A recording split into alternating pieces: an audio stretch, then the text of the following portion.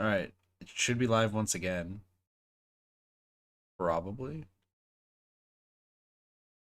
Excuse me. We will delete this one. Alright. Bitrate is kind of tanking again, but we should be better now. It's not saying anything bad on my side right now. You are live. You've now gone live. Okay. That was interesting to say the least. Are we back? Okay. Cheese is saying hi. Hi. Are we back? Can you hear us, Cheese? Can you hear us, chat? I think we're back. Oh, Sparks is bonking again. Sparks, I've been please bonked. don't bonk me. It hurts. We back. Okay. And there's the lurk. Yeah, I think we're good now. Cool. All right. Time to hide chat again. Sorry, chat. You're not needed here today. All right. So as we decided, dude, it still says bitrate's dying, but y'all can let me know if it dies again. All right. That was interesting. Yeah. Am I cutting out for you still? Talk for a longer period of time. So there was this one time in band camp where this kid fell off of his bed and fucking died. All right, you're good. That was interesting. All right, so we have. So we're deciding on use face. Oh yeah. So we're deciding to do the quiz first. I think so. Okay. So we're gonna do Cheese get here. Here, I'm giving you a lifeline, Doge. Because we didn't do the quiz, but we're also going to do the bonus quiz, aka Kit's version of it. Okay, that's fair. Alright. Cheese? Cheese is here. Hi. Milk, it's so good to see you. Here's the thing. Nice to see you, Doge. Alright. Here's how this is going to work. We have all these things to do. And then we have the playoffs and the finals. I love the sound alert messages chat like, hey, what the fuck? Dude, it sounds like it's been disabled for so long and it just keeps doing that. I don't give a shit anymore. You're being so okay. mean to sound alert. Just ban the user. Nah, I'm good. I might use it later. That's the thing. But not right now. Okay, so how this is gonna work is that there's usually 20 questions in each. However, I wanted to see how y'all do. So before we do the actual version of them, I'm gonna read off every single question. Some of them are multiple choice and some of them aren't, and see what you guys know. Hee hee ho. You guys ready? Okay. Yes. All right. Some of these questions we've already asked before, but we will. Yeah, some of these questions have been asked before. See if you remembered. And some of them will be multiple choice. Others I cannot give you multiple choice answers. All right. Okay. Number 1. All the lockers at the entrance in the steamy bathhouse have the same number. What is that number? 101, 201, 301, 401. I think it's 201. Cheese, any thoughts? Did I say a completely different number? Than the 4 that I just listed? Yes. That's wrong. Well, then I'm going to kick you from this call. Oh, Oh, that's me. Okay. 420. That's the second one. Okay. I think it's 201. There you go. Yeah, it is 201. The reason I'm saying I will kick you from this call is because there are a lot of questions, Cheese, and I don't have time for BS answers. Okay. All right. This one, you're just going to have to remember. Among the boys of Yasogami High, what is the ritual of asking Yukiko out on a date called? Oh, God. God. Wait, you remember the numbers on the freaking door, but you don't remember this, Doge. That's mainly because we've actually already had that first question. Yeah, I actually remember this being mentioned when the kid who murdered the teacher like asked Yukiko out. People are talking about it as it happens. I don't remember though. Give up? Yeah, I have no idea. Cheese? Yeah. Yeah. It is the Amagi Challenge. Oh. Oh, yeah. Okay, fair enough. Alright, at Okina Station, on which side of the stairways are the escalators? Left, right, or both?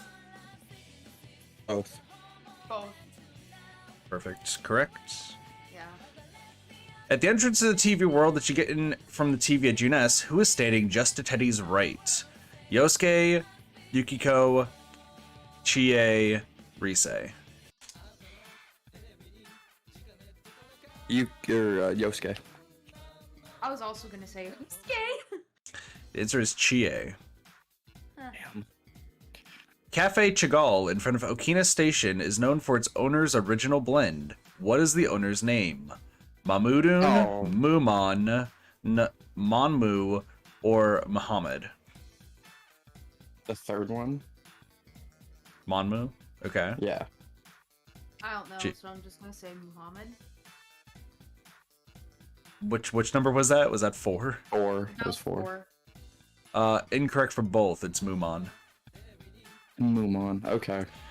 Daidara Metalworks is the central shopping district. Daidara Metalworks in the central shopping district is known for its scar-faced owner. What does the dot after Daidara mean? Nothing. No idea. No fucking clue. It means that.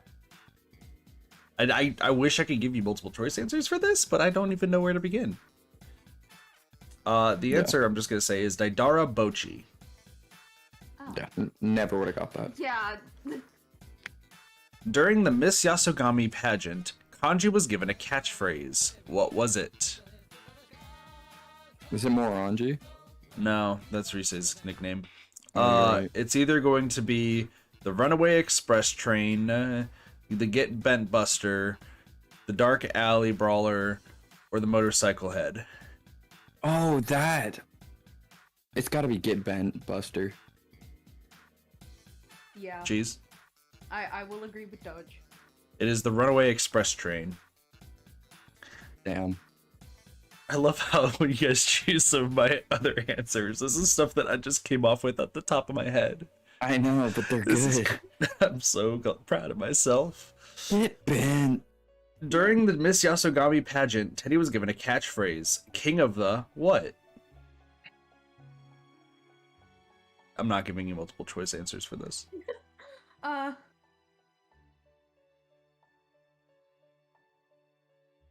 King of the ladies? No? Cheese? Oh, I want to say Wonderland, but Incorrect. It is King of the TV world. Duh. Wow. Duh. I was gonna say TV World, but then was like, I don't think they would tell that to everyone at the Teddy's school. dumb. During the Teddy Miss is dumb. Yasogami pageant, Yosuke was given a catchphrase. What was part of it?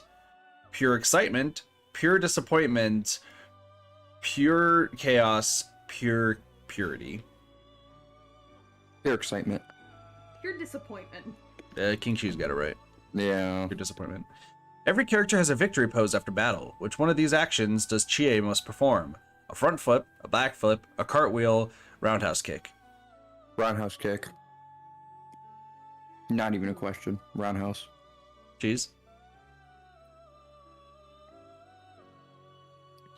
Cheese? Front flip. Front flip. The answer is back flip. Really? Yeah. It's either a front flip or a back flip. Everyone knows the home shopping program, Tanaka's Amazing Commodities. Which of these phrases are in the theme song? Grant you of your desires, the one who brings your greed, That's the only two I can come up with right now. It's the first one. It is Yeah, the first it's one. the first one. I couldn't even come up with anything else. I was like, I can come up with some ideas. Nope.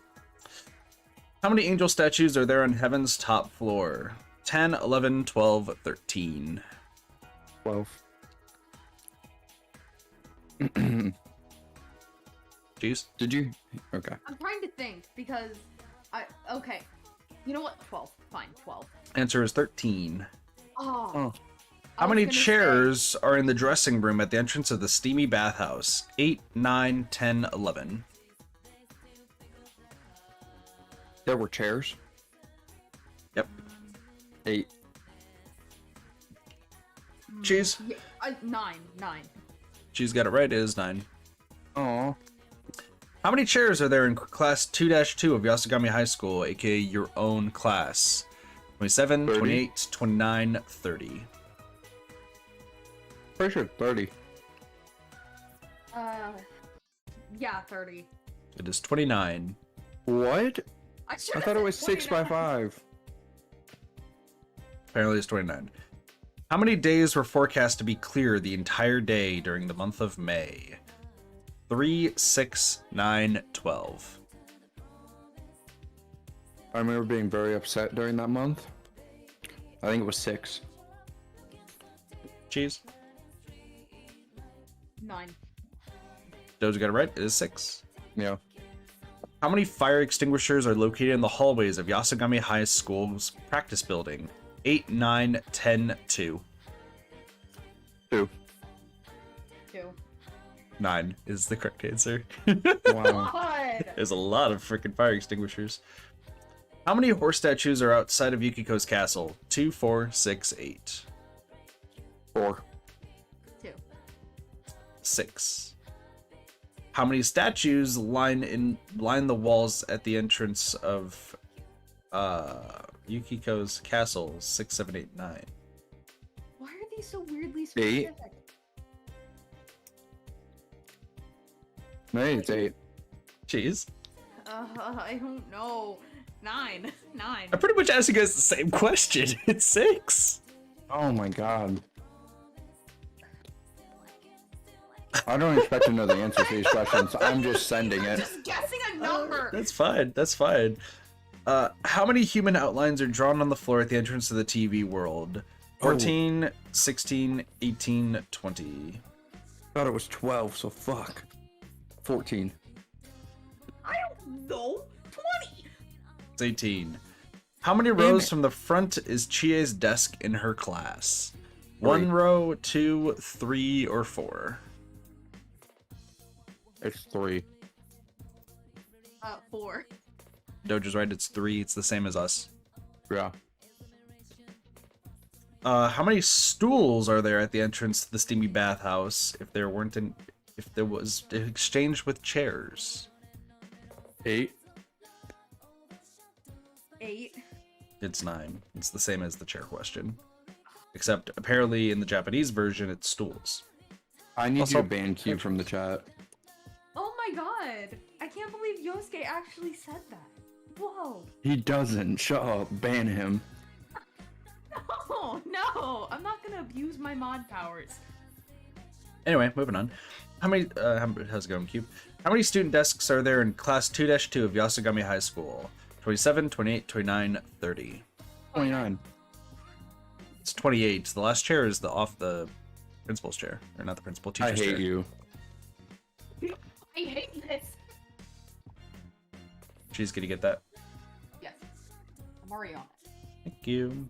How many TVs are there at the entrance in the TV world? 1, 2, 3, 4. 4. 4. It's 3. There's 3 TVs stacked on top of each other. It's not 4? How many Nope, of these it's are 3. guessing numbers? No, we should know that one. That one we should know. Yes, but how many of these are guessing numbers? How many vending love that. machines are there at the central shopping district? 2, 4, 6, 8. I thought the answer was 3, so I'm gonna go 4. I was also gonna say 4. All right, it is 4. How much does a ticket to the 30-frame movie theater in Okina Station cost? 1,000 yen, 200. 1,500 yen, 2,000 yen, 2,500 yen. Oh fuck. I thought it was 200. That's the capsule machine. 2,000. No, 1,500. It's 1,500. Final answer. Yeah, I was gonna say 1,500. It is 1,500. You're thinking of the capsule machine, Doge. I am. Yep. How much does it cost to attempt Aya's Rainy Day Challenge Mega Beef Bowl? Oh, don't even say the numbers. 3K. Yep. It is 3K. Doge said it first, so if I give you multiple choice, you both can get first one. If I don't give you an answer, first one who says it gets the point. How much is Ganmodoki at Marikyu Tofu? 100 yen, 200 yen, 300 yen, 400 yen. I don't know. 100 yen. 200 yen is the answer. God damn it. How much is a steak skewer from Sozai Daigaku? 300 yen, 150 yen. 320 yen, 340 yen, 360 yen. 320. 360. Doge is right with 320. How much money does the Reaper drop? 0. Yeah, 0.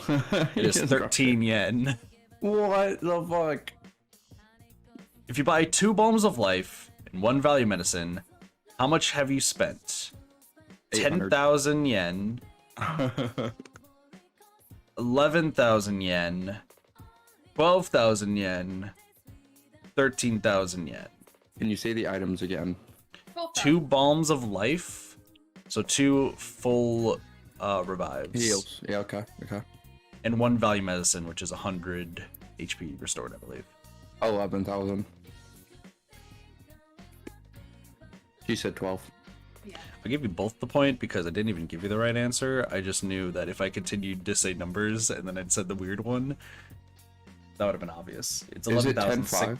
It's 11,600. Oh, okay.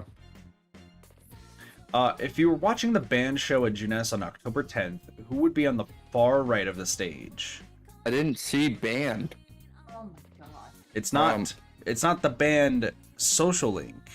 This is the band show where Rise is singing up on stage Yeah. Oh, okay. with all the yeah. instruments.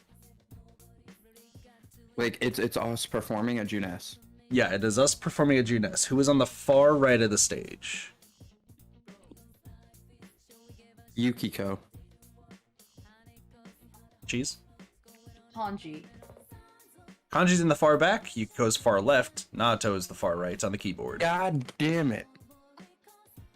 I was gonna say Teddy, but then I was like, no. All right, on the left. this one's first one ever chimes in. In the Calorie Magic commercial, Rise says, "Enough with going to the gym. Good thing there's something." What? Even I can do. Something even I can handle. She's got it. It's even I can handle. God Not I can Damn do. it. I love word questions. In the show logo that appeared with shadow kanji, fill in the blank. Blank. Kanji Tatsumi in Rosy Steam Paradise. At nothing.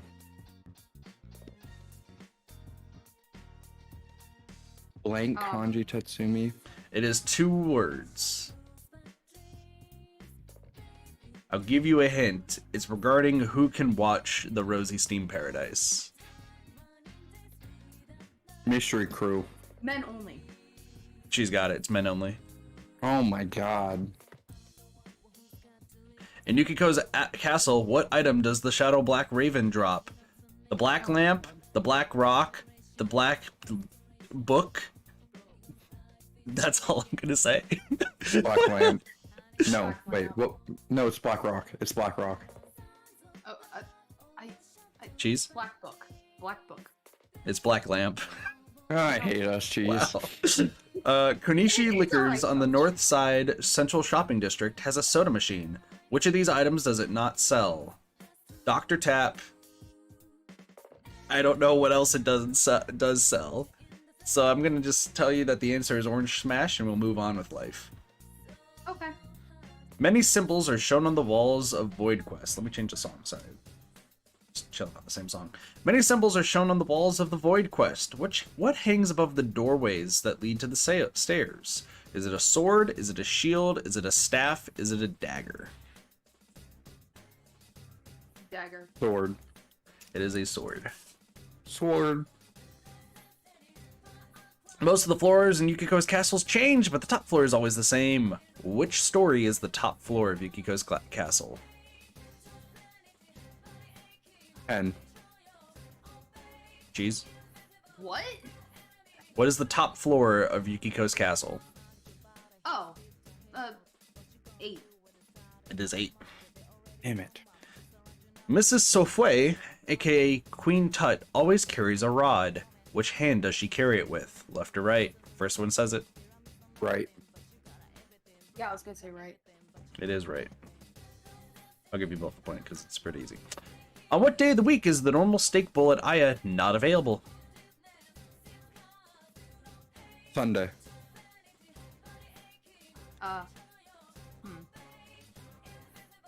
Jeez, you got 7 options.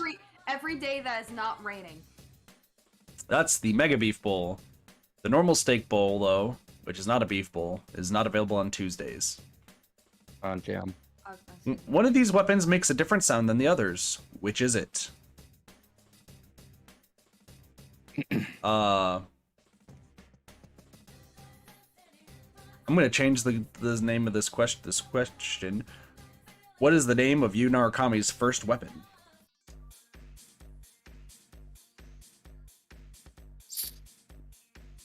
Training sword?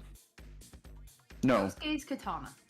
No, it's what are they called when it's an object that is like made to represent like a real one? A replica? Yeah, replica katana. It is a golf club. Oh no. Remember us talking about that golf club, Doge? Yeah, I remember that now. Yeah, it was a good time. All right. Out of the following, which item is the most expensive at Shiroku store? In other words, what is the name of the item that does a full heal that the fox carries? Oh, the life bead? Cheese? I don't know. I'm just gonna call it a leaf. It is a maca leaf. Give it a cheese. Aw, damn.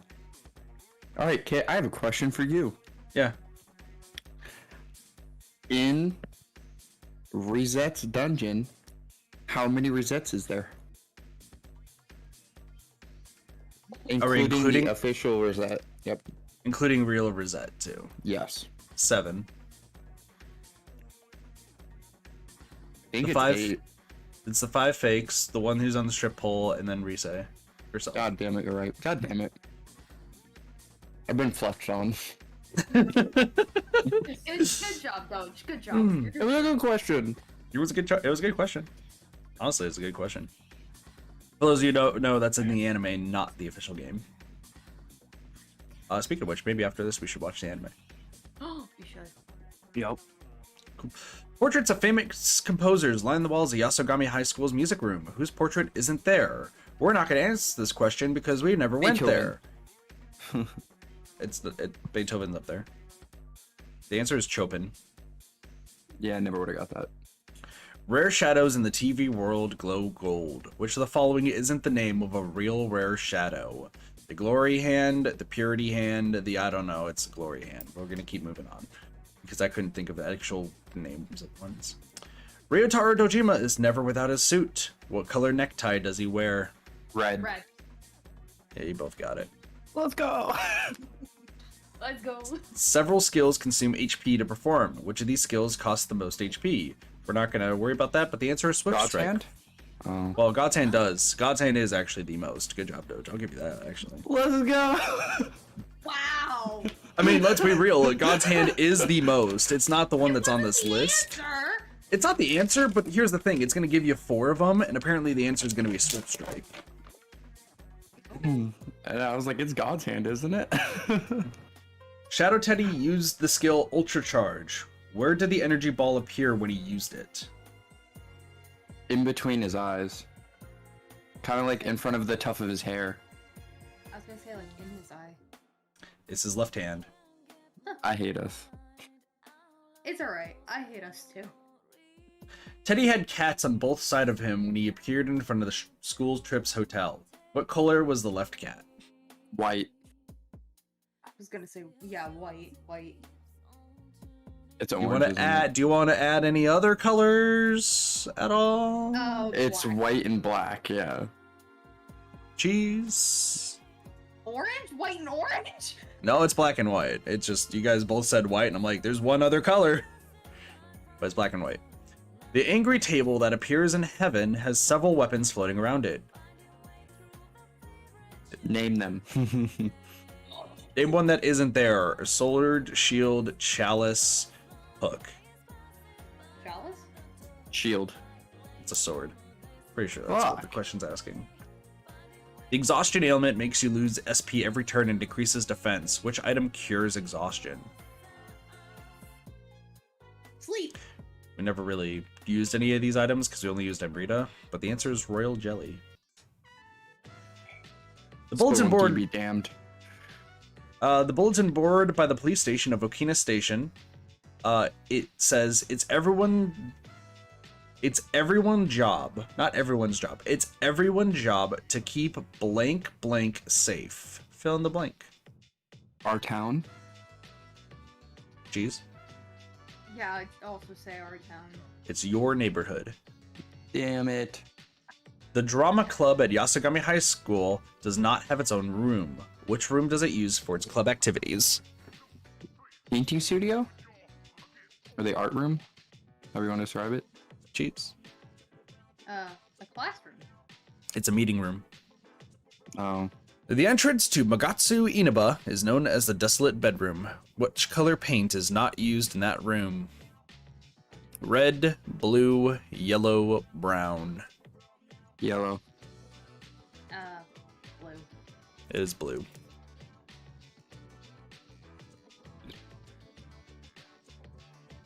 Fuck it. How do we do? You guys are about halfway there, I think. Oh, Jesus Christ. Like I said, there's a lot of questions that we won't see, but we're doing this beforehand, so that way we have an easier time to get through the quiz. Okay. Okay. Currently, Cheese is ahead by 1 point. Cheese has 15 points, Doge has 14. I'm coming for you, Cheese. I'll Alright. fight you, Doge. The faculty office of Yasugami High is on the first floor. Which of these is in the room next door? The nurse's office, the student council office, classroom 1-1, or the meeting room? Council. Yeah, I was also gonna say council, so probably. It's the nurse's office. God damn it. The first victim of the serial killings was Mayumi Yamano. Her lover was Tara Namatame, who is Namatame's wife. Oh, God. fuck. I know this. The one actor girl. Yeah, but I don't know her name. Yes, because they say it multiple times. They go, they're all connected to blank. That's how the crimes work. No, they're saying it's all connected to Yamano. I Give don't up? know. I got nothing. Yeah. I don't know. It's Mizuzu Haragi. Haragi. God. There you go. Haragi. I knew they said the name. All right. The Samagawa River that flow through town is often used as a place to go. Which class of river is it considered? Class 1, 2, 3, or 4? 2. 3. It is 2. You are tied now. The shopping district doesn't have much car traffic, though there is a road. What's the speed limit there? 25 kilometers per hour, 30 kilometers per hour, 35 kilometers per hour, 40 kilometers per hour. 40. 30. It is 30. Damn, good shit, Cheese. The skill, Navas Nebula, does medium physical damage to all foes, as well as cause an ailment. Which is it? Exhausted. Dizzy. Jesus, Cheese got it. What was it? Exhaustion. Damn. Go off, Cheese. I was about to say multiple choice questions, and Cheese is like, I know it's exhaustion. I fucking know it. Didn't know, I just guessed. The skill Seal Bomb does medium physical damage to all foes, as well as cause an ailment. Which is it? Enrage. Cheese? Dizzy? Silence. Guys, dizzy is what happens when you get 2 crits in a row or use the band's way. The skills Patra and Maypatra can heal most status ailments. What status ailment can it not heal? Fear. Whatever old is. I can't remember what it's called. Enervation. No, it's poison. Yeah. It cannot heal. Oh.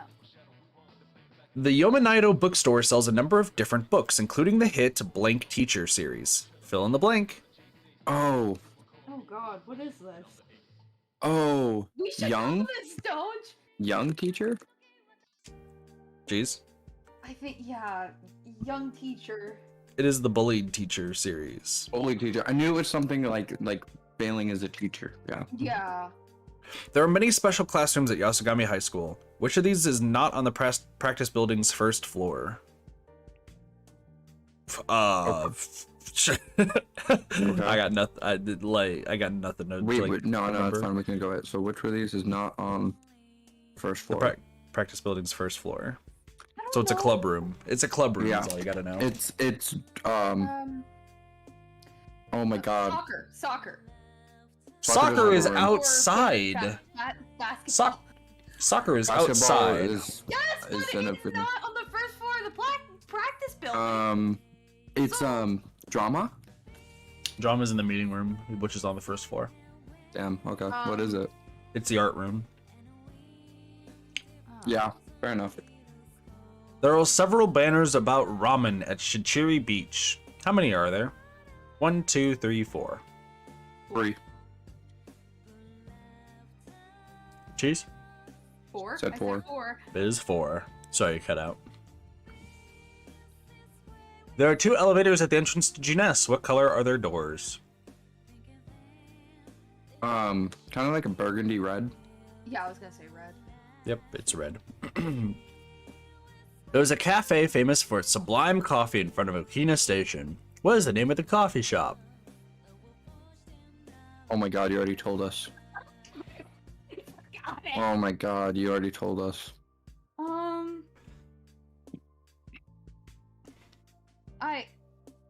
Yum yum coffee. I love it. LeBlanc. It's Chagall. LeBlanc. I'm half right. There's a statue of a frog in the middle of the Shiroku store. What does it have in its mouth? A dagger. Jesus Christ. Jeez. A fly. It's a fly. It's a pipe. A fly. Alright. To attract customers for the group date cafe, you pretended to be customers. Who sat across from Chie? Probably Yosuke. Jeez, did you also say Yosuke? No. Yeah, we did. Okay. Yeah, we both said yes. What were you about to say, Doge? Yeah. Nothing. Well, you're both wrong. It's kanji. Of course it's. I was gonna switch it to Teddy, so I'm glad I didn't. What accessory increases the evasion rate against fire attacks? Since we never really saw it, it's called the fire suppressor. Which ailment does the skill Evil Touch cause? Hi, Blossy. Poison. Decay? No, wait, the decay's not one. Hold on. Poison. First? It's fear. Oh. Hee ho, music. Hee ho. Hee hee ho. Oh, dude, Doge, I gotta show you the. So I'll talk about it actually before we do the thing. I'm Glossy's favorite kit. Fight me. Hey, no, I'm the favorite. Which ailment does the skill Soul Break cause? Oh god. Fear. Exhaustion or old person. Old person thing. Doge, you were so close. It is exhaustion. Fucking knew it. God It damn it. is. Yeah, Evil Touch was fear, by the way. What animal is in the playground at the Jeunesse food court? Oh. It's a Doge. I don't know. It's not a Doge, it's a panda. God damn it. I was gonna say. What arcana does the shadow lying Habliri in Yukiko's castle belong to? The little... Death. Jesus, okay. Cheese? I don't know. It belongs to Yukiko. Yukiko's Empress. For High Priestess. Empress is the miss one. This translation. Right. It's Which wrong, one it's is it? magician. Magician. Damn. What color afro does the host, not Funky Student, the host of Miss Yasogami pageant have? Pink. Yeah, it's pink. Purple. Oh. Let's go! Hold on. I just realized that I... I'm like how you had to not say Funky Kid, because I immediately thought of Funky Kid. Yeah. I did too. What color and pattern hood does the lady at the Shiroku store wear? Black. Can you remind me what the Shiroki store is? It's the old lady who like has a little bandana runs the over her nightclub? head. Yeah, she also runs the nightclub, correct? So during the daytime or during the nighttime? During the daytime. It's red with white polka dots. Doge got it. Was like, oh. Doge got it. I was gonna say like it was a light blue. Yeah. Nah, red with white polka dots. After he got that question in the first one, he's committed that to memory. Yeah. Doge, What- can you not do that, please? What color are the shoulders of the Shadow Steel Machine found in Void Quest? Red. Black. Doge is right, it is black. The body is red. Yeah. What color flowers grow at the entrance to Void Quest? Red. Yeah, red. It is blue. God damn it. I was What so confident. What color pole was Shadow Race holding on to? Ooh. White? No, wait. Sorry. Not the staff, the pole. Wait, Cheese, what did you just say? Gold. It is gold. God damn it. What color ribbon does Nanako Dojima wear in her hair? Pink. Pink. Yeah, you both got that one right. I didn't need to really worry about that one. What color were the unlocked treasure chests in heaven? Blue. Like a light White. blue. Like a White. sky blue.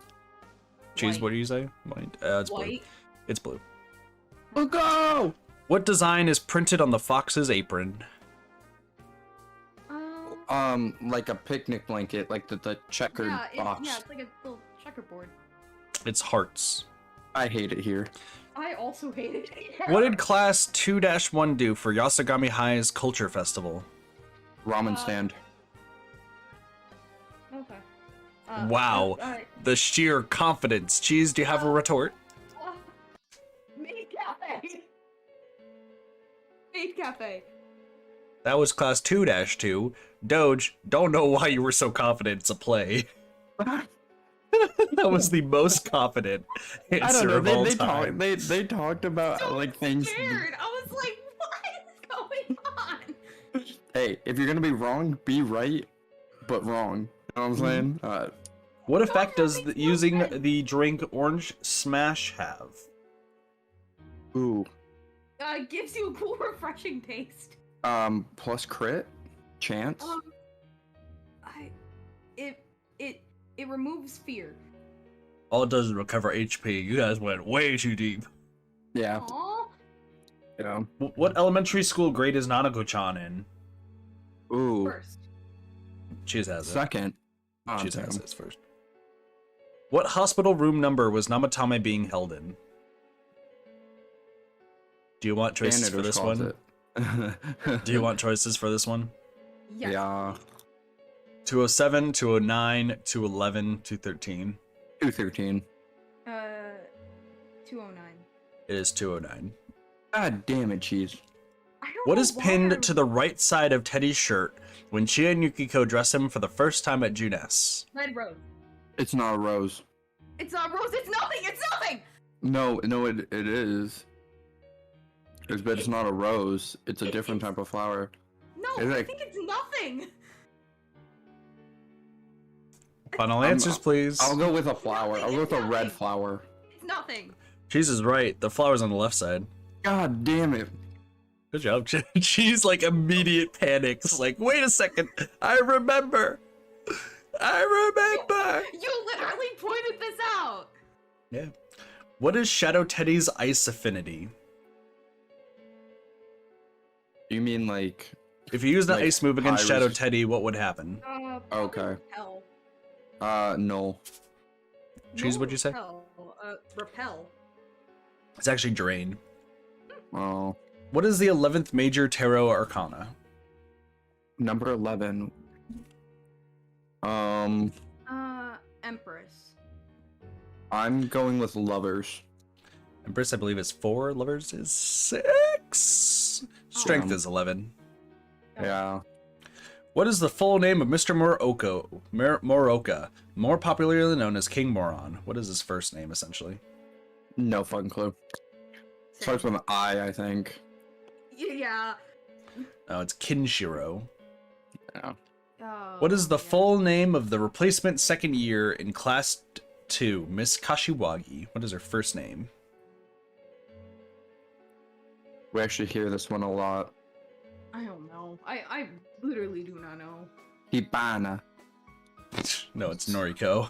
I know, I made a Rainbow Six joke, leave me alone. Alright, I'm going to say the first 4 in this, and you both better get this.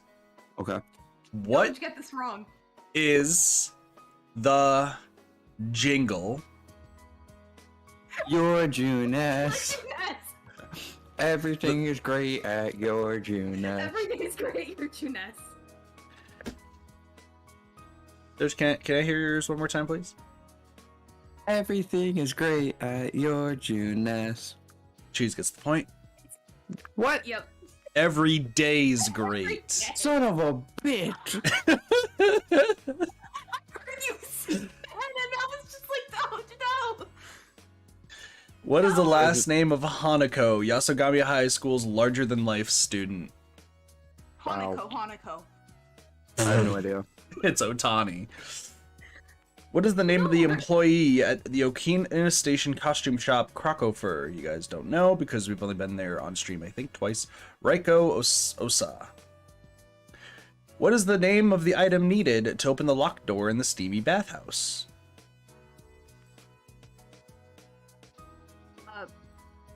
Anji's dignity. I was gonna say a key shaped like a dick, but okay. It's just called the bathhouse key, guys. I don't know why we're going so in depth here. What is the name of the now closed bicycle shop on the north side of the central shopping district? We never went there, so I'm just gonna tell you it's Big Stone. What is the name of the now closed electronics shop in the north side of the central shopping district? We also didn't go there, but it's called Ichikawa Electronics. What is the name of the now closed pharmacy on the north side of the central shopping district?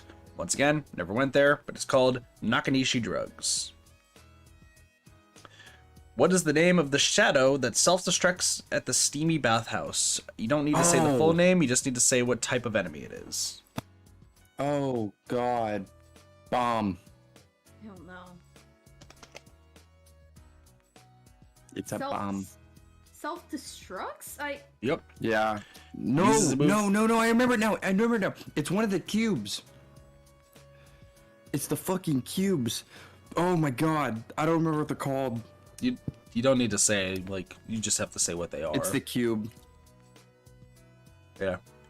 It's a It's dice, a but the cube. dice is a cube, yeah. It's a cube. What is the name of the shrine located at the north side of the central shopping district? What city do we live in? Inaba? Inaba Shrine. Shrine. No, it's called the Tatsuhime Shrine. Damn, we tried. Yeah. Part of me wants to try to answer these myself, but the problem is I see what the answers are. Send me the list, I'll ask him. Okay. Yeah. Here. What? Either one of you want to pull it up? I'm just gonna finish. I'll ask. I'm just gonna finish the ones I'm on right now. Okay. Show me what section you're on. Yeah, give me a sec.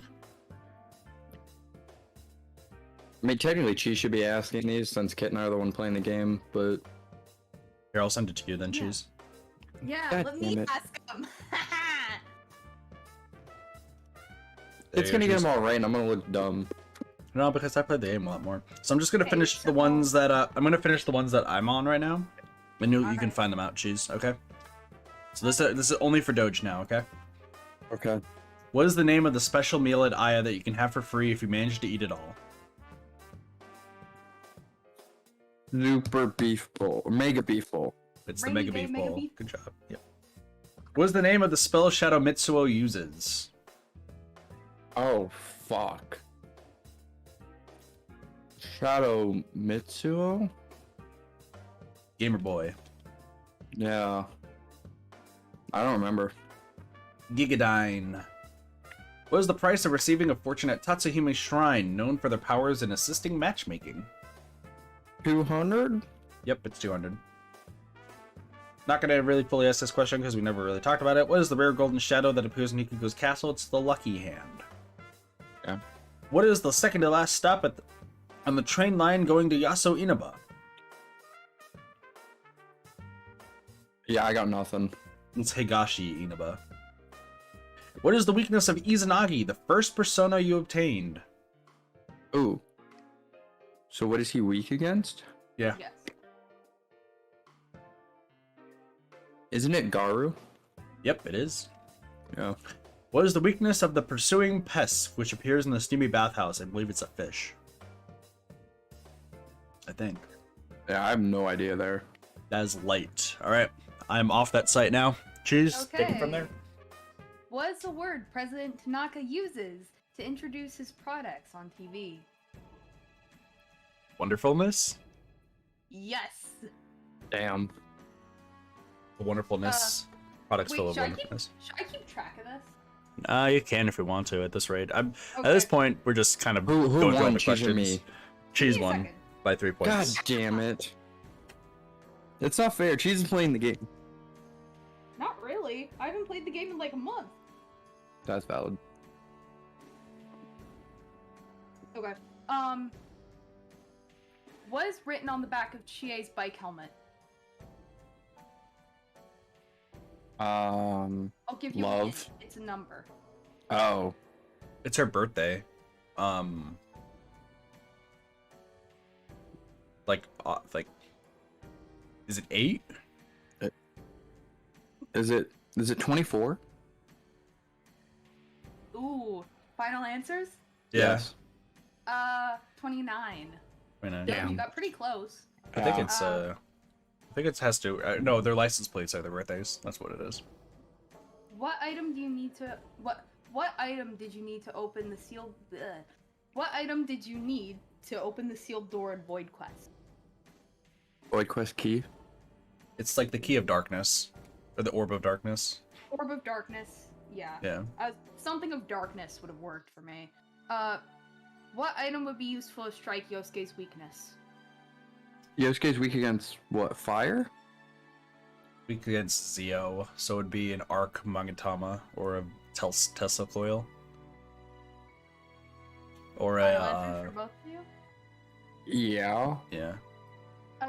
It says ball lightning as the answer, but Ball lightning is the smallest one of them. yeah. So yeah. The kid's right. Yeah, what item would be useful to strike Yukiko's weakness? Yukiko, so Sharing against fire. Ice Cube? Yeah, it would be Yes, an ice cube. Good job, Doge. Yeah. The only one of those we actually used in the playthrough. Yeah, I was gonna say, I watched Teddy use it. What series of stickers that comes with candy is popular with children? Oh. Fuck, this is actually a recent thing. Is this the Featherman stickers? No. Or there's the prize stickers. There's the Rare Child sticker. I have no idea. I don't remember. It's in Nautica. It's you have to give it to Yuta, if I recall correctly. Yeah. What is it, Cheese? Han Kiriman sticker. Yeah. Oh, it's not even Yuta. It's a quest. It's the one of the quests. from Yeah, Fox. it's the kid. The kid's like, I'm getting bullied because I don't have any Yeah. cool stickers. Yep. Yeah. What shadow does the shadow positive king summon? Secret Bambino. Yes. Good job. Jesus fuck, Kit. Yeah, I know. Kid's insane. Anyway. What shape was the hairpin Yosuke wore during the Miss Yatsugami pageant? A heart? Lightning. Final answers? Yes. Strawberries. No. What Don't really skill- look at Yosuke's hair. What skill allows the party to escape from most battles? Triestro. Wait. Triestro is dungeon. Let's try something. I'm going to say Triestro, even though I know it's wrong. Smoke bomb. That would smoke bomb be really cool, but it's like Triafury. Yeah, Tri-Fury is what it is. Trifury. I Tri-Fury. didn't know how to say it, so. Triestro is stay in dungeons. Yes. What skill has the same effect as a purifying salt item? What skill? What skill? What skill? Yes. What one did Teddy spam in that last fight, Kit? No, I It's think not it's the Hamalon. healing. I think it's You- Hamalon, isn't it? Yeah. Dekunda. Wait, what is it? Dekunda. Ikunda? Rakunda? Here. Let me just like put it in your. Say Oh, the it's first just- letters. Say the first letters. DEK. Oh, Dekunda. Gotcha. Dekunda. Yeah, Got it, your mic alright. cuts out the beginning of your statements most days, Cheese. Oh my god. This is rude. This is rude to me. Okay, what skill raises one ally's critical hit rate? Oh, fuck. It's not the mirror. Sukukaja? Oh, item? If it's item, it would be like if it was skill, it'd be skill. revolution or It is a skill. oh, rebellion. Yes, rebellion. Oh, okay. I thought you said item. I was like, the fuck is that? There's an item that does this? I thought it was No. Sakukunda. Secunda. Secunda is lowering the enemy's evasion and chance. What stuffed animal is located at the bottom row around the corner of the lockers at the back of class 2-2? A bunny. Yeah, I was gonna say bunny. It's a panda. What Was the it also fuck? another panda? Okay. What vegetable does Daisuke of Yasugami's high school soccer team hate? Vegetable? Radish? Yes, vegetable. Turnip. The rat is It's green pepper. really. Yes. Oh, he doesn't like spicy stuff, I guess. What was on Shadow Naruto's back? A jetpack. A backpack, like a school bag. Airplane wings. It's also a fucking jetpack. Let's just get that straight. Hold on. I'm not giving you any more points. Doge only has one. Listen, I know about that, Hey. but I would like to also say that, like, it is a fucking jetpack, Oh, and it is looks definitely a cool as jetpack. shit. Yeah. It's a jetpack. You guys are right. But it Go says ahead. airplane wings. And I'm The not fuck giving off. you Just any go. more Just keep going. Just keep going. I'm upset about this one. What was the distinguishing feature of the fortune teller at Yasugami High School Culture Festival? Well, that was Margaret. Is the big Sorry, one. I just got a call about my car's extended warranty. What's the question?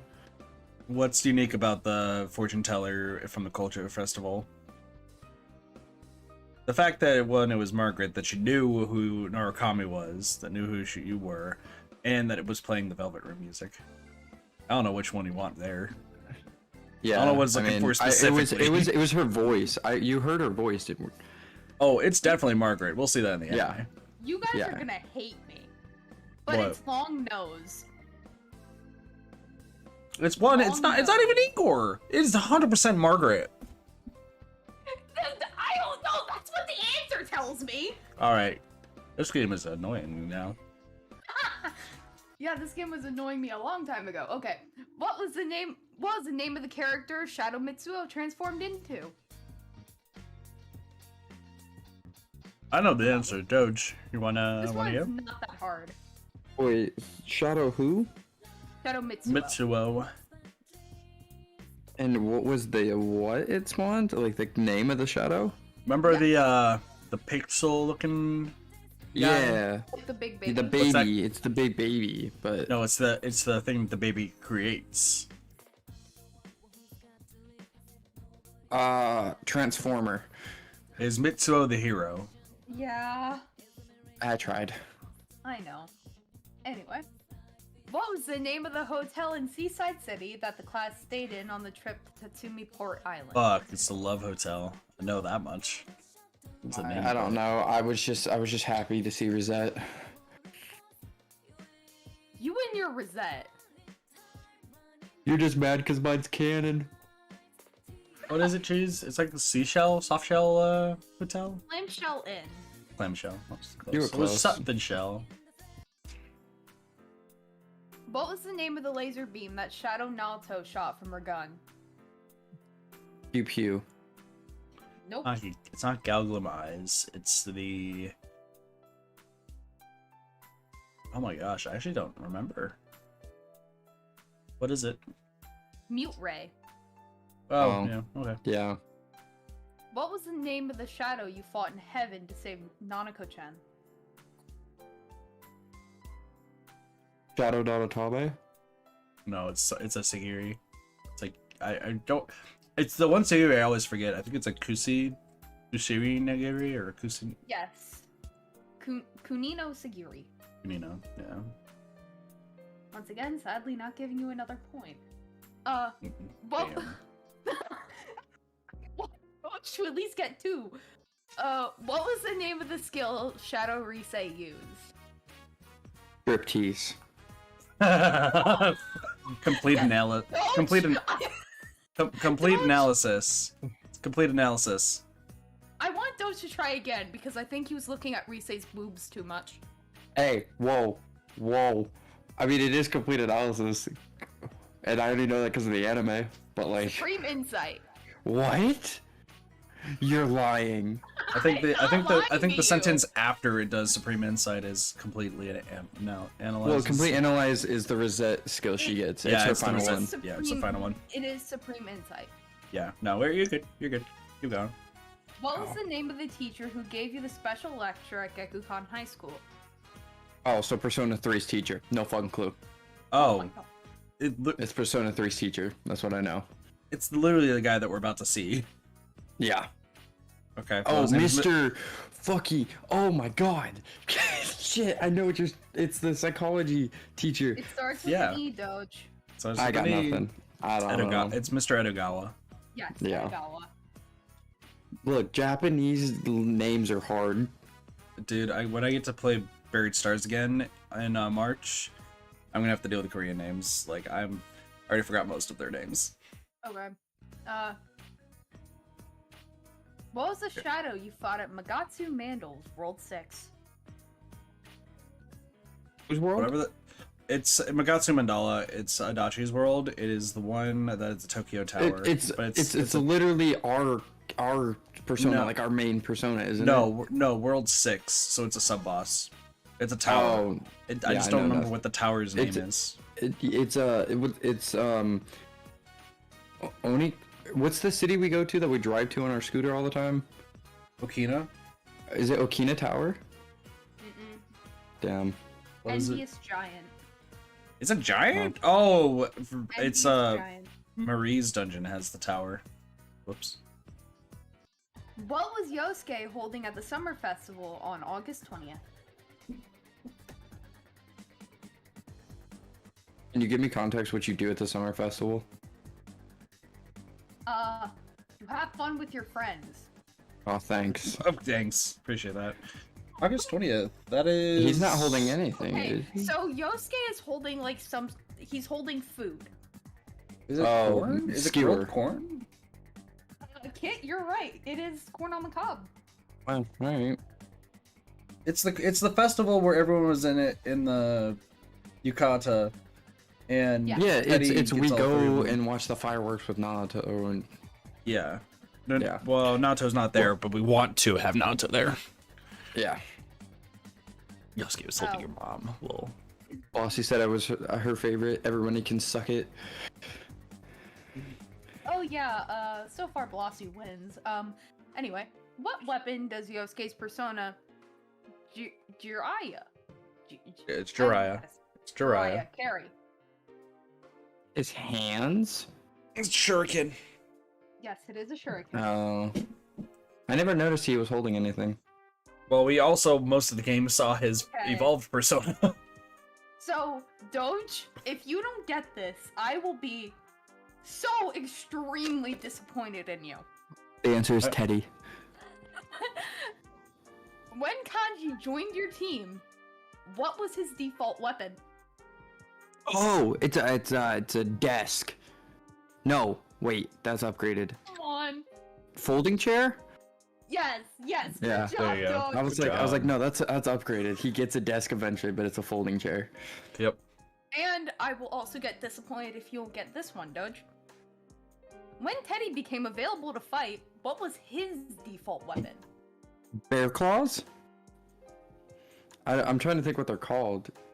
I would give it to him. Cheese. It's a bear claw. Spiky punch, but yeah. You Maybe it's technically a paw. You're a paw. Actually, no, I'm a cheese. Spoiled You're actually milk. a loaf of milk. Yeah. I'm not a loaf! I am a cheese! Which food is the object on the counter in the middle of the Junes food court? Is it steak? I Yeah, feel I was like gonna it's steak. Steak It- seems like the obvious answer, but hold on, say that It is again. a food. Which food is the object on the counter in the middle of at the Junes food court?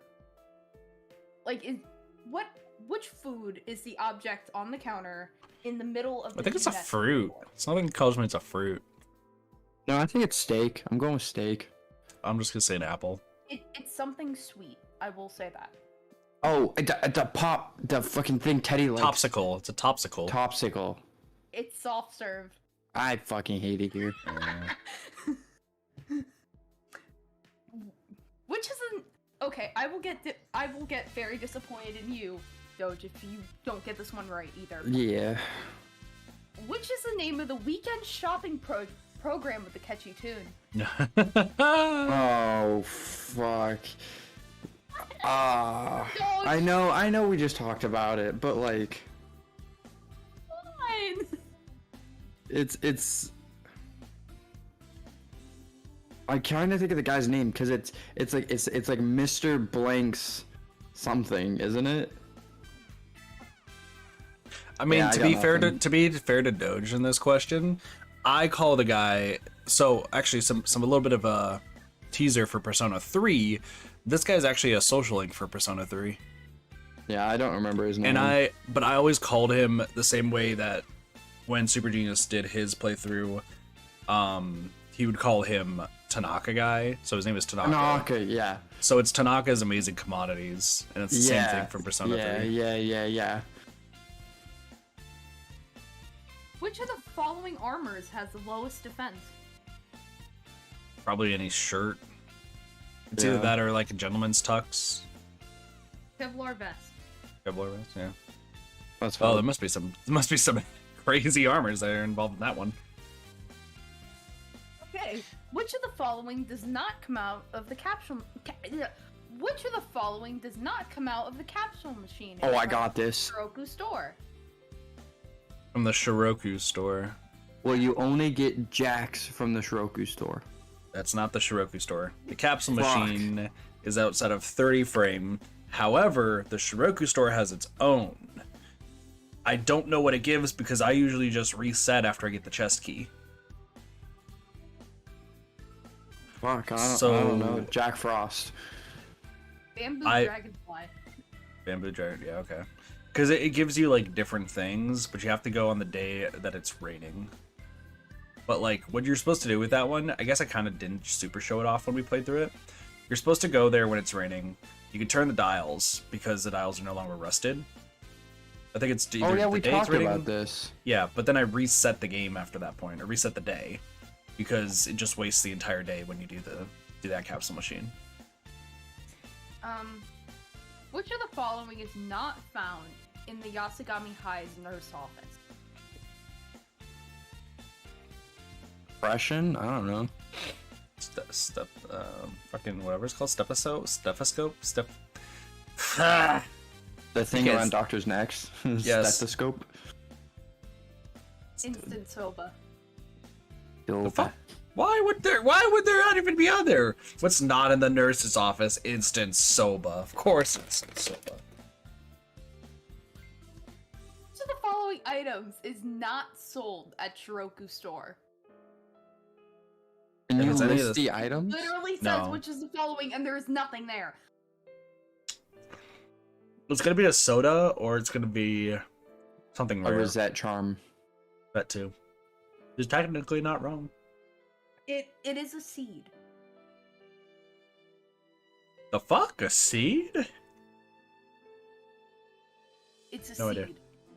idea. A corn seed. Peach seed. I tried. Oh, the one thing that is not able to be planted. Okay. Which of the following items recovers the most HP and SP? Full recover? Well, it's either maca leaf. No, maca leaf is this. HP and SP? Yeah, both of them. Yes. A bead. HP. A bead. Life bead? No, it's just called a bead. Chewing soul. That's just SP.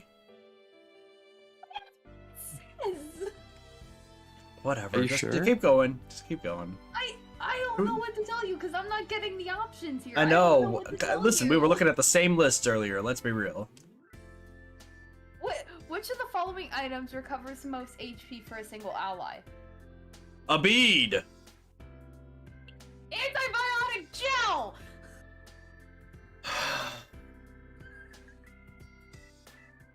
Technically, Mata Leaf also falls into that category. But okay. Okay, game. Okay. That's not even cheese. It's just the game because it gives you 4 answers and that's the only one.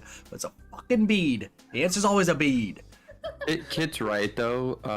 The soul does only SP. I just looked it up. Yep. I fucking know it because it only does 100, right? Chewing soul? Yeah, correct. Okay, which of the following items recovers the most SP? Sniffing soul. No, Snuff Soul is 50. Chewing Soul is 100. And then there's a soul after that. This is where But I if hit you with say it's a bead, chewing- then it's gonna Hey. be a bead because the bead Hey. is the only fucking Kit. correct answer. Kit, can I hit you with the chewing soul is only a Persona 5 item? Is it? Yeah, supposedly. That's what the wiki says. No, it definitely isn't. Chewing I've sold soul chew is it. Literally, which of the following items recovers most HP and SP? And it's chewing soul. So it's I in the think- game. Yeah, no, it's in I the think- game. I've sold it. I think to I'm you. being lied to. Yes, Possibly. I also think you're being lied to. Okay, Choose what's the answer. It's a cough drop. I'm leaving. Please don't leave us, Doge. This game makes me sad sometimes. I'm gonna alt it for my Sorry. life. Keep Okay, going. which of the following shadows does not appear in Yukiko's castle? This really does not help you. If it's a dice, it's not in there. Or a giant. Phantom Master. Yeah, no, that makes sense. Move on.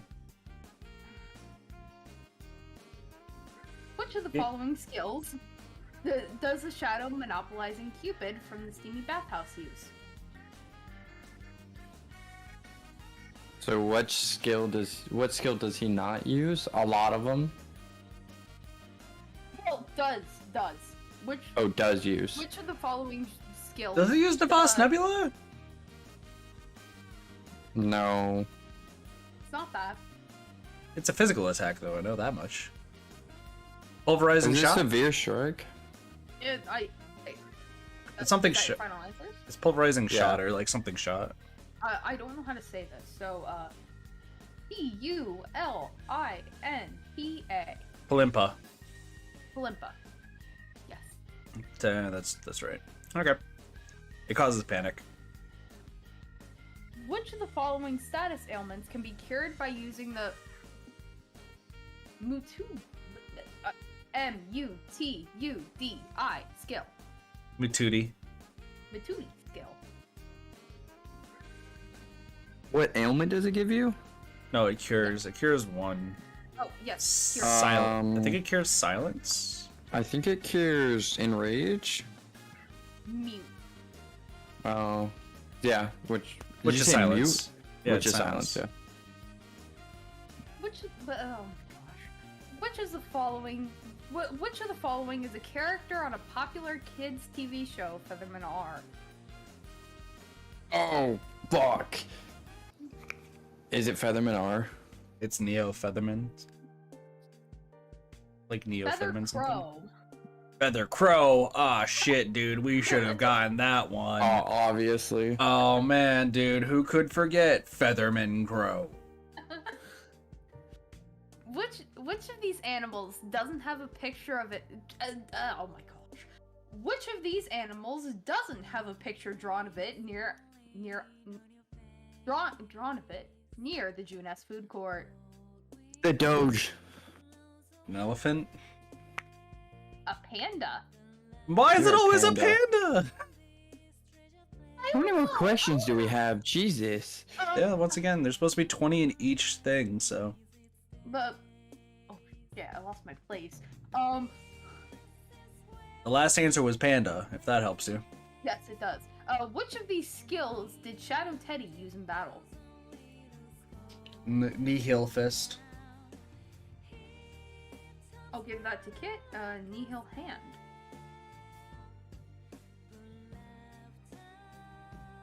Don't ask how I knew that one off the top of my head. I'm just trying not to upset Blossy. You good?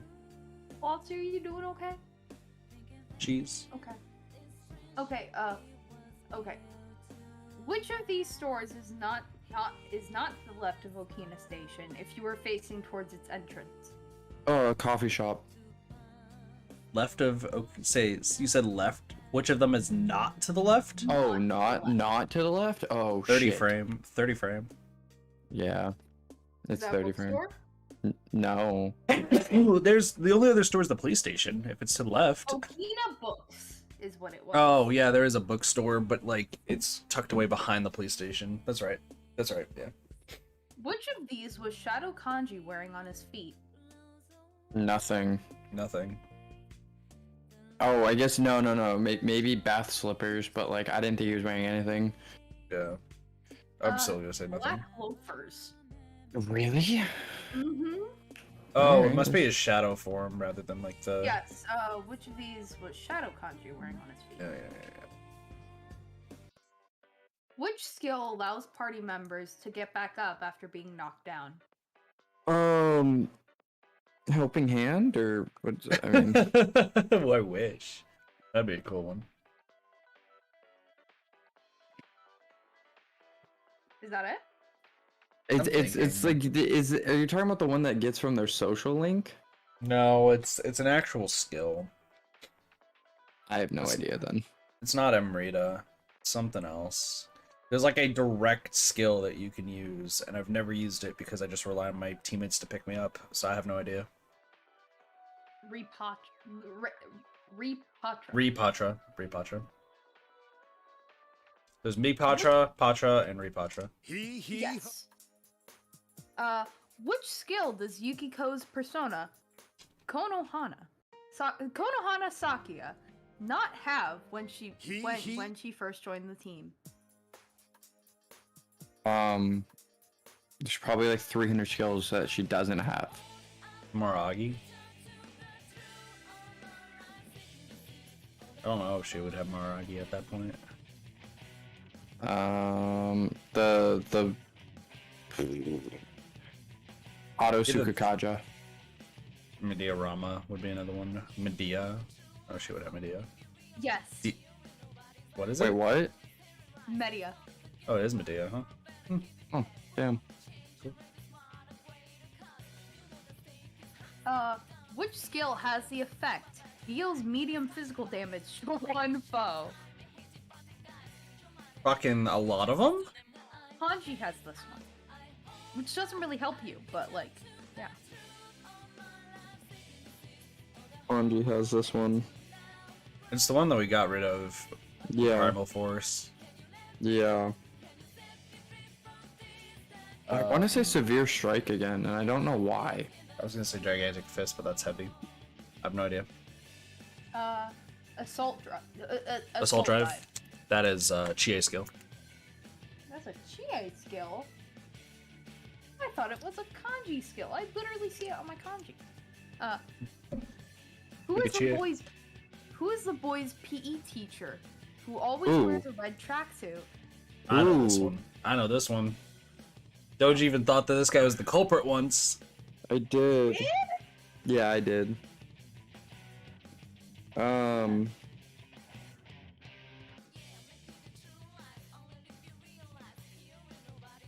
Does it start with a Y? No, it's with a K. Nah, I got nothing. Mr. Kondo. Who is the contemporary writing teacher who teaches class with a hand puppet that his wife made for him? Oh. Oh, fuck. Come on, you can do this, Doge. I don't know their names, I just know what they teach. Come on, Doge, you can do this. Mr. No. Hifumi. H What was it, something? Kit? I think it begins with an H. does begin with an H. Is it Hifuki? Hifumi? Hino? Eno. Hasoi. Asoi. Yeah, close enough. Who is the English teacher who has only been outside the country once and only for a week? Is it our female teacher that replaces Mr. Moron? No, it's Mr. Kondo. Yep. Oh, fuck me. He does PE and English. Oh god. Was the leader of the Phoenix Rangers on the popular children's show Featherman R? Neo, Featherman R, Featherman Crow, Featherman Panther, Featherman Tiger, Featherman Hawk, Featherman Hawk, Featherman Eagle, Featherman Cheese, Featherman Doge, Featherman Cat. Guess what, Kit? You're gonna hate me. Featherman Hawk. I did say Featherman Hawk. He did say You Featherman did Hawk. say it, but I'm not gonna count it because you said a bunch of Who stuff said that I afterwards. wanted you to count it? I was saying all of them. Go on, Featherman go R. on. We got more to get through. Who's the plain teacher that teaches geography? Mr. Moron. No, it's the geography you said? Yes. Oh, is it the woman Sofoi? that wears the It's Egyptian Sofoi. headdress? Yeah, I think it's Miss Sophie. Yeah. Yamada. Mr. Yamada teaches it? Really? Alright, Oh, it's the I old dude believe that like keeps hitting on Yukiko. That's who he is. Oh shit, okay, yeah, you're right. Yep, okay. I believe in you so much. You can do this one.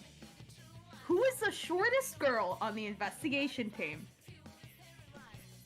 Naruto? Ah, good job. Nato short but busty. Anyway. I don't know. Okay. Actually, false.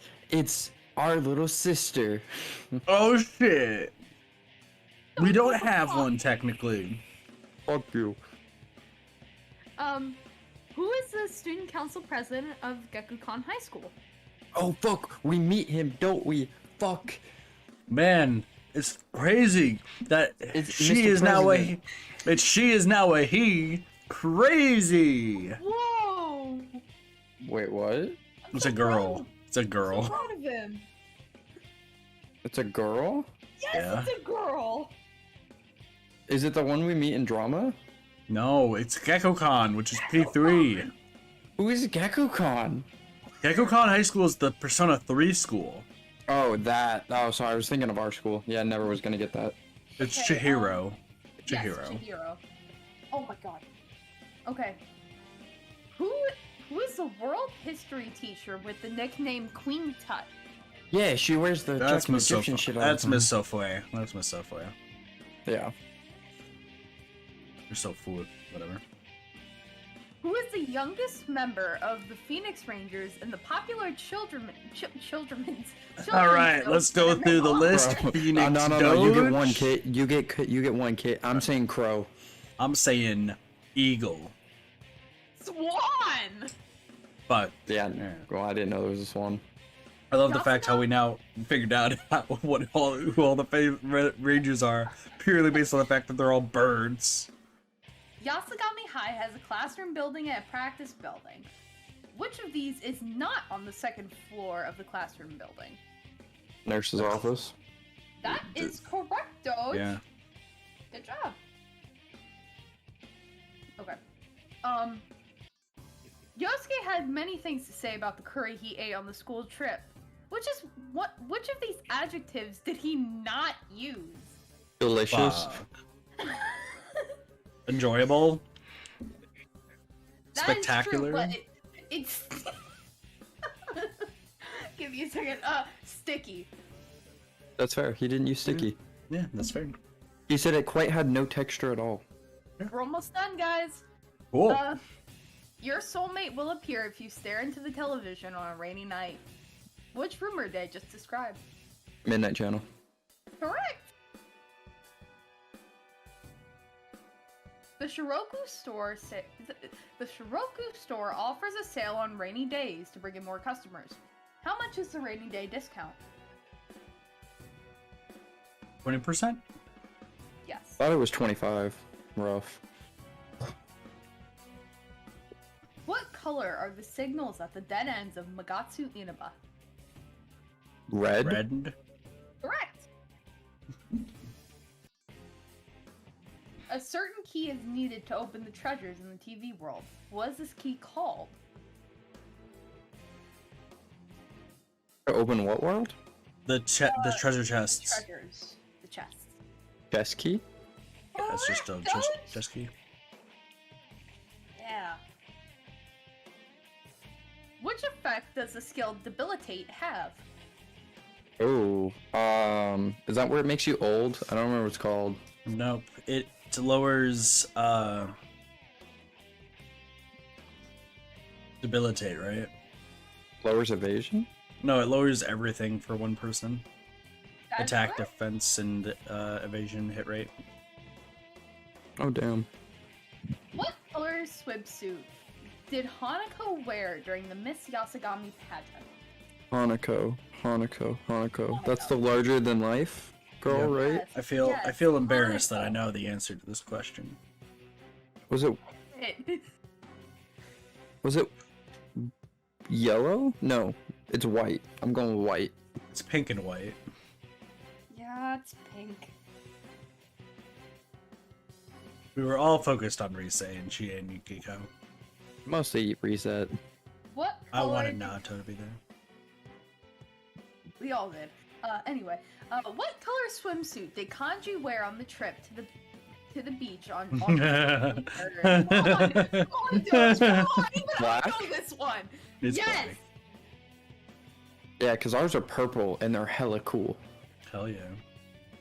Which of the following skills or items recovers the most HP for a single ally? Come on, Single ally?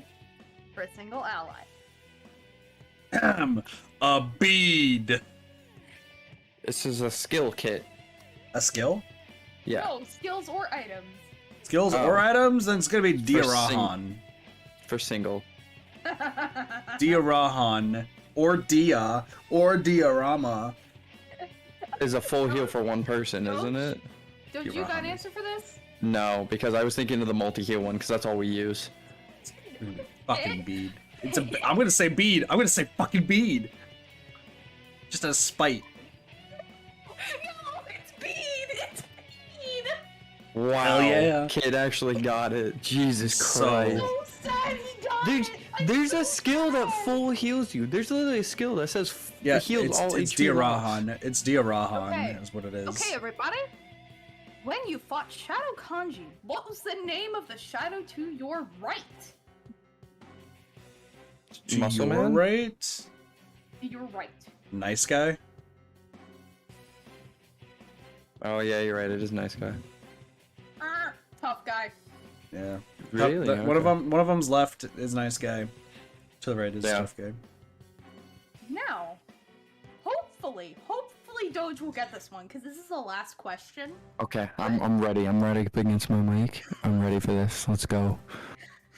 Yosuke named the Christmas cake made by the girls blank Christmas edition. Fill in the blank. Death. Because I have no idea. Mystery Food X. Yeah. Oh, that's what he calls the fucking soup. And okay, yeah, that makes sense. Alright. With that, geez, thank We you get so to much for actually your take our time. test. Now it's time for Doge. Hit, you got 18. Doge, you got 9. Let's go! Naoto joined the investigation team, and on a peaceful day, Teddy summoned you again to the TV. You guys remember when Naoto joined us?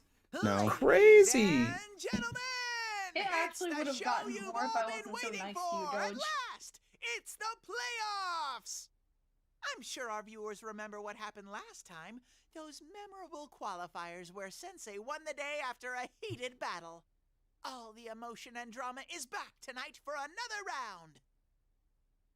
We got like 3 points, Just Teddy. like Relax. last time, I'm your host, On the Mark Teddyson. I'm sorry, it's on the mark. Teddyson Doge. Get this show on the road with concentration, knowledge, and Teddy's favor. Go for the gold! Midnight Trivia Miracle Should have asked what the quiz was called. It's another show, all right.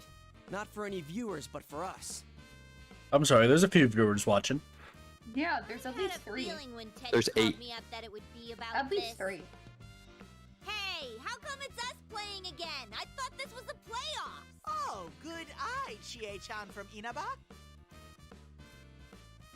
Is that some of the quiz ability you built up during the preliminaries? The only ability she's using is her ability to see the obvious. Why us again? You could have called Kanji or Naoto. You know, I wanted to call Rise-chan and Nao-chan, but they turned down my formal invitation. I should have Formal done the same. invitation. Damn. Wait, does that mean you told them about the quiz show? Well, yeah. How else would they have been able to say no? I don't believe this. There is something seriously wrong with you. Why didn't we get an explanation? Come on, Yosuke. Do I really have to spell it out for you? There's If something you wrong guys about didn't not saying come, we wouldn't PNGs. have any contestants, well. would we? And in that case, the producer, meaning moi, would be in trouble, wouldn't he? Not my problem. Mm. You tell him. That's Yukiko. true. I won't Press that lose button. this time. Oh, shit. Miss Amagi? Here she goes again. Woo-hoo-hoo! Good one, Yuki-chan. You know how to party.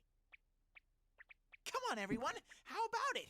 I got another cue to move things along. Also, yeah, Blossy's a viewer I too. told you once, there's no AD here. Do you really like quiz at least shows that 4. much? We already went through one round. You protest now, but you had fun too, didn't you?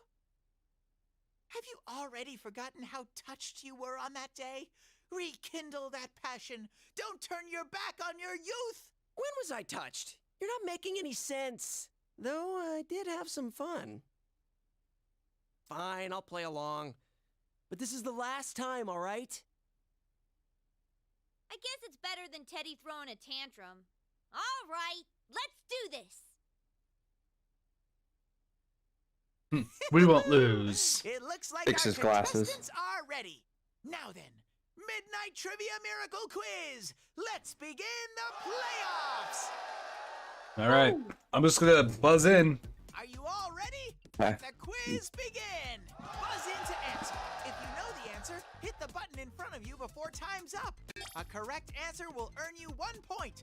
An incorrect answer will lose you. Tennyson 1 point. watched Family Feud with Steve Harvey The once, highest and this score at the end happened. of the True. round wins. Now for the first question. A certain key is needed to open the treasures in the TV world. It's a chess key. Touch key. That one's on the mark. 1 point. Wow, you really are incredible. I know, we're amazing, Chad. Next question. Which of the following is a character on the popular kid show Feather Feather Bernard? Crow. Feather The Crow. crow. That one's on the mark. I mean, also Feather and Swan. Not bad, partner. And Hawk. Next question. Yeah, weird. What element does the skill Soul Break cause? Sensei. Fear? Exhaustion. God damn it. Correct again. I expect nothing less of you. Next question. What skill allows party members to get back up after being knocked down? Sensei. Repatra. Yeah. Right again. You're on a roll. This is just mean. I want to see I want to see Chia get it wrong again. That's funny. Yeah, don't worry, we'll. Answer this. I have an idea. Go with a 5th question. What is the second to last stop of the train line going to Yasuinaba? It's Higashi Inaba. Yes. All right, now we're just gonna let them all answer. On a roll. We should be fine. Wow, Sensei, you're bearing it up in here. Hell Teddy's yeah. got fun. Question. All right, yeah, I'll let them do it. What item did you need to open the sealed door in the Void Quest? It is the Orb of Orb of Darkness. Darkness. Yes. They'll figure it out at some point. Yuki-chan. Orb of darkness, right? That one's Yeah. on the mark. 1 Good point. job, Yukiko. Good job, Yukiko. You're doing great. Next question. How many vending machines are there in the Central Shopping District? Four. Was it? 3?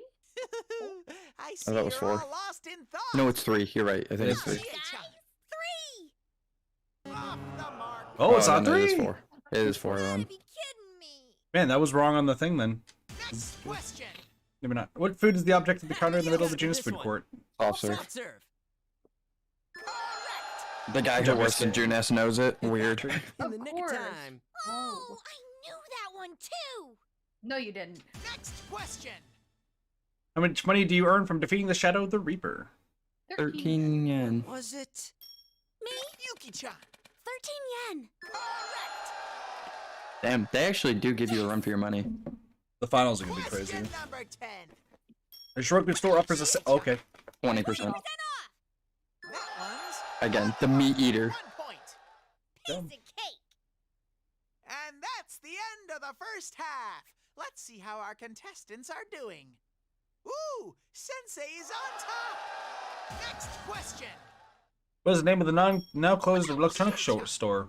Ichikawa Electronics. Correct. And they're actually doing pretty good. Next question.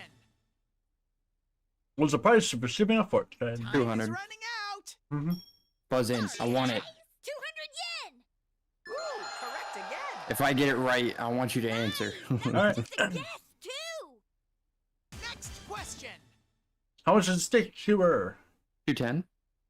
What Wrong. was it? Oh, it's 320 no one's then. answering? Chie-chan. 320 yen. Right again.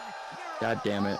Of course she'd know Nailed it. that. I eat That's there what I'm all the saying, right? time. Next question. What is the name of the item needed to open the locked door in the stupid bathhouse? Bathhouse key. Bathhouse key. Bathhouse key. That Let's one's on go. the mark. 1 point. Wow. I know, we're so amazing, Chad. This next question's a difficult one. I got this. You answer I got this next. one. Let's go. Question 15. How many horse statues in the walls at the entrance to Yukiko's castle? It's 8. No, it's Fuck. six. It is 6. I hate it here. You both said 8. I was like, You're good. I'm very scared because I know it's 6, but why did both of them just yell 8? Next question. When you fought Shadow Kanji, wasn't Nice the Shadow guy. to your right? Nice guy. Guy. Was it? It's tough. tough That's guy. right. It's tough. Out. What was it? Tough guy. Yuki-chan. Tough guy. That one's on the mark. 1 point. Yes. Next Yay. question. Shadow, did he use the skill Ultra Charge? And Left What hand. was Yep. it? What else? This question's mine. Yosuke. Left hand maybe? Correct. Good job, Yosuke. Phew, that was pure luck. yes, it was. Next question. Left hand, maybe. Which skill has the effect deals medium physical Assault damage to one dive. foe? Is... Assault dives. Hmm. I know it. I'll get Was it then. Correct. It is assault dive, yeah. Wow. Wow. we're Alright, no more Question. answers. No more answering. Fair Which of the enough. following numbers has the lowest Kevlar defense? vest.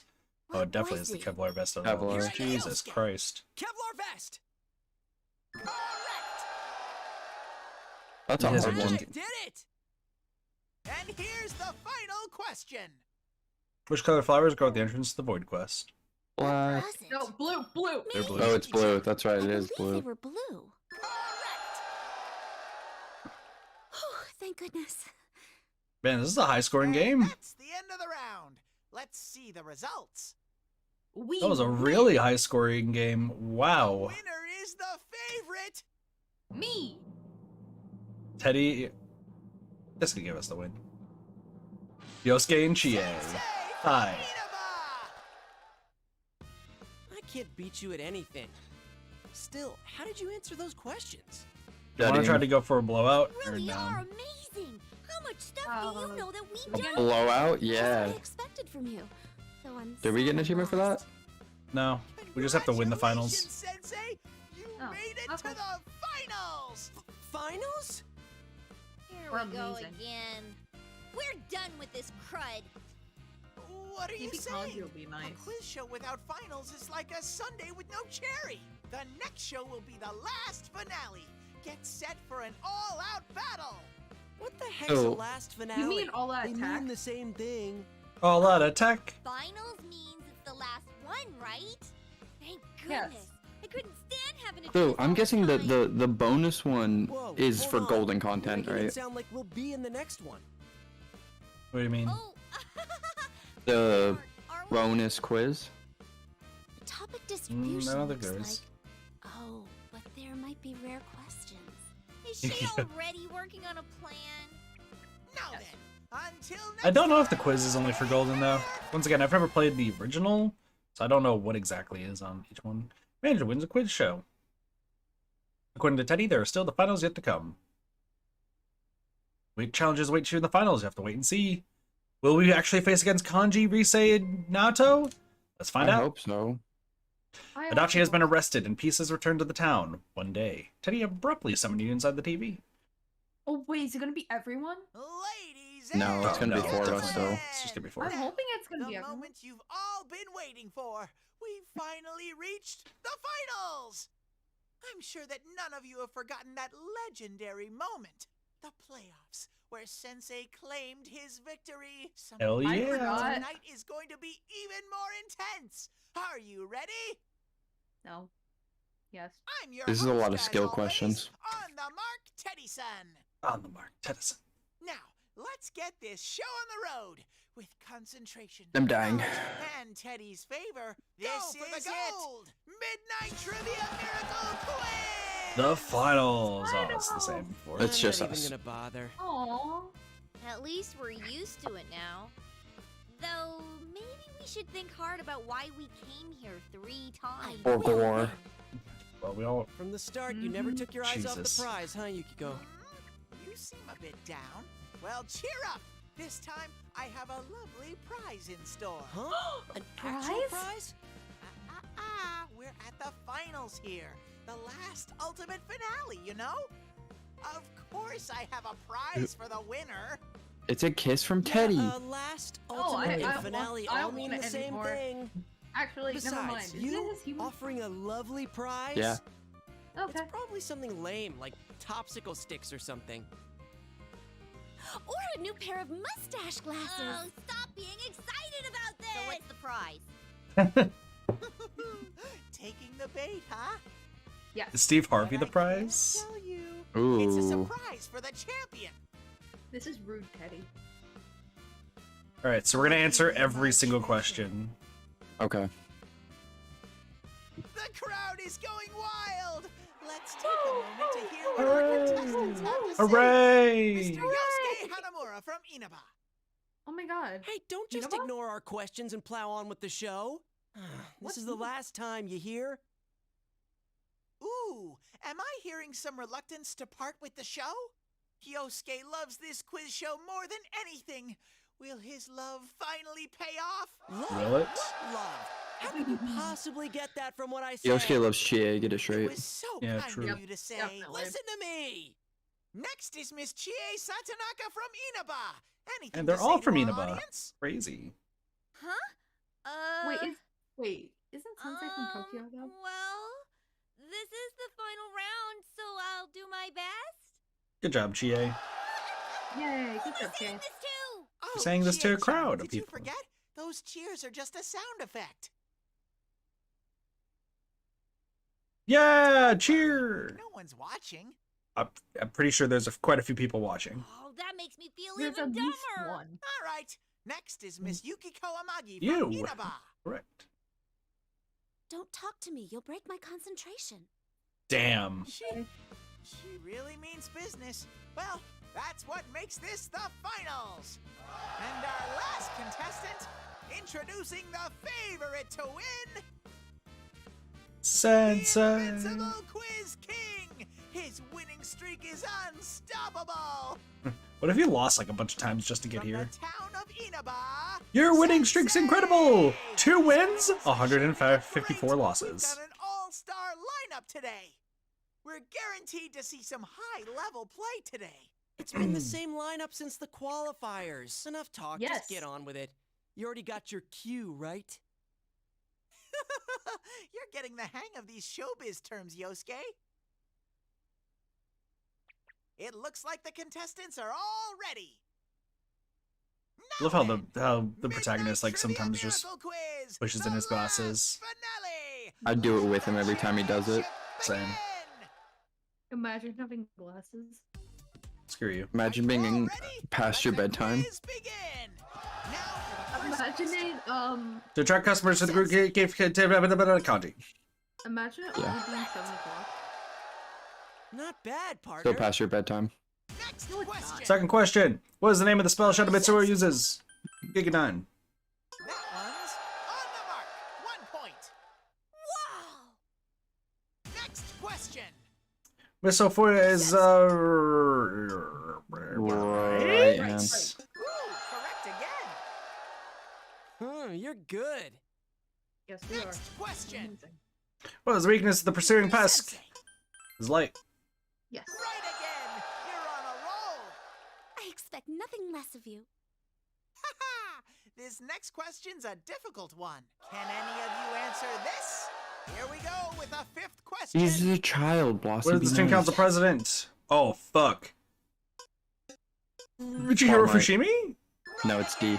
Oh, shit, alright. Wow, Sensei, you're bearing it up in here. Next question. What is written on the back of Chia's bike helmet? Sensei. Point Why nine. not? Why not? Right again. I like how it just says meat as an option. Wow, you really are incredible. Meat would have been understandable. Next question. True. Teddy has cats on both sides of him. Sensei. Black Color and of white. left cat is black and white. Right again. You're on a roll. Wow, Sensei, you're bearing it up in here. Thanks, Teddy. Next Appreciate question. you. What is the name of the now closed pharmacy? Sensei. Nakanishi Drugs. Right again. You're on a roll. Uh-oh. Next bad for them. question. Which of the following covers the most SP? Top drop. Sensei. Right again. You're on a roll. Wow, Sensei, you're bearing it up in here. Burning it up. The faculty office just got me high. It's the Nurse's office. nurse's office. Right again. You're on a roll. You're incredible. And that's the end of the first half. Let's see how our contestants are doing. One seems to be Ooh, winning. Sensei is on top. Next Wait, question. whoa. During the Miss Yasagami pageant, Teddy was given a catchphrase, King of the what? TV World. TV World. Right again. You're on a roll. This is just Wow, bullying. Sensei, you're I don't bearing know. it up in here. Next question. Konishi Liquors on the north side of the has a soda. Which of these does not sell? Orange Smash. Yep. Right again. You're on a roll. Uh-oh. Next Oh, question. no. What was the name of the shadow that self-destructs? Iron Dice. Ice. Right again. You're on a roll. I expect nothing less of you. I think Velocities are on the same age as Next some other question. people. What stuffed animal is located? Sensei. Yeah, Panda. It's a panda. Right again. You're on a roll. Should have been Jack Frost. Haha! This next question's a difficult one. Can any of you answer this? Question 15. 15. Make sure they're in Yasagami. High 29. yeah, 29. Right again. You're on a roll. I expect nothing less of you. Next question. Which of the following items recover the most HP and SP? Sensei. Chewing soul. It's apparently a chewing soul. Right again. You're on a roll. Wow, Sensei, you're bearing it up in here. Next question. Which of the famous composers is Chopin? Right again. You're on a roll. You're good. Next question. Hi, Seeps. How many fire extinguishers are there located in the... Nine. it's 9. Right again. You're on a roll. Wow, you really are incredible. Next question. If you buy 2 bombs of life... Sensei. 6. Right again. You're on a roll. Good thing we did this beforehand, Wow, right? Sensei, Yeah, you're for real. bearing it up in here. And here's the final question. What hospital room number is Namatame's? 110. Right again. You're on a roll. Wow, you really are incredible. Man, it was such a close fight, guys. It was super close. See Man, the that was results. difficult. Oh, Jesus. The winner is... We got a new Quiz King.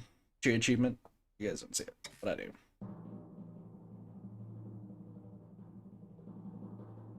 Chia is the winner. What? Sensei! From I got 20 points.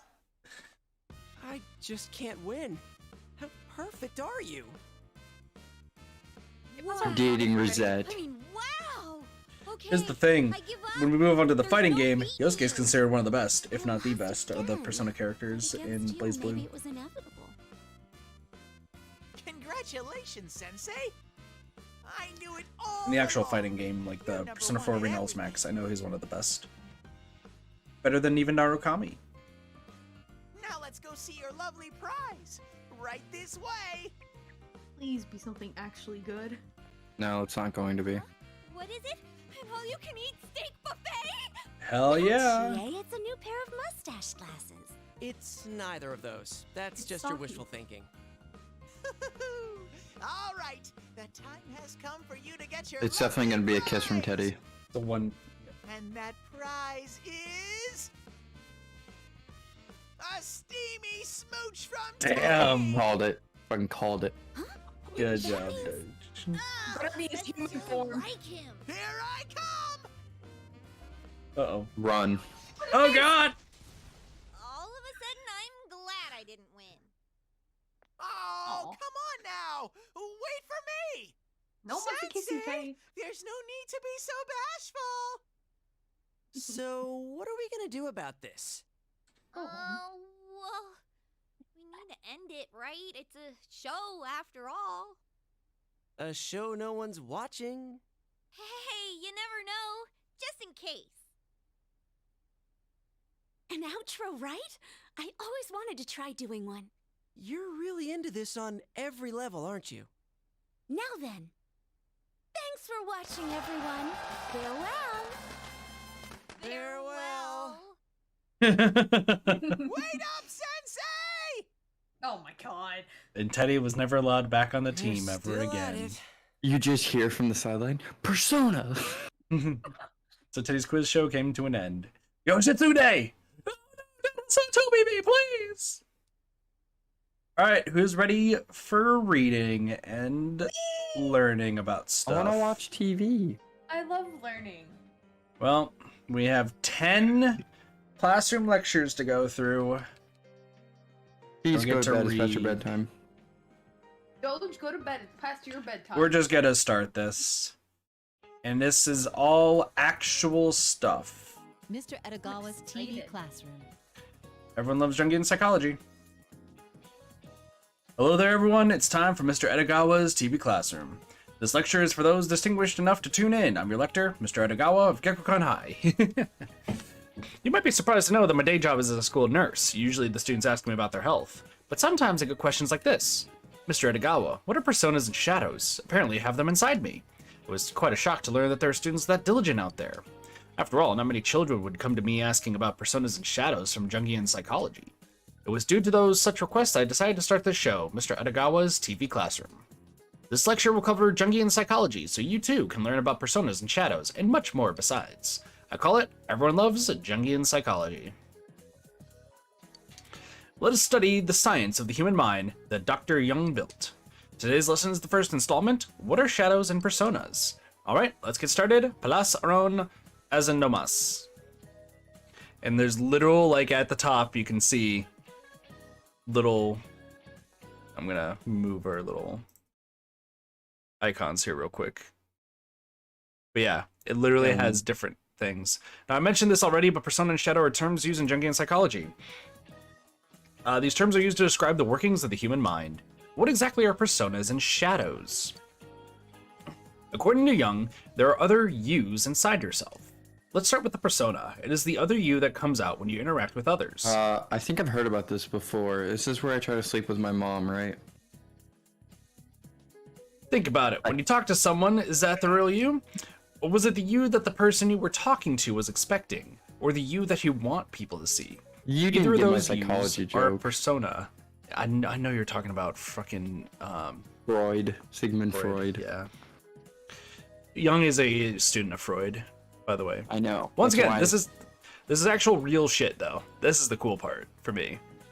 Is that they Yeah, actually mine was include real real. stuff. It was wrong, but it was real. Personas are like masks. They connect you to the outside world by acting as the medium through which you present yourself. That sounds like a helpful other you, doesn't it? Personas are there when you need them. But shadows, though, they're the other you that you reject. A good way to think about them is the you that you don't want to be and don't think of yourself as. Shadows are just that, shadows. They're the side of you that you keep locked away in your mind as evil. Sounds like a scary other you, eh? It appears that you need to handle shadows with care. Now, personas and shadows are both other yous that you usually aren't aware of. So then, why aren't you aware of them? It's because they lurk deep inside your mind, in your unconscious. The unconscious. I can't speak. Sorry. The unconscious is the source of personas and shadows and the foundation of Jungian psychology. It's important to understand, so let's take a closer look at this unconscious. The term was originally derived from psychology. It may be hard for you to imagine since the word is now used in everyday conversation. There's a domain in all of our minds that we are typically unaware of. This is known as the unconscious. And the unconscious is the source of the mind's activity. So you, and yes, even you, all have an unconscious deep within your mind, separate from the conscious mind you're aware of. The unconscious is said to be much bigger than the conscious mind too, like the part of an iceberg that's underwater. You could say that Jungian psychology began by elucidating this vast unconscious. Are you all listening? Are you still conscious?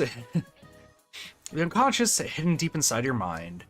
It is in this realm that you cannot explore that the power to change yourself lies. This power are the same other yous inside your mind, the personas and shadows that I was just talking about. The other yous live in the unconscious, lying in wait for the chance to make it out to the conscious mind. Who are they really, and how should you go about handling them? These are the concepts I'll be introducing you to. Make sure to tune in. So far we've covered the existence of the unconscious inside your mind, as well as the other yous known as personas and shadows which live there. Now, let me add one thing to that, an important secret about the unconscious. This gets to the heart of the truth about your mind and the truth about the world. The unconscious within your mind is actually not just yours. Human minds are all connected, transcending space and time, in other words. Man's unconscious is shared. Did I forget to mention that the show will involve viewer participation every so often?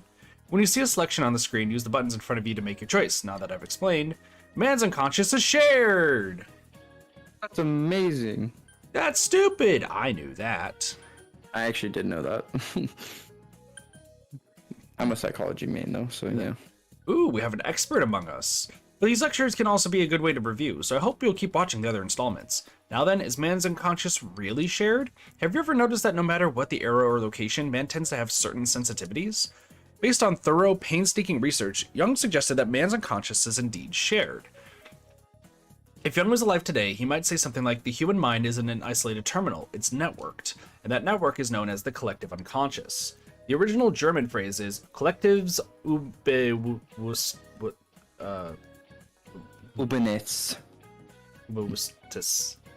in case you were curious. Now, the other yous, the personas and shadows, to tell you the truth, they're deeply tied to this collective unconscious. I'll explain this term more later, but there are archetypes, images born from the collective unconscious. It's starting to become quite a handful, isn't it? Collective unconscious what? Archimajig? Speak English, you egghead! I can hear the screams from your heart. But by the time my lectures come to a close, you'll no doubt be saying, that was so collectively unconscious. Let's review a little, shall we? Use the buttons in front of you to answer. Are you ready? Alright, I ask thee, the hidden you within your mind, what is the part of the mind where it dwells called? Shut up. Oh, where it dwells, the unconscious. Correct. Very good, you passed that with ease. Though the most basic level of these lessons, let's keep going and deepen our understanding of the mind. Now then, looks like our time is up. Next time we'll dig a little deeper into the unconscious we talked about today. That's it for today. Do you want me to read episode 2? Or episode 1, I guess. No, that would be episode 2. Okay, do you want me to read episode 2? Yeah, we can go back and forth. Okay, let's do it. Cool. Oops. Taxes are important, bossy. Mr. Edogawa's TV classroom. The unconscious, it's just there. Hello. Hello there, everyone. It's time for Mr. I can't say his name. I hate myself for agreeing to this. Edogawa? I can read all of this if you want. Fuck you, Kit. Edogawa's TV classroom. Everyone loves... See, Young. I should have... Young. But it's not young. It's Jungian. Jungian. Yeah, Jungian. Jungian psychology. An invitation to the you that you don't know. Today's installment number 2. The unconscious. It's just there. Do you remember the last lecture? You're not already glossing over it, are you? Now, let's begin the class. Selves, etar, besonar. You've heard me say young this and young that, but thinking back on it, I never explained who Young is, did I? So this time, I'll give you some biographical details throughout the lesson. Carl Jung was born in Switzerland in 1875. By the turn of the century, he had begun his career as a psychiatrist. He became a doctor who consulted people with mental illness. At the time, psychiatry was still in the very early stages of development. But there was one effective method of treatment known at the time.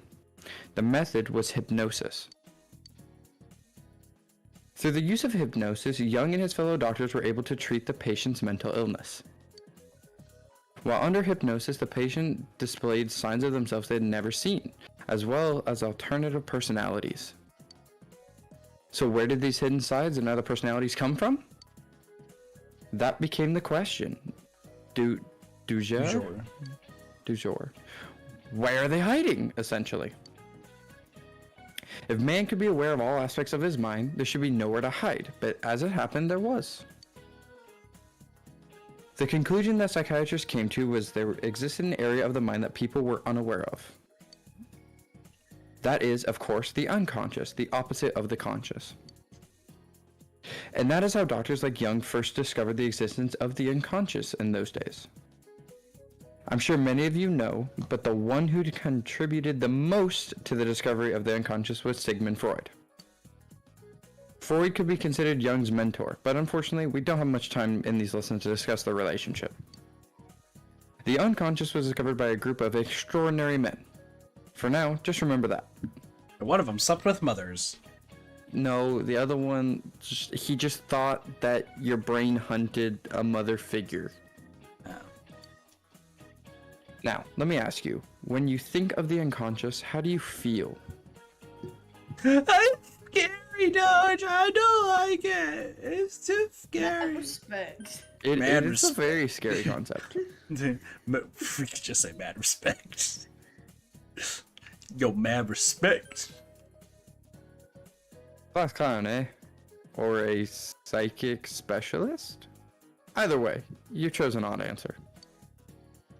Oh well, I'm sure you were driven to it by some unknown power.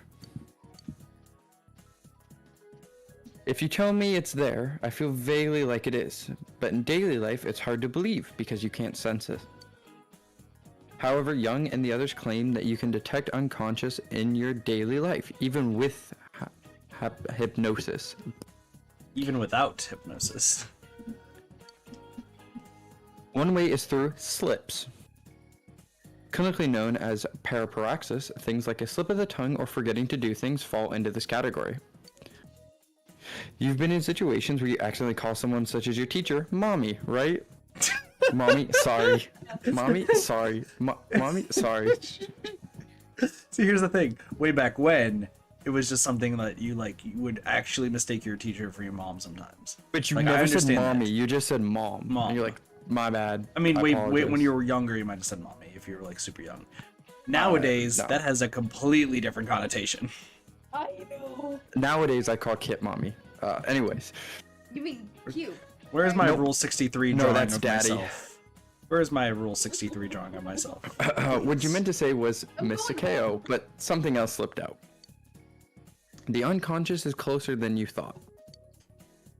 Another way to detect the unconscious is in dreams. That's easy to see, no? Typically, one dreams of things that are not possible in the real world. You may have surprised yourself before with dreams of things you've never experienced, haven't you? Those were really...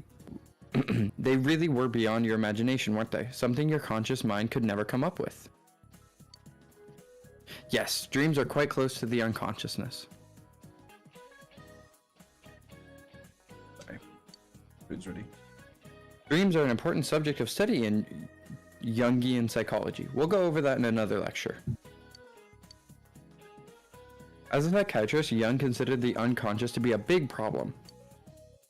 Why? Because he considered it to be the cause of mental illness. This is how he saw things. In a healthy mind, the conscious was in control, reigning in the unconscious. Sorry, I was adjusting volume. But for the mentally ill patients, the unconscious broke free of its range and ran amok. Hearing it that way, you might think that the unconscious is a bad thing. But that's not quite how Jung saw it. An uncontrolled unconscious taking over is a bad thing, yes, but the unconscious itself is not innately bad. What led him to say this, you might ask? His observation as a psychiatrist led him to realize that the cause of mental illness was actually on the conscious side. When you suppress your emotions too tightly or work too hard or stress yourself out to the limit, the unconscious makes its move. Essentially, when the conscious mind becomes overtaxed and unbalanced, the unconscious mind comes out as if to stop it. The unconscious compensates for the conscious when the latter overexerts itself. Seen this way, the unconscious definitely seems like something you'd want to have. Its role is to balance the mind. Now then, so far we have learned to view the mind as divided into conscious and unconscious halves. Now let's talk about you. Yes, you. The you of your conscious mind is referred to in Jungian psychology as the ego. This too is now a common term which makes things complicated. But for purposes of this lecture, when I say ego, it will carry the Jungian meaning. The ego is the center of the consciousness and in most respects is the mind, but only you in the conscious sense. The domain of the ego does not extend into the unconscious. This will be the key point later on in our studies of Jungian psychology. So, let me ask you again. When you think of the unconscious, how do you feel? Bad respect. I don't feel anything. That's the answer I was looking for. Good, it seems you understand. You can't understand the mind's true form without knowing and respecting the unconscious. Essentially, we are residents of the conscious, so our thinking is biased towards it. We take the conceited view that we are masters of our own minds. When in truth, the mind is nothing but a tiny consciousness working on the support of the unconscious massive energies? English? If you forget that, well, I'm sure you've seen now. Well then, our time is up. Next time, I'll cover the amazing disposition of the mind, as advocated by Jung. So ends today's lesson. Nice. So yeah, essentially your entire mind is controlled by the conscious. Yeah, and Freudian thought that the ego meant you wanted to sleep with your mom. And this is not a joke. This was like a really believed thing for a long time. Also, we're going to go to lecture 5, and then I'm going to go eat fast. I feel like I'm going through fucking college all over again. But I took like 4 or 5 psychology classes, so this I've been here before. Yeah, but it's actually explained really well. Mm-hmm. Anyway, I'll read The Unconscious Beyond Space-Time. So yeah, once we get after 5, I gotta go downstairs and grab some food real quick. TV classroom. Heard. All right. Hello there, everyone. It's time for Mr. Edogawa's TV classroom. Everyone loves Jungian psychology, an invitation to the you that you don't know. We're already on our 3rd installment, The Unconscious Beyond Space and Time. Are you getting everything so far? You're not fast-forwarding through my lectures, are you? Let's begin the lecture. Progredio ado rucum shiderum. Sure. This time we will dig deeper into the unconscious. Last time, I explained the existence of the unconscious, but to exist implies that there is a process through which it is created. Today's lesson will follow this process behind the creation of the unconscious. By doing so, we will close in on the shocking core of Jungian psychology. I'm sure this is obvious, but when we enter this world, we do not have an actual mind. Our minds are undeveloped at birth. As a child grows, his mind develops and his unconscious forms. It's easy to understand that the growth of the body and the growth of the mind are connected, right? But how exactly is the unconscious created? From the moment the unconscious was acknowledged to exist, it was believed to come from personal experiences. It doesn't come from nowhere. The unconscious is created through what a person experiences as he lives his life. In a sense, it's a natural idea. As you build experience, you accumulate knowledge and emotions, in other words, memories and recollections. It was thought that the mental energy from those memories gather in a realm outside of the conscious, creating the unconscious. Did you get that? Let me explain it in simpler terms. As people live their lives, they experience many things, but it's not like they remember everything that happened to them. There are memories you want to keep, but sometimes too much time passes. There are old memories and abandoned memories, memories that you actively want to forget. To put it visually, the corpses of these memories pile up, forming the soil known as the unconscious, or something like that. At any rate, memories that fall from or are pushed out of the conscious form the unconscious. That's the common theory. Regarding these abandoned memories that I mentioned just now, in psychology, this mechanism is called suppression. It's the central subject of Freudian psychoanalysis, so let me give you a brief introduction. Jung himself also believed that the unconscious was built from a person's experiences, but as he observed his patients, he encountered an unconscious that could not be explained via personal experience. Scenery that people had never seen, creatures that don't exist, events that never happened. Patients spoke of experiences they didn't have. He couldn't just file them under nonsense or reconstructed memory, so he thought about why things like this happened. Then he realized something when he found that one patient's delusion was similar to an uncommon foreign myth. Man's unconscious is shared. It was a groundbreaking thought, and Jung continued to test his theory. He saw several other cases in which the patient's delusions were similar to myths and legends. The existence of similar myths among regions that could never have met also points to the shared unconscious. With this proof, Jung advocated his theory of the collective unconscious. Let's take a look at the structure of the mind, split between the conscious and the unconscious. We've already learned that the mind is made of the conscious, which sticks out, and the giant hidden unconscious. The unconscious is separated into the part that is created by that person's singular life and the part that is shared. This middle part here is the personal unconscious, formed by the individual's personal experiences. And at the very bottom is the collective unconscious, the part shared between all people. We just talked about that. The minds of all people living everywhere are shared. It's a very strange thought, this collective unconscious, but it is the foundation of the mind with you since birth. Because everyone's mind develops from the same foundation, this collective unconscious appeared to be shared. Okay, everybody, leaning on that fast forward button, time to slow down. Hit play. This is the important quiz. I'm not sure how someone who skipped the lesson can expect to answer it, but we'll see. Are you ready? All right. I ask thee, Jung believed the mind was made up of the collective unconscious, the personal unconscious, and the conscious. A, collective unconscious. B, personal unconscious. C, conscious. Put them in order from deepest to highest. Start. Well, It's A, B, C. yeah, I'm more. Okay, that was correct. Multiple choice quizzes sure make problems easy, don't they? If you can just get the order of the unconsciouses right, you'll be able to get by in life. Now then, looks like our time here is over. In this lesson, you learned about the personal unconscious and the collective unconscious. In the next lesson, we'll be looking at the collective unconscious as the foundation for the mind. We'll study something within our own minds. And that's it for today. I think that's cool, the fact that, like, everybody, you know, has these experiences and it's shared, but we don't know that it's shared. Well, yeah, it's like, okay, did you hear this whole... Geez, you're probably too young for this, but I can't remember the term for it, but there's a term that describes that phenomenon where something didn't actually happen, but us as a society... Mandela? Yes, it's the Mandela effect. So, waking up at like 2:30 or 3 a.m.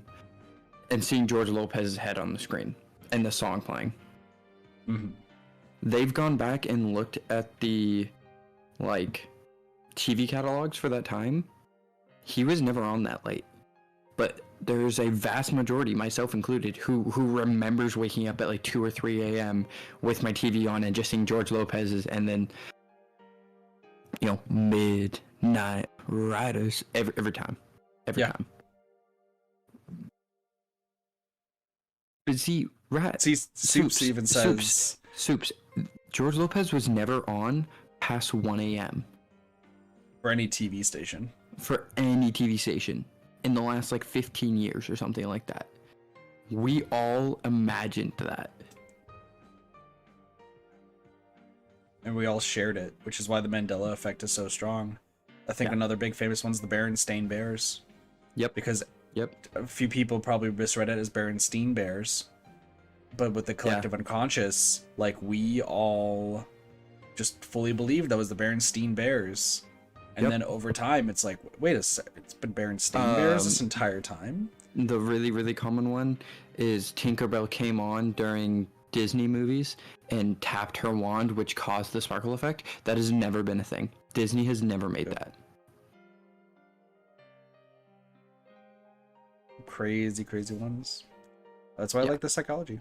So it's the arc, and then she taps it, and it sparkles, and the castle comes out. That has never happened. That is a fake memory that we all have collectively. And I can't tell you why, because I feel like a burning passion, like I remember what I was eating at that exact moment kind of thing. I know. Yep. I remember it vaguely, but I do remember it happening. Nope, never But it happened. never happened. Of course it never happened. Yeah, Anyway. it's the weirdest thing. I love it. Psychology is Archetypes. super interesting. The structure of the psyche. This is why I love Edogawa's class. Like, I love this so much. Mr. Edogawa's TV classroom. Architects. Hello there, everyone. It's time for Mr. Edogawa's TV classroom. Everyone loves Jungian psychology, an invitation to the you don't know. Avoiding the eyes of the underground world order, here comes our fourth installment. Archetypes, the structure of the psyche. Huh? You want to know more about that world order I just mentioned? I'll get to that. I'll tell you about it later. Let's begin the lecture. Oh, fuck, Japanese. Thank you. For the past couple of lessons, I've pestered you with the explanation of the unconscious. So I think that I've at least succeeded in snapping you out of the delusion that you're the ruler of your own mind. Today, we'll further our knowledge.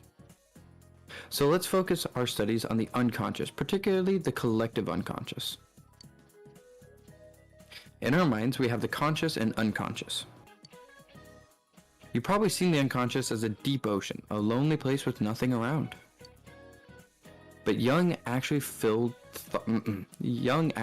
of it as a place filled with mind energy that can jolt your emotions. Why did he think this? It's because he discovered a special property held by the collective unconscious. We've already studied that collective and unconscious is shared by mankind, and that it's been there since birth. So in the deepest part of the collective unconscious lies the beginning of the mind created at birth. Now then, what's in there? The beginning of the mind has the basic elements needed when the mind develops. The power of the mind, the ability to recognize patterns. Jung called these elements archetypes, which allowed for this basic ability of the collective unconscious to recognize patterns is archetypes. Jung said the collective unconscious is made up of archetypes. In other words, archetypes form the collective unconscious. There are, in theory, limitless archetypes, and Jung names some of them. Let's take a look at the example archetypes.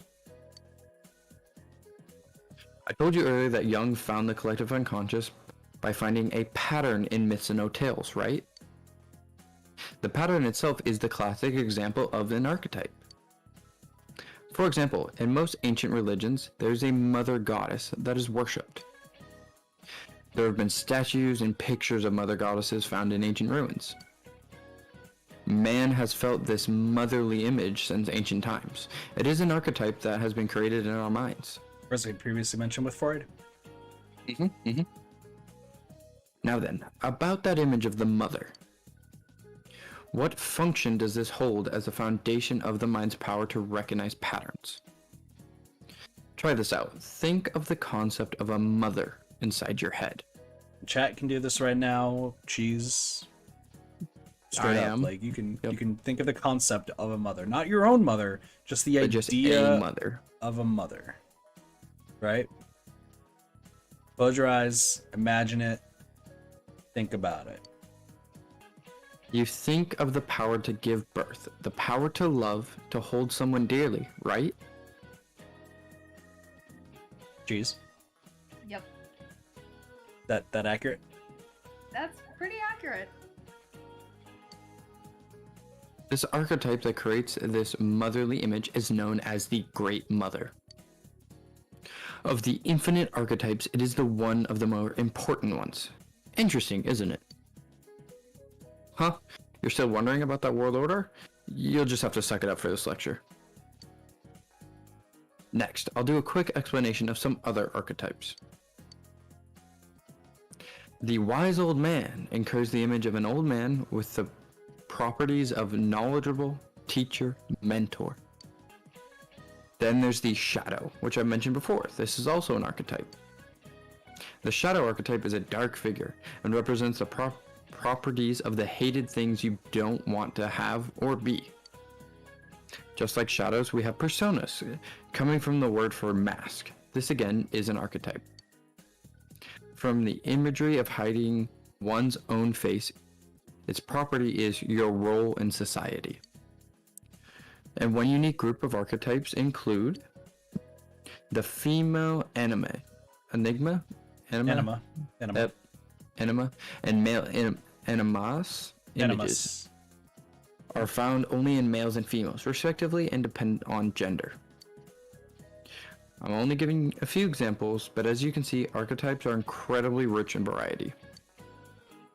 Boy, today's lesson was a doozy, wasn't it? Are all my lessons like this? Maybe so. Well, I'll make your quiz easy. At the very least, get your buttons ready. Are you ready? Alright, I asked thee, what function do archetypes have within the mind? Please. Oh, why do I have to do this? You have to do it. You're the student here. Yeah, you're the student here. Why am I the student? Because Kit's a dropout and I graduated. Yeah. Okay, can Kit not be a dropout for one day?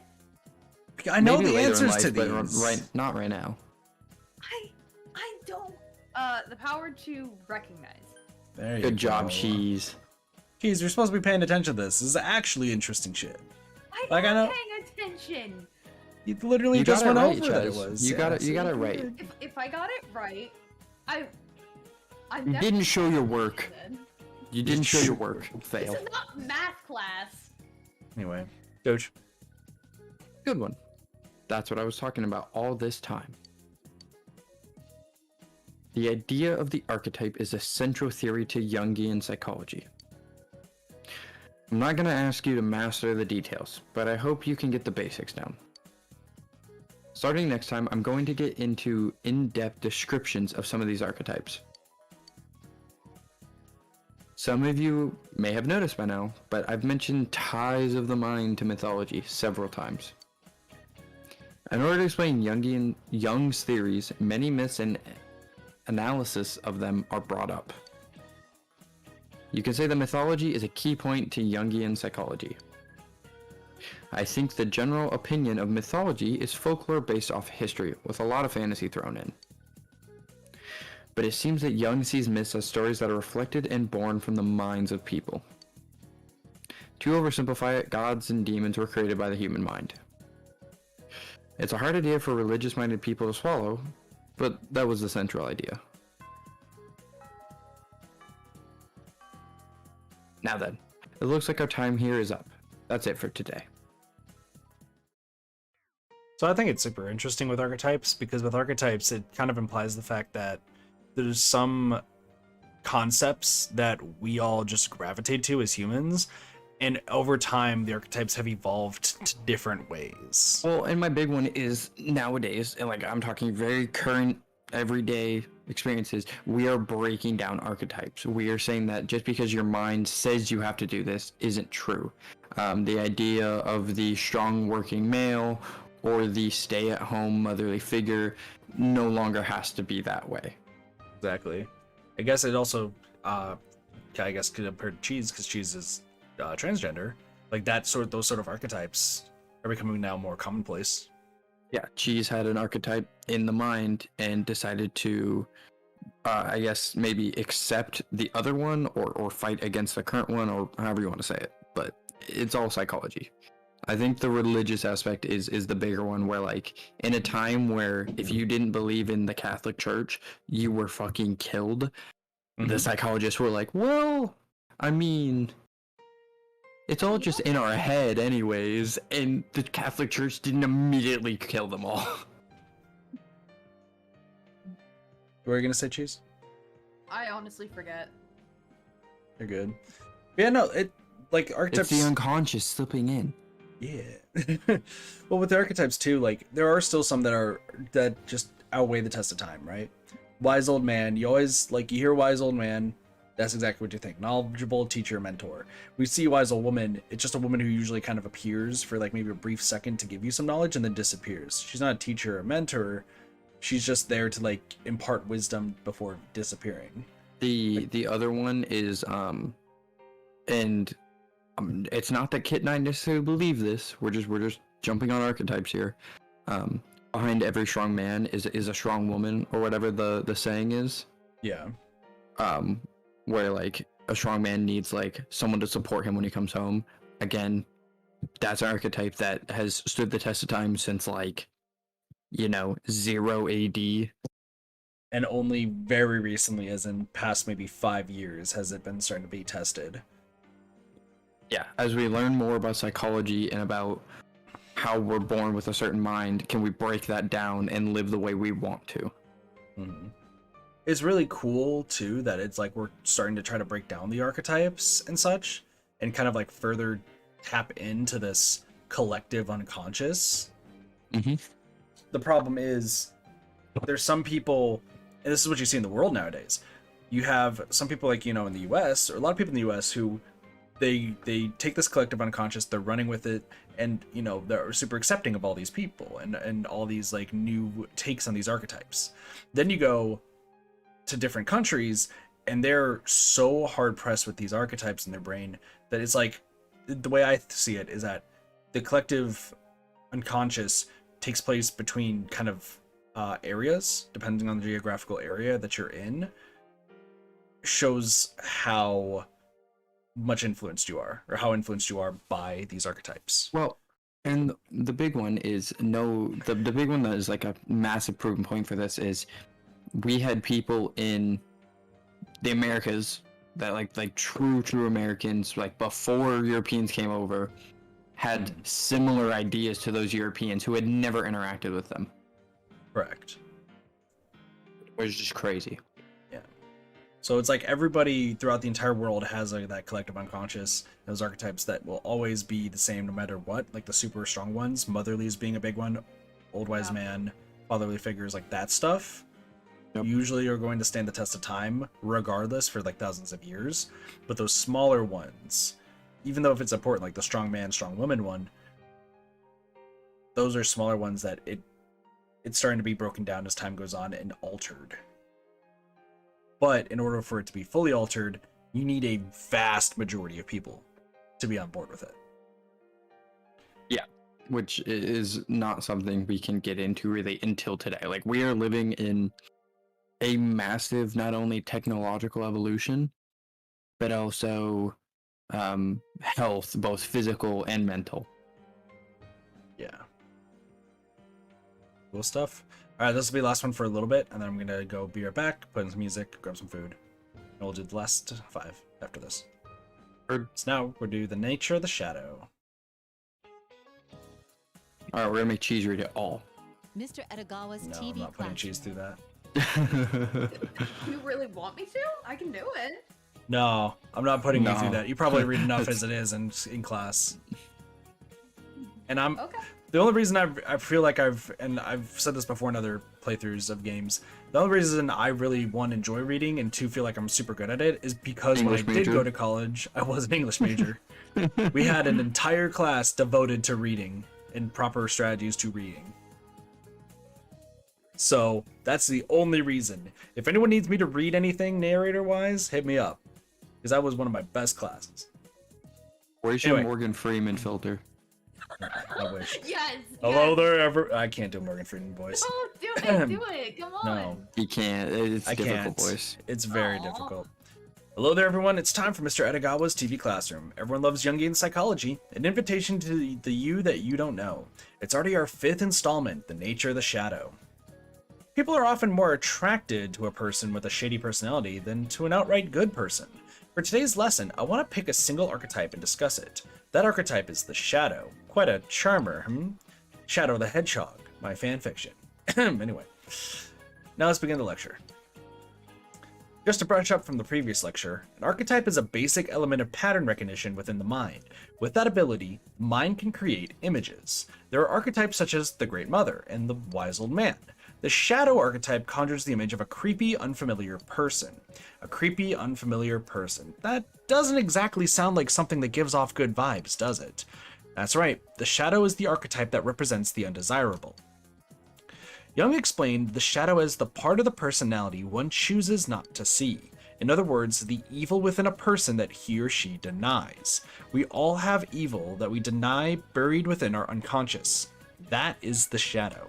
I'm sure you can all understand that the shadow is hated by all. Let me explain it a little more, comparing it to your everyday life. Alright then, say you're a student and you've received a large amount of homework when you were thinking of going out. In that situation, which do you choose? Work or play? We asked the student here, in this situation, which do you choose? Work or play? You have a large amount of homework, but you're going to be going out and hanging out with your friends. Which would you do first? Probably work. Impressive, geez. Yeah, I see. In other words, to you, good is having the diligence to do your homework. On the other hand, you abhor the laxness of going out to play. Laziness is your evil. That is, you do not want to become the lazy guy you hate. Even though you weren't lazy, you chose not to be. This imaginary lazy person that you don't want to be is part of the representation of your shadow. Oh, just to let you know, I meant this question as a hypothetical. I'm not going to draw any conclusions about your shadow. But you see, this question has shown how you use your shadow as the standard for interpreting your own good and evil. But there's another, deeper meaning to this. I gave you 2 choices just now, work or play. You picked one of them. And consequently, you didn't pick the other. However, it's not impossible that you might have picked it. The other path was certainly a possible choice. Your shadow is the path that you didn't take. In other words, it is another you. The shadow is the you that wasn't picked. The hated shadow is under pressure by the conscious, often using the feeling that it should just disappear. But can one's shadow truly be erased? First off, it would be very difficult considering its location inside the unconscious. Furthermore, the shadow makes us recognize ourselves and gives our value judgments more meaning. To erase one's shadow is to weaken one's own mind. Jung realized this and advised against trying to eliminate your shadow in favor of facing it and accepting it. By accepting one's shadow, a person's mind can grow further. If you accept this mental image as another version of you, maybe it'll be easier to face your shadow, Why am I getting all the short ones? Anyway, now then, it looks like it's time. I'll explain a bit about the shadow of the people, a group psyche as opposed to an individual, and end this lesson. Jung's studies of mythology noted the existence of the shadow. The shadow is a myth. They are evil beings, better known as demons. From the viewpoint of Jungian psychology, the common shadow of the people took on the forms of demons. You don't have to be an exorcist to want to rid the world of demons. But after this lecture, is it a good thing to eradicate demons? It makes you think, doesn't it? If I follow my schedule, the next lecture should be on the persona as another version of yourself. And that's it for today. So, similar to how it is in the game, the shadows in the game are like kind of exaggerated versions of like the people that they don't want to admit they had thoughts of at one point in time, right? And we've got to see that with every person's in this game, except for Narukami, right? Right. But every person, essentially it's like the concept of having your inner demons. Everyone has those inner demons. Everyone has that part of them that they don't want to admit and they want to suppress as much as possible. There's some people who give in to their inner demons, and that's stuff that you hear to kind of go into maybe some general stuff. Imagine there's like a relationship, you find the perfect partner, right? But their inner demons is that they have maybe anger issues or something, or they are prone to violent fits of rage. My favorite example of this is, Cheese, do you drive? No. Okay. When you start driving, it might freak you out, but it is very normal for your mind every now and then when you're driving, you will get this, not necessarily an urge, but just this little spurt thought of like, what if I just swerved into that car as it drives by me right now? It's the weirdest thing. Yeah. You're not suicidal. You don't want to hurt someone. You just, for whatever reason, you're like, whoop, no. I can't describe it. It's the weirdest fucking thing. Yeah, and here's the thing. Everyone has that. And if they deny that they have it, it's honestly, as they say here, is they're suppressing. Well, one, there's a problem. But two, they're also suppressing essentially their shadow, their inner demon that's telling them, hey, what happens if you swerve to that car? You don't know what's going to happen. Somebody could get hurt. You might get hurt. You don't know. But there is that part of you that you're trying to suppress desperately to not swerve into a car. Or the urge to throw a baby out of an airplane because they won't stop crying on your 4-hour flight. I've never been on an airplane either. Damn. Lucky. Look, I've been on a lot of flights and there's a lot of crying kids. Same. But yeah, it's like, I think the concept of the shadow is super interesting too, because it just means that everybody has that like side of them that they just don't want other people to see. And that's not a bad thing. Everyone's got that. Everyone's got that side that they don't want to see. The issue is when essentially you let that shadow take a hold. That's when shit starts getting really bad. Because if you decide, you know what, I'm just gonna indulge, and there are things that help attribute to it. As a bartender, I can confirm that alcohol definitely leads into it. Because the way I say with alcohol, even though like I'll serve people and such, if there's people who are, this is kind of what I've seen like kind of recently with some of this stuff, even if it's like kind of just cheap beer or whatever that I have to serve depending where I am. If they're like drinking quite a lot, but they don't seem phased, it's not even the fact that they're like kind of immune to the effects of alcohol. It just means the fact that like there's nothing that's really going to deter them. There's no like inner demons that's kind of fucking them up in that sense. But there are people, and I know that if I ever were to drink, I would drink and then there'd be like that inner demon would just kind of show up at that point and do whatever the fuck it wants. It's really a slippery slope where you let out one demon, your anger demon can pull out your depressed demon, and then before you know it, you download League of Legends. It's just really bad. Yeah, exactly. And the thing is, then you wake up the next day and your mind is desperately trying to forget whatever you did. Yeah, I mean, that's the basis of like hangovers. Well, not even hangovers necessarily. It's like waking up and being super silent and like honestly you look shell-shocked. It's like your mind has done something that you can't cope with. Pretty much. But you don't remember what you even did to begin with. Because me on my 21st. Yeah, but that's also because your demons just essentially took over. Yeah, yeah. Anyway, I'm gonna play some music here for a little bit. I'm just gonna go downstairs real fast to grab some food, like I said. But then we will be back here shortly. So I'm gonna mute both Discord and this so you guys can keep talking. The stream won't hear you. Okay. I'll be right back in a little bit.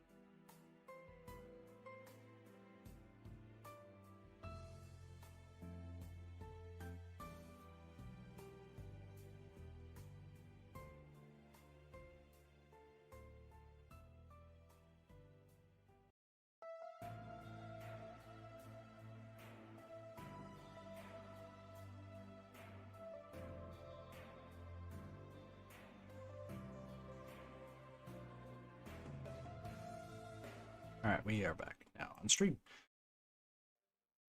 Is Doge Hi, back? stream. Nope. Oh. Where's Sparks? Hi, Sparks is here.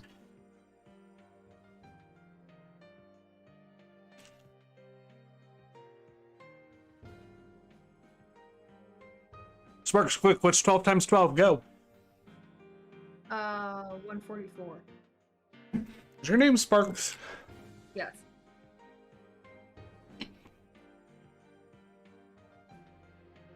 Sparks, you get 2 cookies. She gets none. What? You know what? I'm gonna go downstairs and get myself some Oreos then. And a s'mores Pop-Tart. And Sparks bonked you. It's a Christmas miracle. That's rude.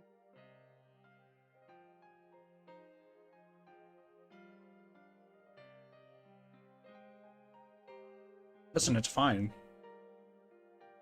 No, you're good, Sparks. You're good.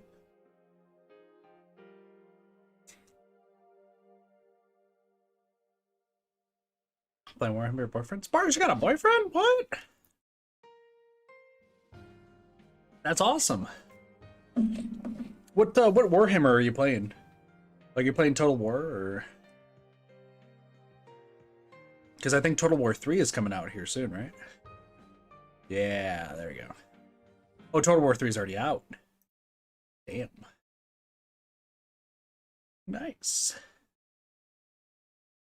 Have you ever played Blood Bowl? Sparks.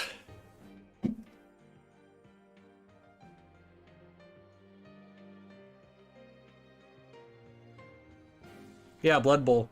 It's a football game that takes place in the Warhammer universe.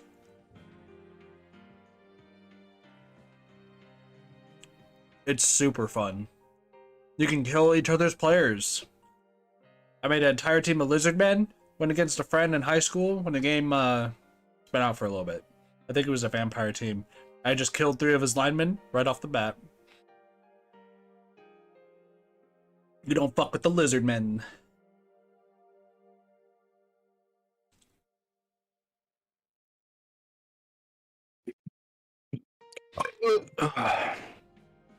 No 40k Space Marines in Total War 3. Is Total War 3 multiplayer? Also, welcome back, Doge. Dude, I would get the game to play with you, kid. Sparks was saying that they were just playing it with their boyfriend. So Kit, can I bring some happiness to your life today? Sure. I'm a nerd when it comes to technology, and that means technology in almost any aspect of life, whether it be medical, infrastructure, car, computer, whatever. Blood Bowl. Anyways. So Did you just laugh at Blood Bowl? yeah, because I think it's a funny game. It's a great game, but it's a really funny game. Hello. It is, and we need more people to play it because I want to play it with people. So let me hit you with this kit. Yeah. A new technology has come out, and it's in the green energy category. Okay. How do you think we would make solar panels more accessible for houses? No idea how. The largest shingle company maker in the world just came up with solar shingles. That makes sense. That is the coolest fucking thing I've ever heard of. It is cool. Oh my god. I mean, that, and we also discovered 78 new species last year. But just like solar shingles, you fucking dude, there are some smart ass motherfuckers out there. I'm not one of them, but Yay! I need to get Total War 3. I haven't played a Total War since Total War Shogun 2. I just want to play Blood Bowl with people. I just want more people to get it, and then we could do a league. I've always felt weird about Blood Bowl though, because it's just like, I don't know, I would struggle to like understand the mechanics, because it's like you're just playing a football game, but like Not that hard. bloody kill. Well, you just gotta make sure you don't like leave people's tackle zones, and make sure that you like knock down specific people when you're running the ball. Yeah, exactly. There's a thing to it. I don't know. I'm a really, really big Total War fan. Listen, And I'm a I'll really teach big you. Warhammer for I will teach you how to play Blood Bowl if you want to play it. I mean, I'll play any game as long as it's with you, Kit. You know that. Aw, There's thank you. there's very few games that I innately shut the fuck up. There's very few games out there that I am playing League of Legends with Kit and or not with Kit with Cube and Slime right now. I don't want to hear it. Because we're best friends. besties. Knowledge for the knowledge god, blood for the blood god.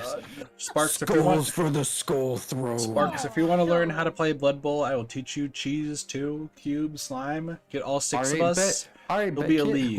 Let's play Hearts of Iron 4 right now. I'd rather play Europa for size, honestly. That's respectable. I am ass at both of those games because Same. fucking who's But the it would dev? be great. Who's the dev? Paradox. Paradox makes some fucking complicated games, but once you get them, you feel amazing. Which is fucking why Stellaris. Fucking you should play Stellaris. it. I'm gonna go play Stellaris right now. You got reading to do, asshole. I can do both. Stellaris has a pause button. All right. Well, you're reading right now. It's number 6, unless you want me to start. No, I am starting Mr. because that means I get 6, 8, and 10. Yep. Let me put my ass down. Kill this Dr. Pepper. Lucky I want Dr. Pepper. Hello there, everyone. It's time for Mr. Edogawa's TV Classroom. Everyone loves Jungian psychology, an invitation to the you don't know. This will be our 6th lecture. We're at the halfway point. Today's title is Personas and Sociability. Deep within our minds lies the collective unconsciousness. Is it unconsciousness or unconscious? Unconscious. It is unconscious, okay. Collective unconscious, shared by all mankind. It is made up of the basic archetypes. I want to introduce you another of these archetypes to you this lesson. Last time we discussed the shadow. This time is the persona. The title kind of gave it away, didn't it? Now, let's begin the lesson. Abracadabra, alakazam. The not so common word persona comes from the Latin word for mask. Of course, in this day and age, I doubt there are many people who actually use a mask in their day-to-day lives. I go to the ball every night.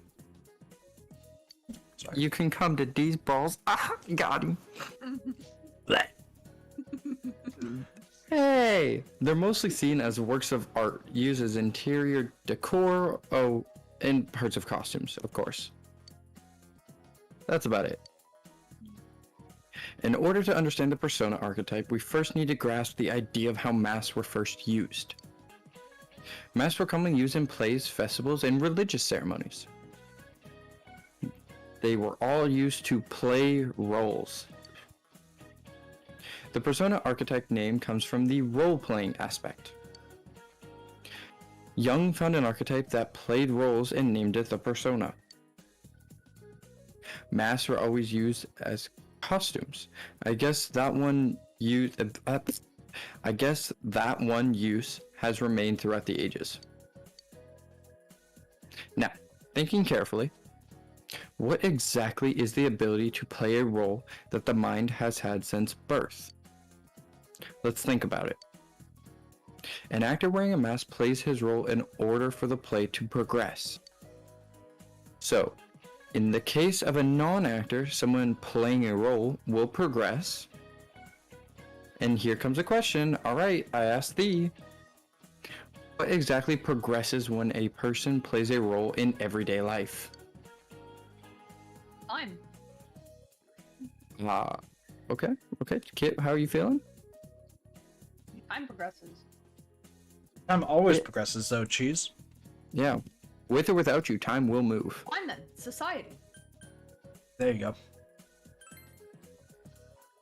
Society, huh? That's something of an all-encompassing answer, don't you think?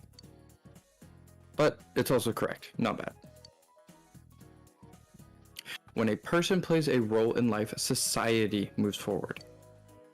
Society exists because people don't do what they please. Instead, they split roles amongst themselves. In other words, there are people enacting roles on the world stage. We play the parts of ourselves to make up society. This ability to play a role in society is the persona archetype. The human mind is not a standalone piece, but exists as part of a network. I spoke before about how human minds are linked through the collective unconsciousness. The persona is a prime example of this. Every individual has the persona, which functions when interacting with others in society, since birth. So you see, the persona is an archetype that's based on the premise that the human mind is a collective. I might be getting technical, but due to this property, the persona is often known as the social archetype. Now, when I say humans have an innate ability to connect with others, it makes the persona sound epic, but on the other hand, this presents a problem to people, especially you young ones. Did you just double tap? Pretty sure I did. Yep. Yep. Yep. Yeah. Okay. We're able to smoothly engage in society by using the power of our personas to become someone else. But that also means that society doesn't necessarily need you, so long as someone is there to fill the role you play. The persona then is the denial of the will to live as your true self. It teaches you how to become someone else that isn't you, so that you can survive in society. The persona acts as a mediator between your inner self and the outer world. When young people first enter society, many of them ask themselves, what does it mean to be me? Here's where the ego and the persona act in opposite of each other. What should I do, Mr. Edogawa? I'm scared. Not dot. Fuck you. Oh. What should you do? Okay. That's a quite difficult question. This clash between the two yous happens within your psyche and shapes your life in a sense. Let me give you an example so that you might understand this a little better. Say a person wants to contribute to society and lives their life with a persona as an unselfish person. For example, a policeman or a teacher. That's easy enough to imagine, right? That person, using the mediator known as his persona, started living a reasonable life, making compromises with society. I'm a teacher, so I should live like this. That man's a police officer, so he's this type of person. If we know a person's role, it makes interacting with him go smoothly. In this way, your persona helps support your social life by making it easy for others to relate to you. The persona seems useful enough, but in that usefulness lies several traps. Donning the mask of the persona also means the suppression of one's ego. If the mask does not fit you, your mind will weaken and can have detrimental effects on your health. Wearing a mask that doesn't fit becomes a burden. Also, spending too much time in your role can cause you to lose sight of your true self. For example, as our subject dons the mask of a teacher, he begins to act as one outside of school, and even at home. This becomes an instance of a person who has been taken over by his persona. So, while the persona is useful in life, there's the danger of it weakening your mind, or overtaking it altogether. It is said that the ideal relationship between ego and persona is one where the ego controls the persona. I wish there was a comma there. Having multiple personas and using them masterfully leads to a rich life. You should all begin seeking out new personas to take on, and live your lives with many choices. Now, it looks like our time is up. I guess I should remove my mask as a lecturer as well. And that's it for today. So Kit, what's your role in society, huh? That's something I was actually going to cover. That's they all that whole concept with like personas and everything. You don't have to like immediately choose what role you take on in society to keep progressing it forward immediately. You can take different ones to find the one that you feel the most comfortable with. And that example of the teacher, the person with the teacher one, might have wanted to be a teacher at one point, but they didn't feel super comfortable with it, but they got overtaken by it and just kind of acted as a teacher moving forward, even if it didn't mean that they're happy with their life. Well, the difference is our society now today allows for a lot of fluidity in your personas. We'll use the term here. Yeah. Whereas, people might say, what is the point of a streamer? How is that moving society forward? First off, providing entertainment. It's something that every single person needs, and they get it in a lot of ways. Reading, driving, watching streamers, playing video games themselves. There's so many ways that you get entertainment in your life, but it's necessary not to go insane. The other hand, Kit is moving money. He is, having to pay a power bill, having to pay an internet bill, having to pay the money to have his streaming set up. And in doing so, Twitch pays him or you guys pay him or whatever, that there's causing movement of money, and movement of money is nothing but a good thing. It guarantees that we continue to do what needs to be done. We all need trash collectors, but they also help us move money in a circle. Yep. So the big thing is and as Mr. Edogawa said, you don't have to lock yourself into one persona. It's ideal to have multiple different personas. It's ideal to have multiple different choices on what you want to do in life. That way you at least can keep a hold of who you really are. Because if you stay in one place for too long, you're going to lose that sense. It's you'll see people who work places for 15 to 20 years, right? And that's when they go through a midlife crisis. And that's why midlife crisis became such a big thing, about 10 years ago. People nowadays understand that we need to be ourselves at times, so they're becoming less and less common. Yeah. That's why you see a lot of people move jobs constantly. Yeah, or take breaks. That's why you have required vacation time, required sick leave. It's why society is understanding that you can't be locked in one square box for your entire life and say, sit. Yeah, it's why with cheese too. Cheese, you're being a student, right, and such, way back when, there was schools that would last pretty much all year. With maybe a week or two break in between. California. Yeah. I mean, even in this game we pretty much had 1 to 2 weeks and then of breaks in between school semesters or school quarters. Except for the one entire month of October. That was it. There was one month that legitimately was. I think it's February. It's February or March. Yeah. Sounds about right. Nowadays they have longer breaks so that way you don't get overwhelmed and everything. So, once again, really cool shit. Now it's time to talk about complexes.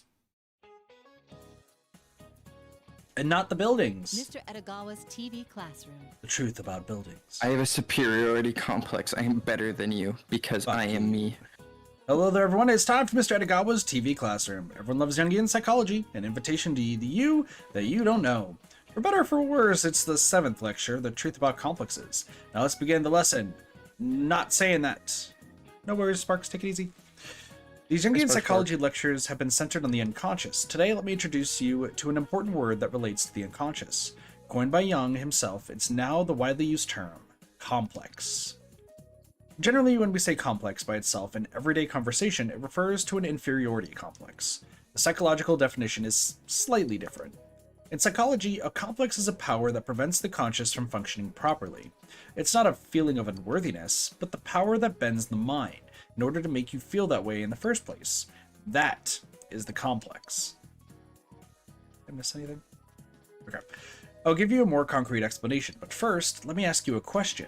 I've taught you that the human mind is split into the conscious and unconscious. Now then, where do you think a complex lies? Cheese, I hope you've been writing notes. What's your answer? I don't know. I want to say right in between, but that's not one of the. Listen, I'm trying my best to squeeze the cursor in between the two. Yeah, definitely. Probably the unconscious. I believe it actually is No, the conscious, isn't it, Doge? I feel like it would be the conscious. So you want me to answer? Yeah, go ahead. Typically it lies in the unconscious and affects our consciousness. Gotcha. So we'll do unconscious. Okay, you got it right. You're becoming quite sharp. A complex forms in the unconscious. That's why it can be so troublesome. So, how are these complexes living inside the unconscious formed? In most cases, it seems that they are caused by personal experience. Let me give you an example. Let's say a person has had a strict upbringing since youth. He's always been taught to be courteous and clean. He hates sloppiness and dirtiness to the point where he will faint if he so much as touches something dirty. Even when the level of dirtiness is still within a normal person's tolerance, this person's mind simply cannot accept it. Why does he hate dirtiness so much to the point where it causes his mind to function improperly?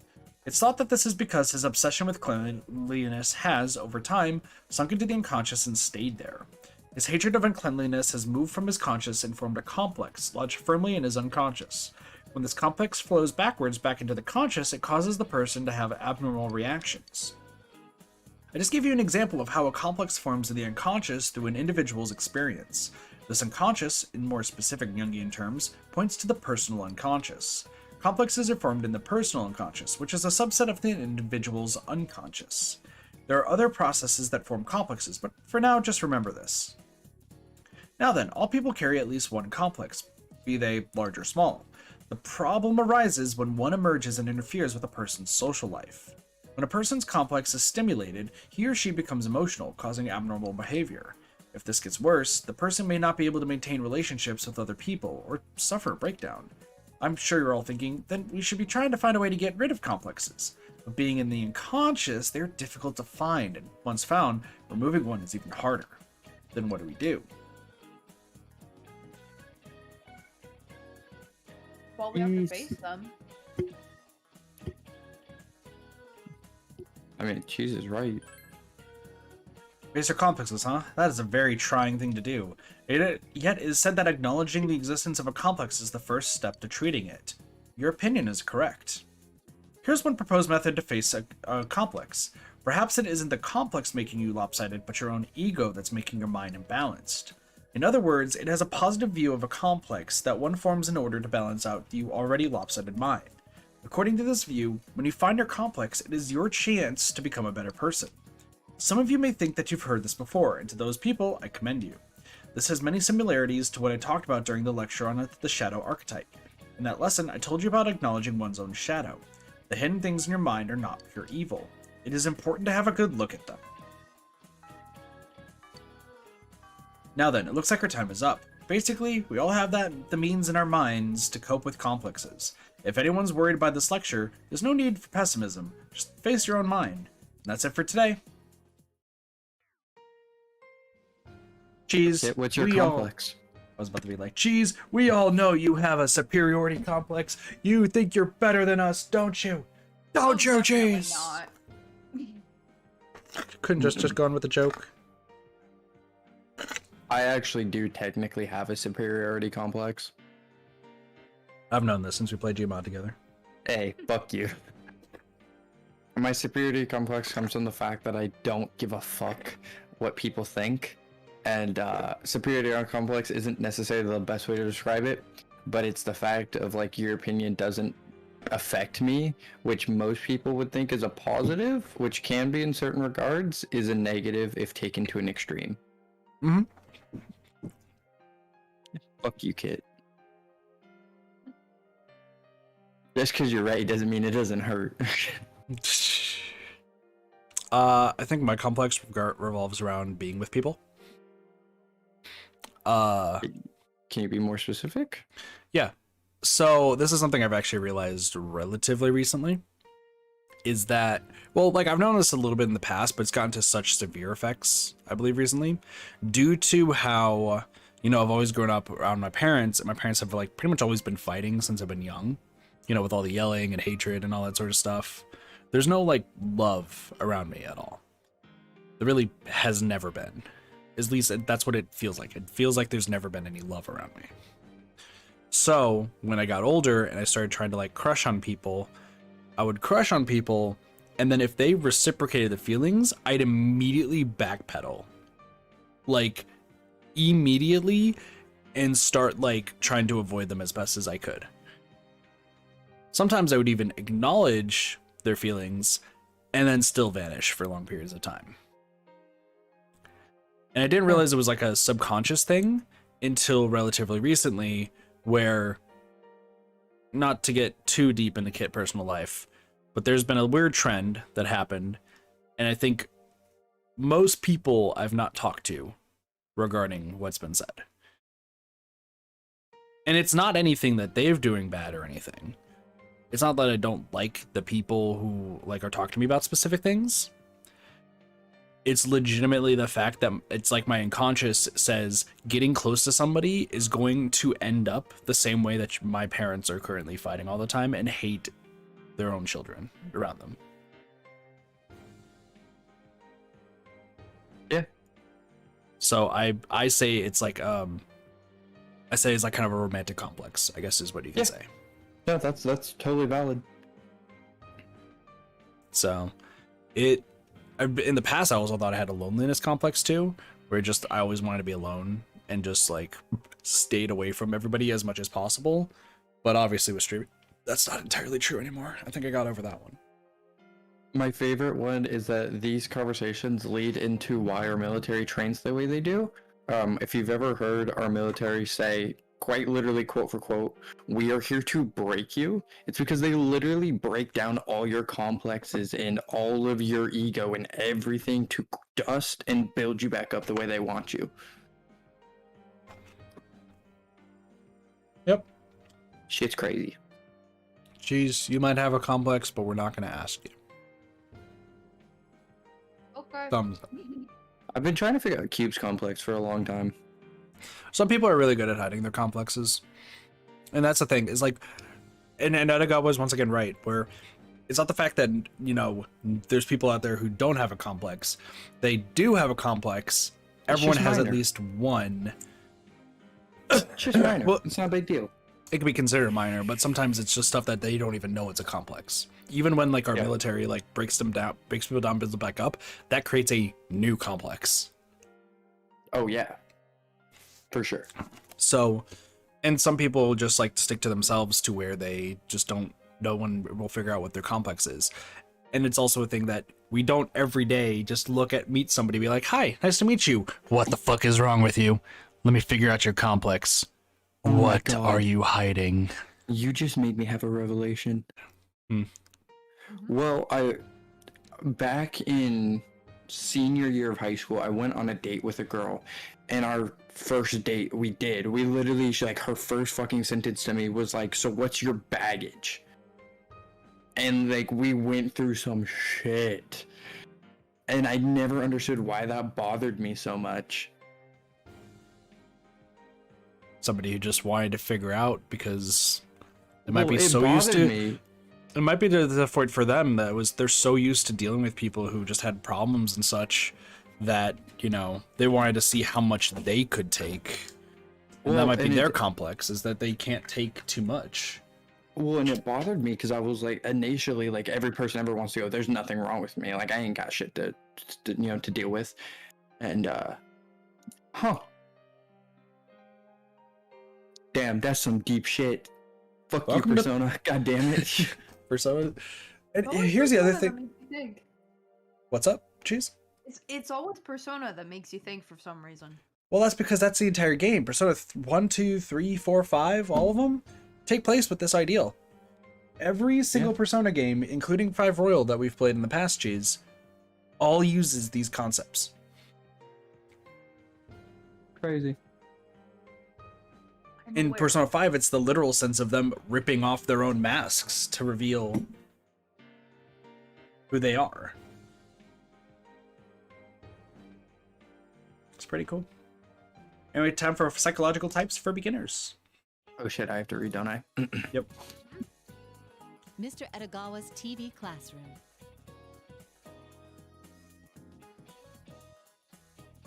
Hello there, everyone. It's time for Mr. Edogawa's TV classroom. Everybody loves Jungian psychology, an invitation to the you don't know. Before you know it, here's the 8th installment, Psychological Types for Beginners. I'll make sure to ask questions that don't violate any doctor-patient confidentiality laws. Now, let's begin the class. I know the lesson's just beginning, but it's time for a question. Use the buttons as always. Right now, what do you think you need to do in regards to your life? Kit, we're asking you. Okay, yeah. Yeah, Kit, we're asking you. You're the streamer. You've agreed to this. Yeah, you're the streamer. Cheese immediately. I love how Cheese immediately knew that I was about to say, Cheese, you're the extra person here. But Cheese is like, I don't feel comfortable answering this at all. Yeah. So come on, Doge. streamer boy. Yeah, I know. come on, streamer. I'll answer it. All right, well, No, I know what it is. I know what mine is. Make more friends. mine's a lot about myself, so, do your thing. See, okay, just to explain for my end, if that's all right. Yeah, of course. So, learn more about myself. I've pretty much had, with like all the stresses and anxieties I've been having like lately and my trouble sleeping, it's caused me to actually learn a lot more about myself regarding me with other people, me when it comes to streaming, me when it comes to even my current job and just how I treat things. I've honestly learned a shit ton about myself lately. About the I fact had that revelation like, at 16, so I get you. yeah, but me, like, I always just never bothered thinking about myself at all. I always thought about other people. And then recently when I realized that, like, literally I have a jealousy, that's another thing, I have a jealousy complex. Where if somebody does even slightly better than me, I tend to just kind of avoid them, like the plague. Interesting. I tend to latch onto those people. See, there's people who latch on, but there's the fact that, like, I've known quite a few to say in the streamer space, and I'll be open about it, because at this point I don't really mind. Like, there's people who have, like, launched off and, like, followers and subscribers and everything, and I admit, I get super fucking jealous, and I haven't talked to them since they've, like, passed me. Well, that's why I've like latched onto you so much in the streaming aspect, is because like I feel like it's not necessarily I'm doing something wrong, it's that I don't know things that I need to know to like succeed in the streamer field. Yeah.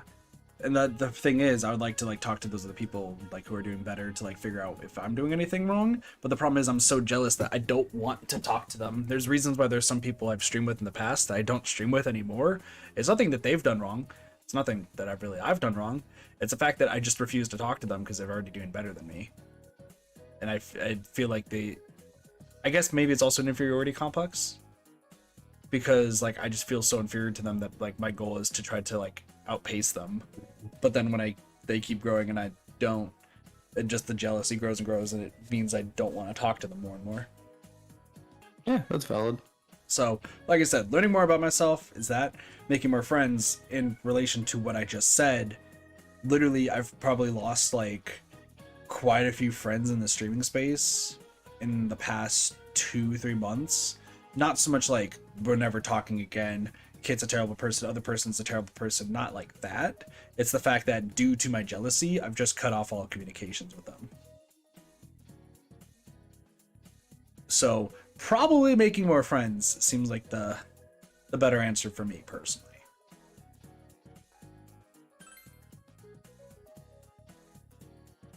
Anyway, Doge. I see.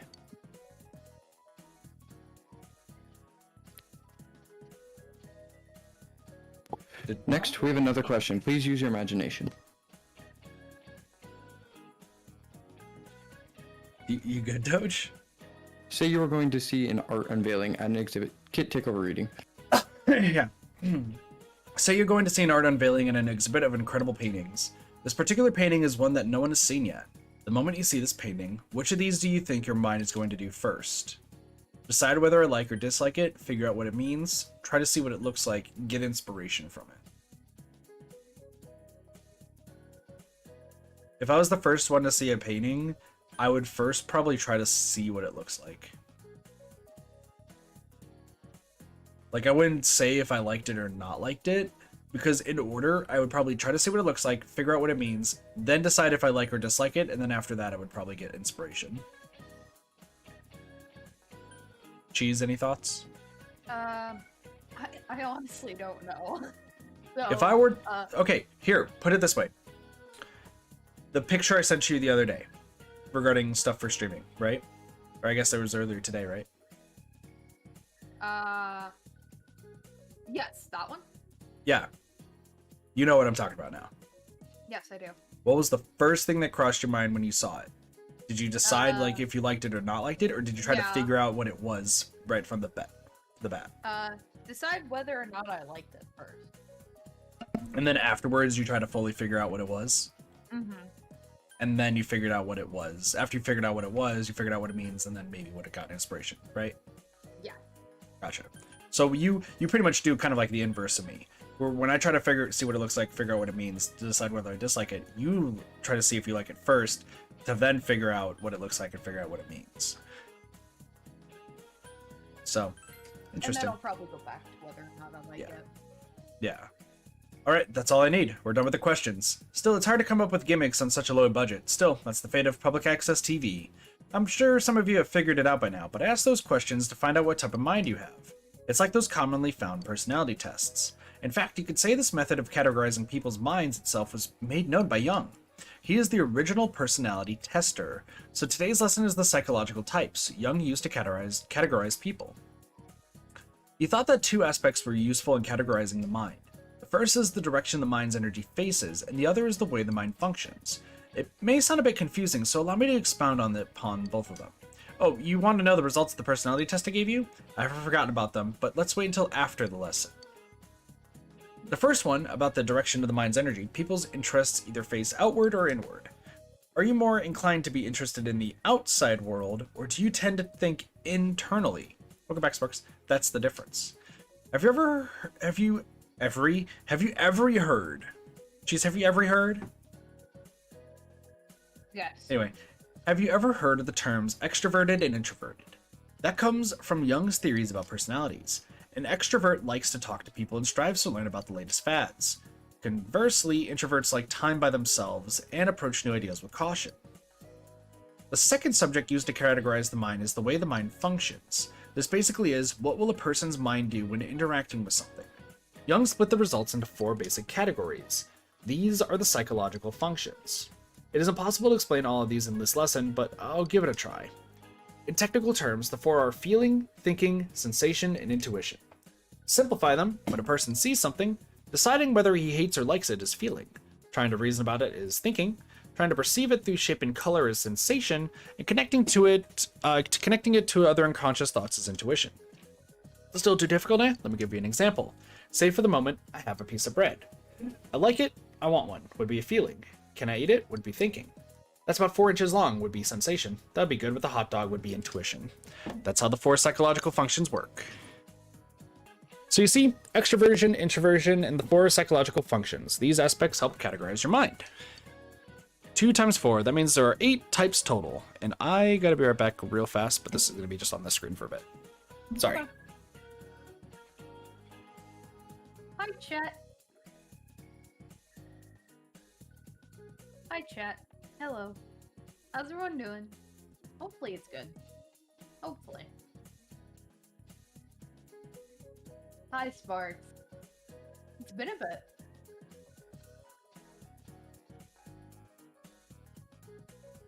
How are you? You doing well?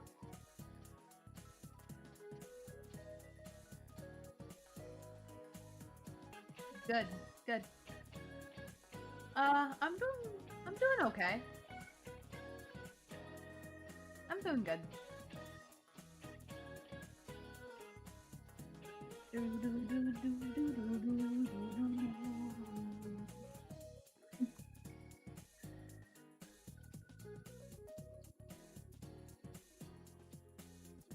I'm a, what is this song called? Ooh, wait. I need to see if I can do something. I need to confuse my brain real quick. Let me do something. So if you're wondering what I'm doing right now, I'm playing Specialist on Spotify while having Specialist on in the background of this. It's like one note off. One note off.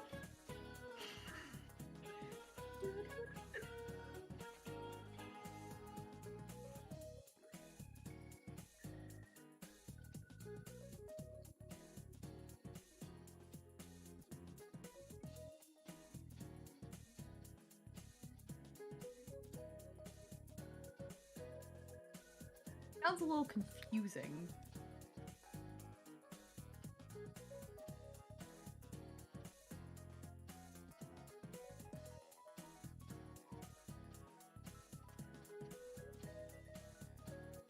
Doge, you there? Music. Okay, I guess I'm alone, chat.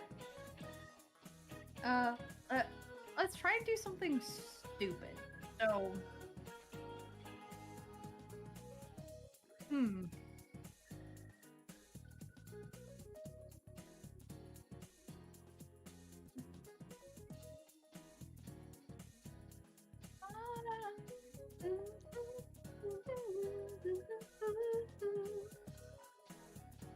Okay, what you thinking of Mr. Edogawa's stuff so far? Oh my god. I'm sorry, I need to stop this. My ears.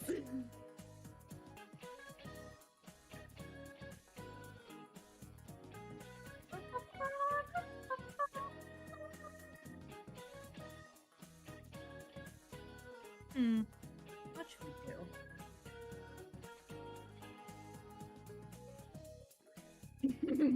Every herd?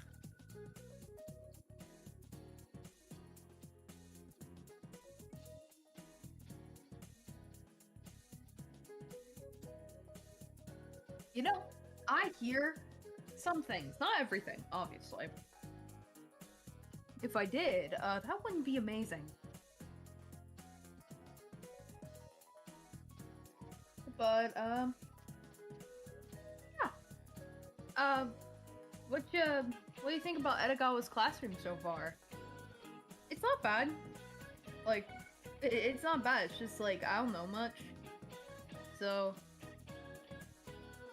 it feels sort of like a crash course with like a lot of information in about 5 seconds. I'm just like, oh my god. You know? You know what I mean, chat?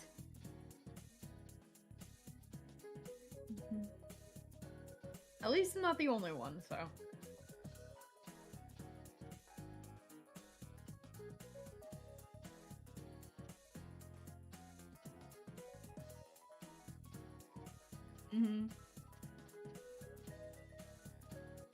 It's a lot, but it's like nice. It's not bad.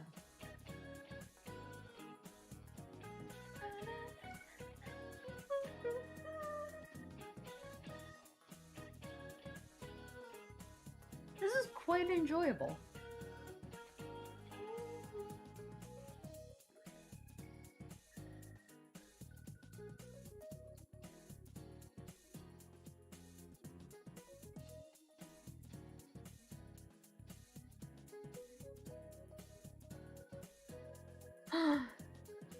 Sparks has a very nice spin. Good job. You're doing great. You're doing great. Maybe you should spin it again. You know, spin again for all of us?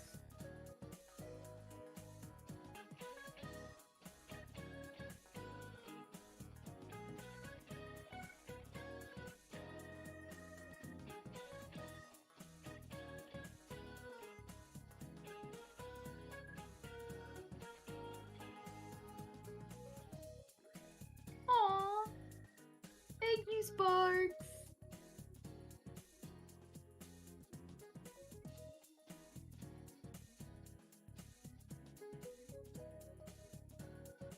That was amazing.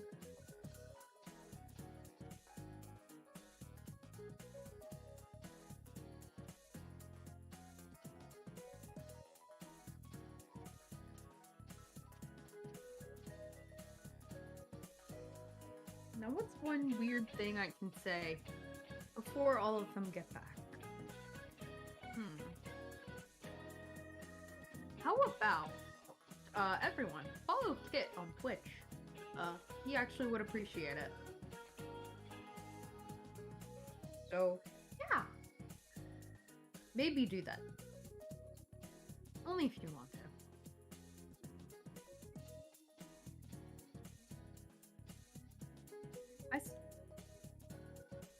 Yeah.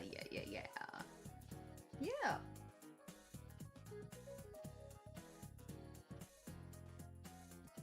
Specialist is going hard right now. This is great. Doge? Doge?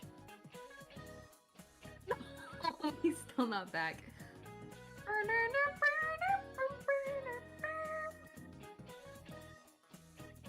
Yeah, so,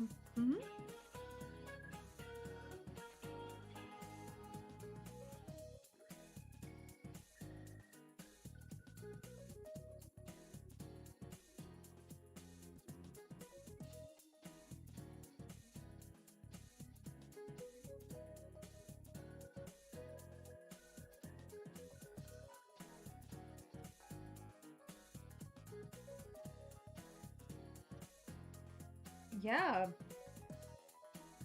It's 45 degrees and clear tonight.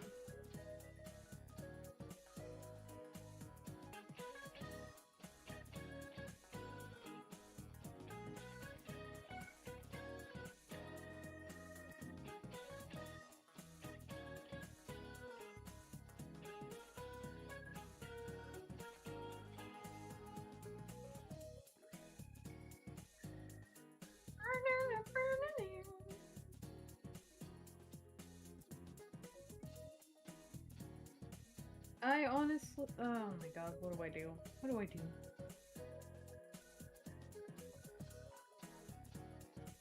Friends, come back! Lens! It's nice.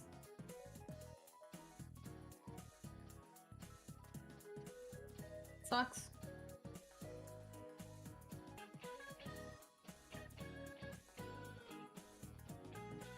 Mr. Cheese didn't want school this week.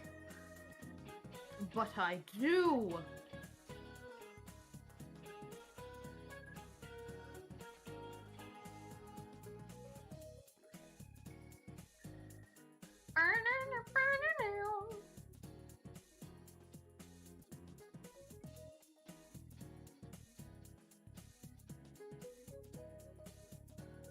I am back. I apologize.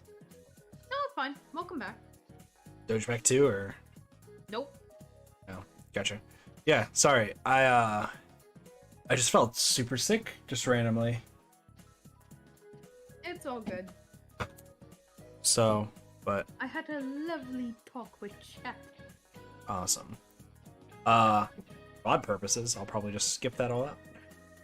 Oh, So, okay. but I mean, we'll keep it in there. We can keep it in there.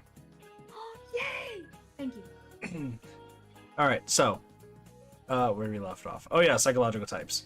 So based on what I chose, I believe I don't even know. I'm confused. We'll figure this out anyway. 2 times 4, that means there's 8 types total. Now, from the questions I asked you at the start of the lesson, you are the extroverted sensing type.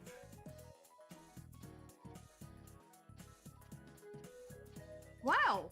Which I think is fair because like, well, it's like I do want to make more friends, but I like in this very simplistic sense, like I guess I would be considered to be an extrovert, honestly. Most other times I'd probably would be introverted. Like if this was a longer quiz, I'd probably lean more towards introversion. But since like I do actively kind of want to make more friends, just because I am very much a loner, I'm trying to break out of that, I guess I could be considered extroverted. Based on what you chose, Cheese? I'd do the first question though. Well, what would you say would be the first question? Make friends or? It would be learn more about myself. So you would have been an introversion feeling. Okay. So many craftsmen are said to be this personality type. As a warning, this is just a general tendency and does not explain a person in detail. This could be a good first step in analyzing the mind. However, it's pointless to rely on this as a guide and completely ignore the complexity of the human mind. I don't want you to get the wrong idea about these tests. With his type theory, Jung didn't want to merely split the mind into categories, but to showcase its special properties. Specifically speaking, that the conscious and the unconscious regulate each other through the method called compensation. The 8 types are based on the conscious of that person, but that doesn't mean that a person can't also have extroverted, introverted properties or other psychological functions. They still exist in the unconscious and just don't show up on the surface as much. For example, have you ever agreed with someone with the personality type that is opposite yours? This is because the other traits that lie below your conscious are working to help you understand. You're using another power outside of your personality, literally unwittingly. The conscious and unconscious compensate for one another. I'll mention this again, so be sure to remember it. But still, the human personality is an interesting subject. We tend to judge people based on the aspects of personalities that we see, but Jung tells us that doing this is bad. If you truly studied the mind, it makes you a more benevolent person, like me. Now then, it looks like it's time. That's it for today.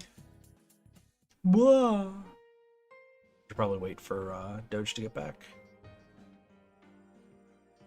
I know what he's doing. But yeah, no, it's super cool that, like, you know, there's all those, like, different tests that show you, like, what personality type you are.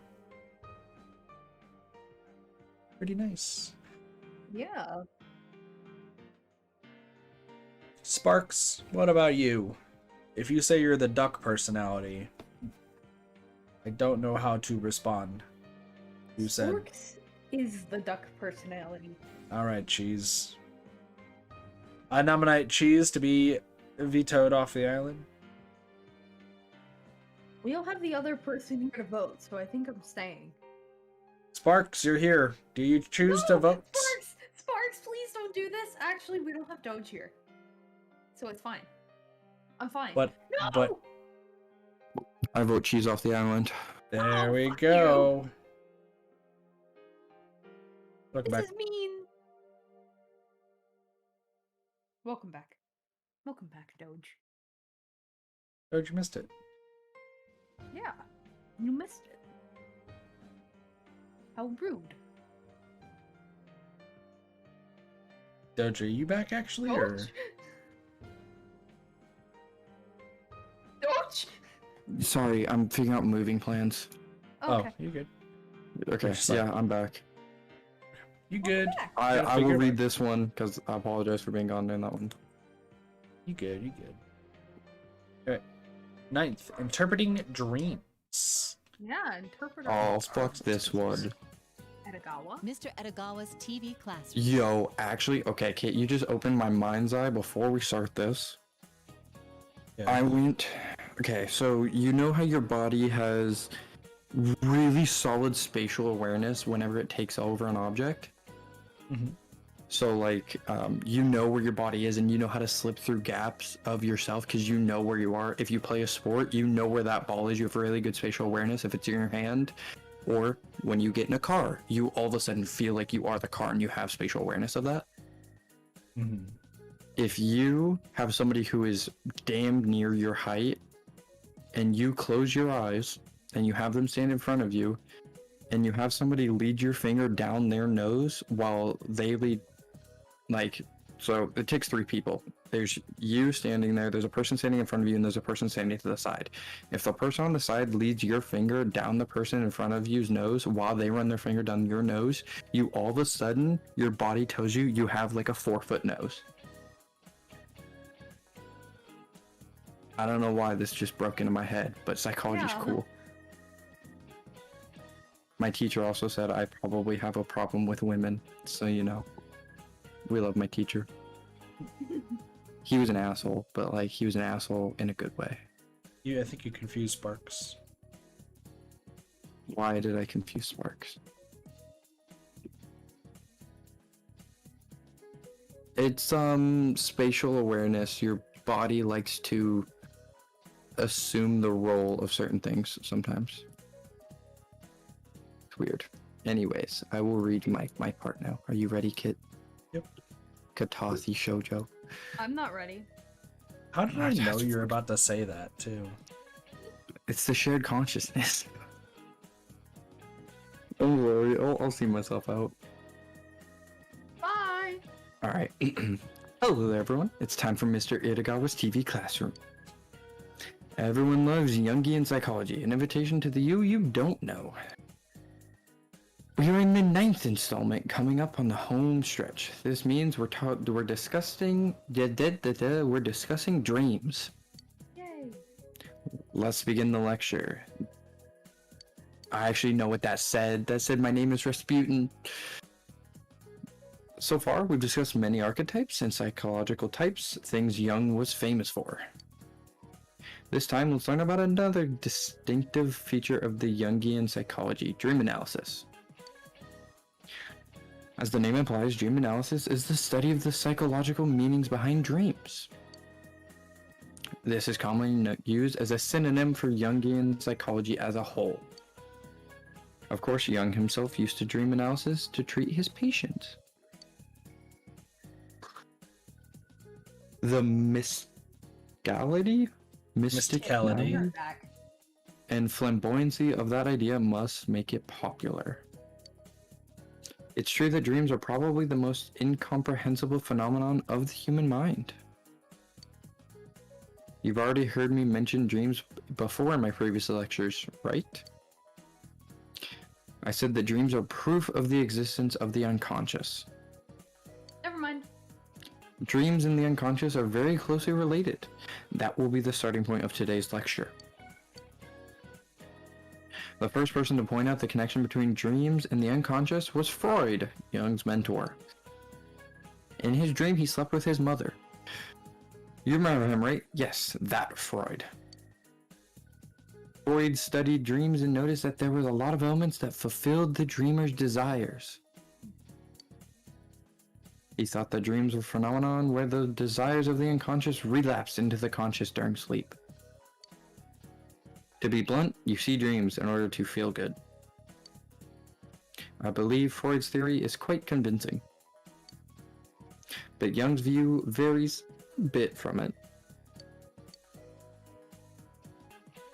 Jung heard about dreams from his patients, as well as recorded and studied his own dreams in hopes of learning their cause. The core of the dreams is the basic property of the mind's function, something Jung himself theorized. I talked about this with the personality types. Do you remember that? Do you? Answer the question, Cheese. Yeah, Cheese and I Do I? both talked about that. You missed it. What Jung saw as the mechanism behind dreams is the mind's tendency to compensate. In other words, he believed that dreams occur due to the power of consciousness and unconsciousness compensating for one another. I feel like I've been repeating myself, but just one more time. Within the mind, the consciousness and the unconsciousness compensate for each other's imbalances. They try to fix erroneous and incomplete parts of each other. Was that erroneous? I think it was. And one such method of compensation is through dreams.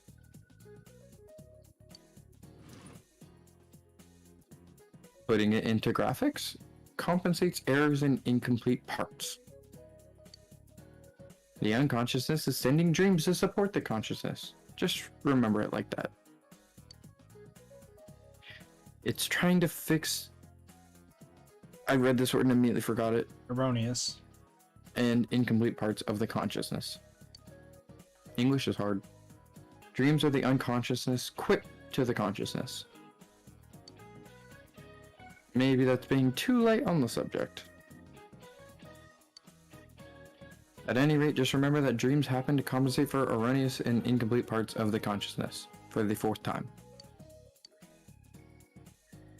This is just a basic explanation of dreams. There's a lot more variety when you go into details. I'm going to be a little bold and try using technical terms to describe what I mean here.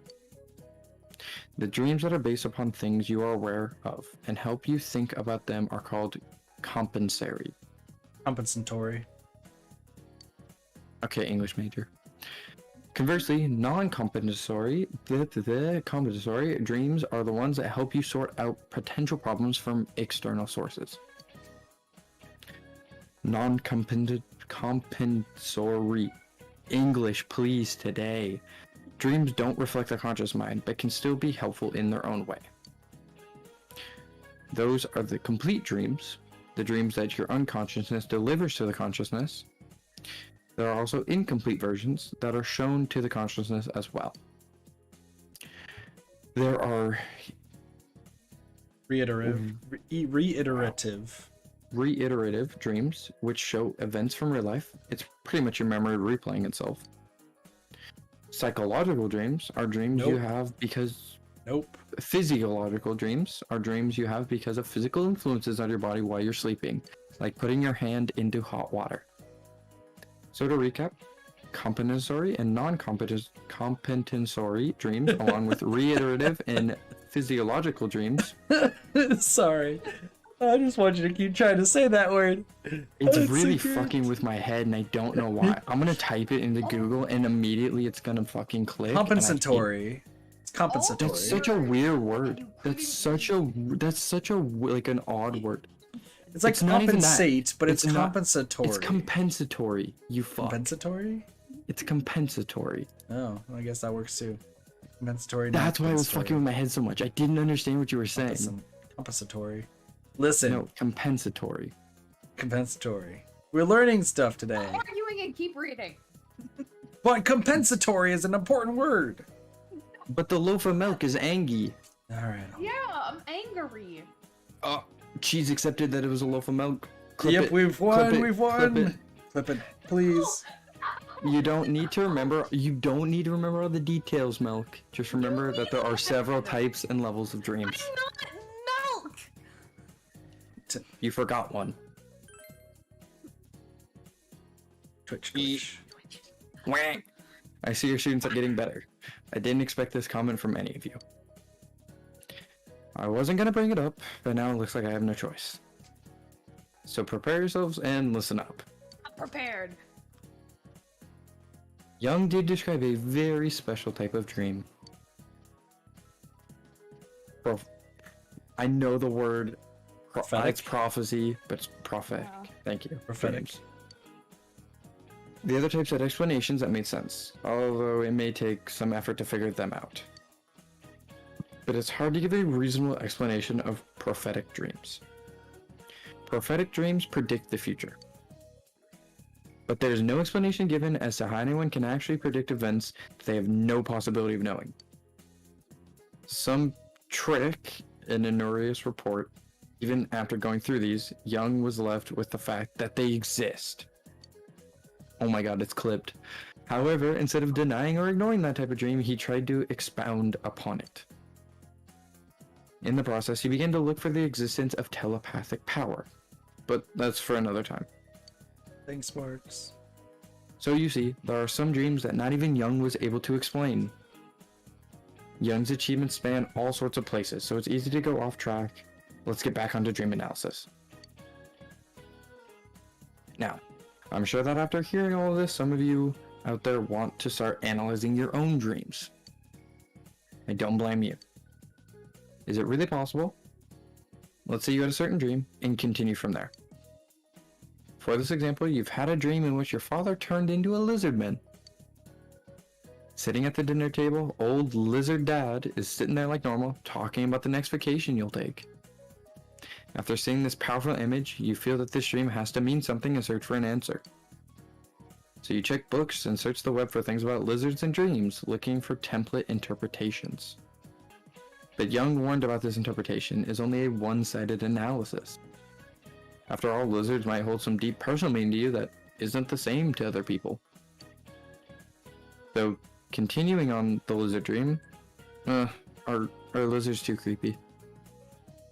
Should I change Lizard Dad into Marshmallow Man for this example? Lizard dead. Lizard dead. Lizard dead. But basically, you were watching Ghostbusters right before you went to bed. Exactly. The lizard might be a representation formed by the unconscious mind to express something creepy, an enemy. But it might be something other than the common image. Maybe you like lizards, or the first lizard you saw impressed you. In other words, your personal lizard might not be the lizard that other people perceive in their unconsciousness.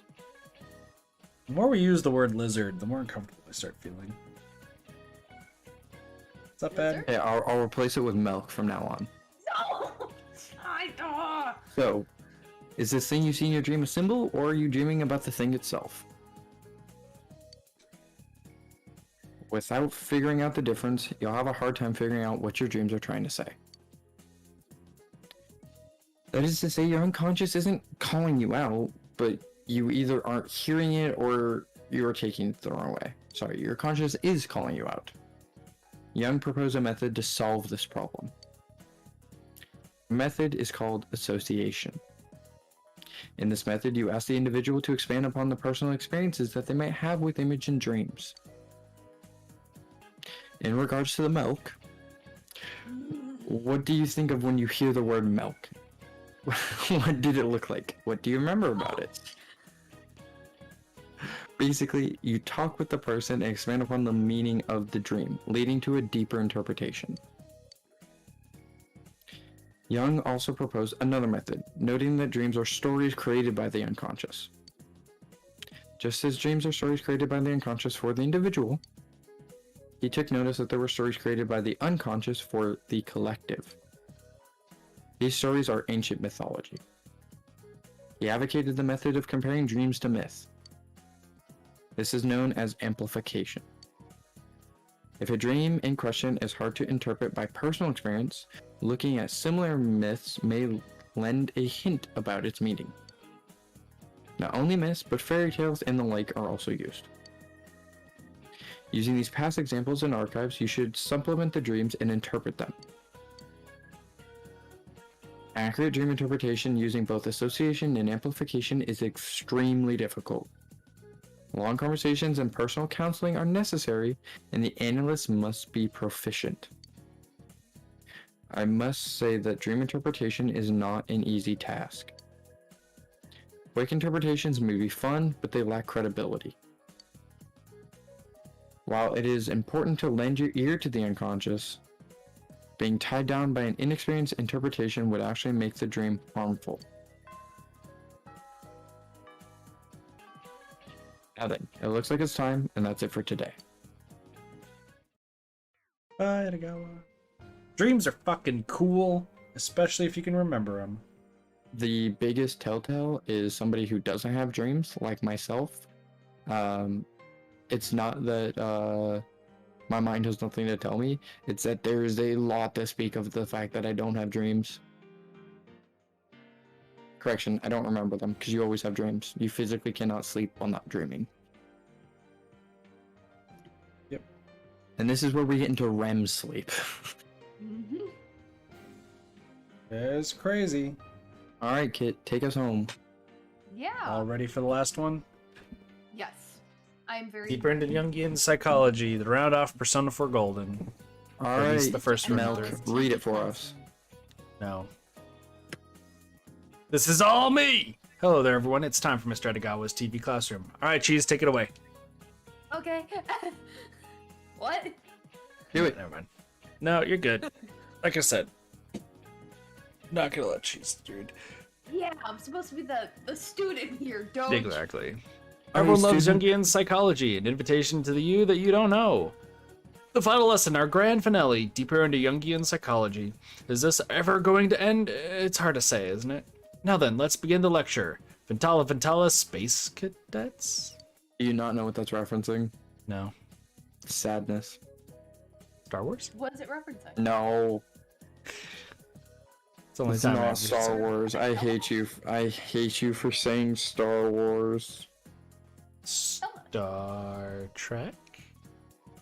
Yes. For lack of better understanding, yes. For all intents and purposes. Alright, looking back, the unconscious, the collective unconscious, the shadow and persona archetypes, complexes, personality types, and dream interpretation. I've managed to introduce the main points of Jungian psychology to you. If you're a high school student, it might have been a bit hard for you. But you still did well to come this far. Though I think we can ease off on the lectures. Some of you might want to go even farther, get promoted. Well, for those people, I'll be glad to show you the next step. So today, we'll talk about the power that helped Jung formulate his superhuman-like theories, his interest in the mystical, what you would call the occult. From start to finish, his life had always been influenced by occult-like things. That was his fate. It was in his DNA. He was born in the Switzerland countryside to a family that was close to spirits. To be more specific, his father was a pastor and his mother was from a bloodline that could sense spirits. I think it's safe to say that this environment helped him foster an interest in religion and the spiritual. In fact, he did experience something psychologically important. For instance, when he was 3 or 4 years old, quite young, he had a dream he was unable to forget. It was a terrifying dream. In a throne room past an underground tunnel, he saw a giant pillar of flesh known as the Man-Eater. That dream may have been the starting point for his passion towards dream interpretation. On top of that, Young took notice of another personality within himself at an early age. This other personality was an old, dignified man who compensated for his feelings of inferiority as a boy. This sounds a lot like one of the archetypes he later proposed, the wise old man, doesn't it? It can't be said for sure that Young's blood and upbringing caused this, but throughout his life, he had multiple experiences with poltergeist phenomena. Some cases include his family oak table splitting into two, and a steel bread knife shattering. Young was also interested in the paranormal from a young age. He participated in a gathering to summon the spirits of the dead, held by a cousin who was a medium. It really shows how interested Young was about the occult. When Young began walking the path of the psychiatry? Yeah, he analyzed the things that occurred at that summoning. While Young thought there was psychological meaning, Freud warned against getting too deep into the occult. One of the factors in the deterioration of their relationship was this difference in the viewpoints regarding the occult. Well, they did also disagree on some theories on psychoanalysis and had some personal incidents, but around the time Young parted ways from Freud, he had a certain health problem. He himself became mentally ill. His mind had become so ill he would see visions and delusions. Even as he suffered this illness, he drew upon his experience as a psychiatrist and turned it into a subject of study.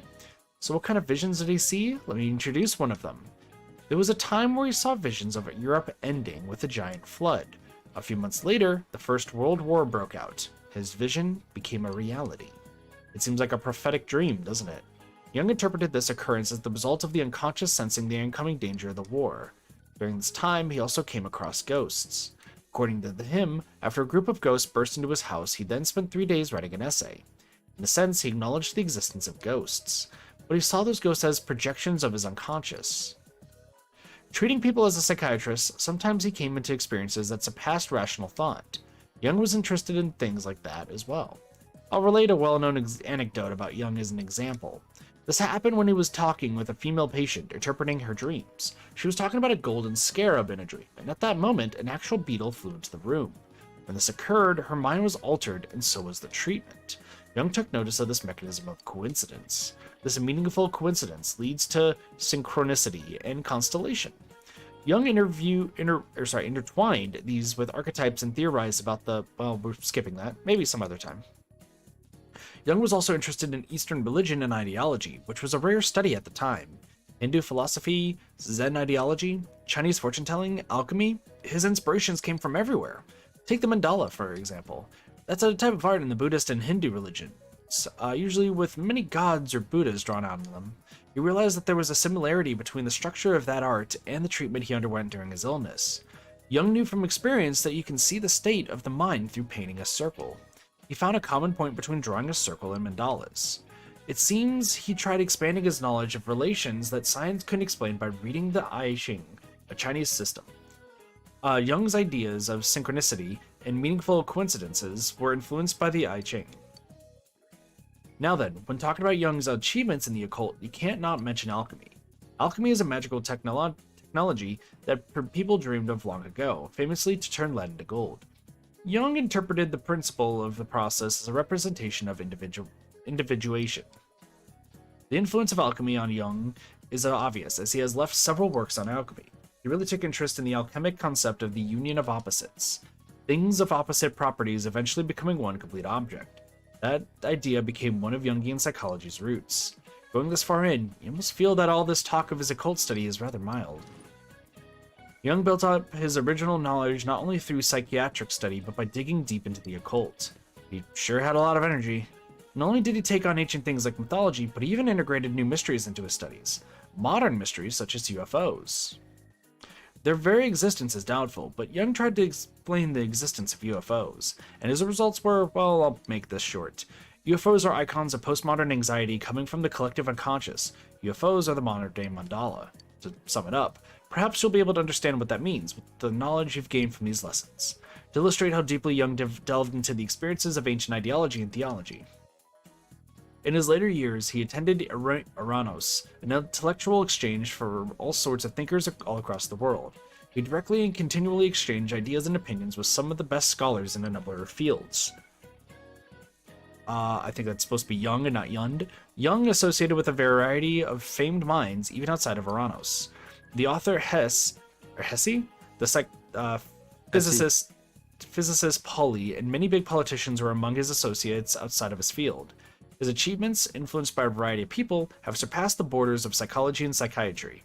His work is not limited to psychiatrists. Philosophers, authors, and artists as well find inspiration in his works. He was one of the few psychologists that actually influenced the way people think.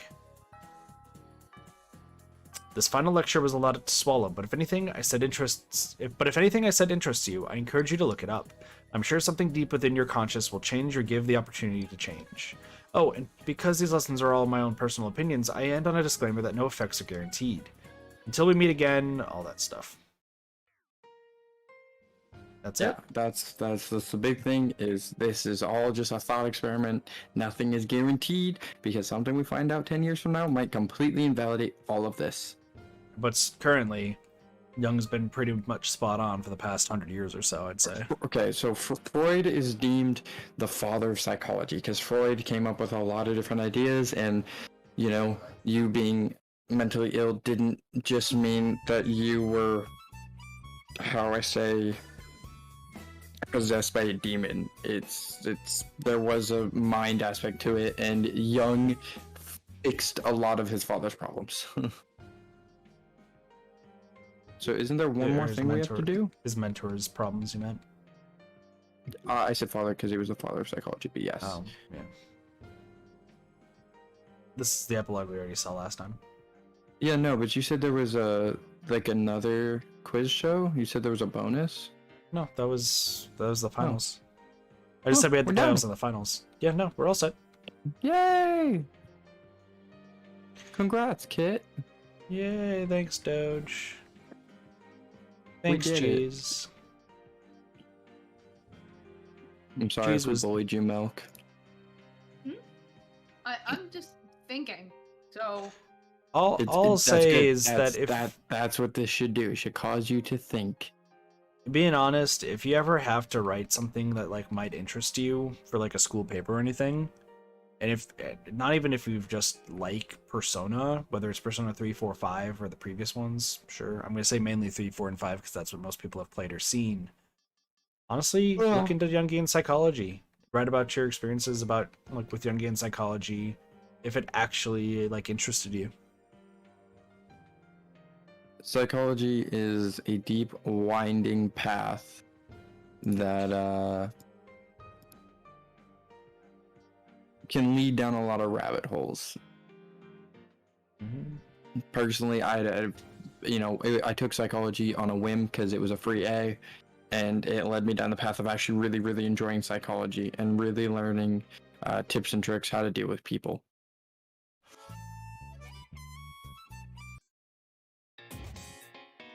Oh, I never really showed you guys this. This is Persona 4 Vanilla's opening. Oh, okay. Ooh. So, let's just show this off as last So time. much sass. That's so cool.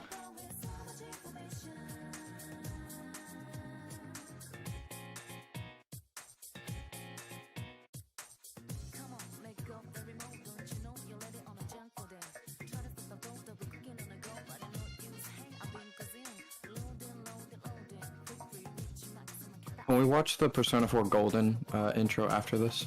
Yeah. So we can see all the little things which you may have missed. Mm-hmm. This opening very much shows the dead bodies. Yeah. It's hey, secrets. It's kind of obvious in this one. Hey, Adachi. It's Adachi and Something cool is that all this is through film of some kind. Oh, wow, I like that.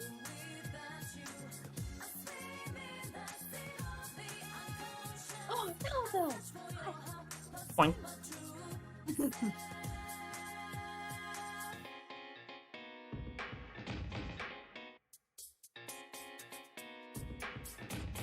Also, how it's like presented by Atlas instead of made by Atlas. I honestly might like that more than the golden opening. I like the golden opening, I think. I don't know. The song is weird in the beginning, but it's then gets really good. Yeah, I think the music But, is better. I mean, overall, we got Yuna Urkami, Blank Slate, Yosuke, and the one time he was in a trash can. Chie with karate. Chie? Yep. Got Yukiko Magi, Kanji, with the bunnies in the background, Rise, Naoto being mysterious, and especially in this scene, Naoto looks like a guy completely. Very, very much like a guy. There's body number 1. There's Yamano. Yep. Yamano. There's Saki. And Moroka. Yep.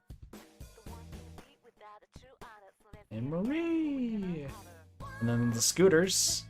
1 scooters, since that was a new thing in Golden. And then you can actually see the ski outfits in the kind of this part too. And then everyone getting their glasses on. And then the true ending path at the end. Oh, I like the original intro more. I prefer golden. I like Golden's intro if I had come to the game through the second time, but I definitely like the original intro more. I will say something that's really cool though for it, just really quick to show it again, is that it's always going forward. Yeah. Like, this is just continually going forward. Yeah, it just sometimes slows down. Yeah. I'm just showing this off again because I just want to... I think there's like one part where it kind of stops going forward, which is when it shows the dead bodies, but then it continues to go forward. Yeah. I like that it doesn't make it obvious that people are gonna die. I mean, it kind of does. Well, here's the thing. Really? If you're watching this the first time, you miss the fact that there's 3 dead bodies on the screen. Oh no, it's still going forward. Yeah, no, that's pretty blatantly obvious, and they show police tape and stuff like that. Like it's obvious. I recognize that there were bodies. I just didn't recognize who those bodies were. I like that shot going up the building, turning into the Velvet Room. Yeah, true. But yeah, no, this continually moves forward. Yes. I think that also is kind of like a weird analogy for the game, where you're always moving forward to find the truth. Like, again, I could see if I had originally played Persona 3 or Persona 4 and then come back to play Persona 4 Golden, I could see liking this intro, like, as an upgrade. But I definitely like the Persona 3 or Persona 4 standard opening more. It's more mysterious and, like, you don't know what's going on. Yeah. Because with Golden, you at least knew who your characters were. And, like, Yeah. you at least see, like, Narukami. But, like, what's this room? That's what's interesting to me. Yes. It's That's what I was saying. Well, it's the Velvet Room. Before... Well, maybe it wasn't a car in Vanilla. I'm not sure. Maybe it was like I that said, room. Wait, I never actually played. I'll look that up. But no, I like this, especially the character, like, revealing here. I like this a lot.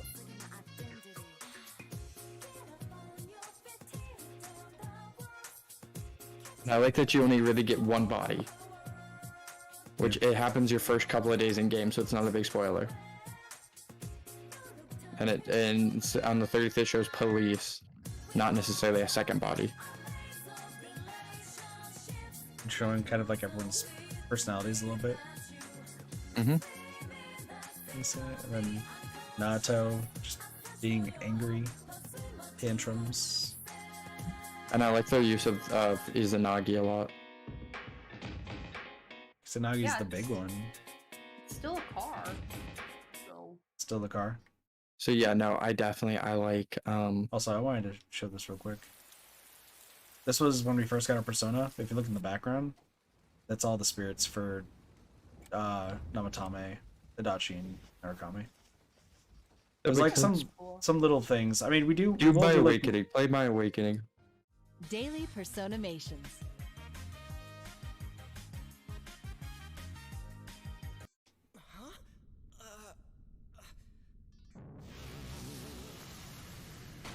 I mean, we're gonna see this again whenever we do New Game Plus in the far future. Mm-hmm. But like reliving all the stuff. I just want to see you be a complete fucking badass. Oh my god. You is.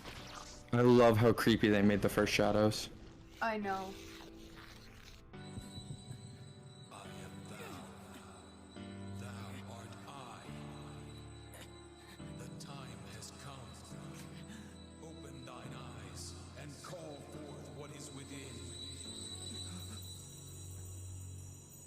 He's like, the hell would you get that card from?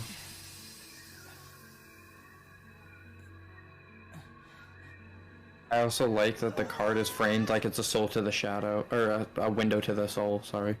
Yeah. I like that he gets like a little smile on his face when he sees the card. Because he knows. Like something inside of him knows. God, it must be so painful accepting your persona the first time. It's fucking. You should see Persona 3. Persona 3 seems like it's heavily difficult to do that. Persona 5 is kind of a little painful, but still. Yeah, if you haven't seen this on the way in the first time, this is fucking badass. Yeah, Sparks, you may have missed quite a bit of everything. You might have missed this game a lot, but Yes! Concert!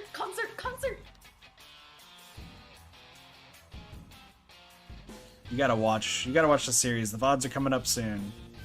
I'm trying to get through them. I might do a lot of them tonight.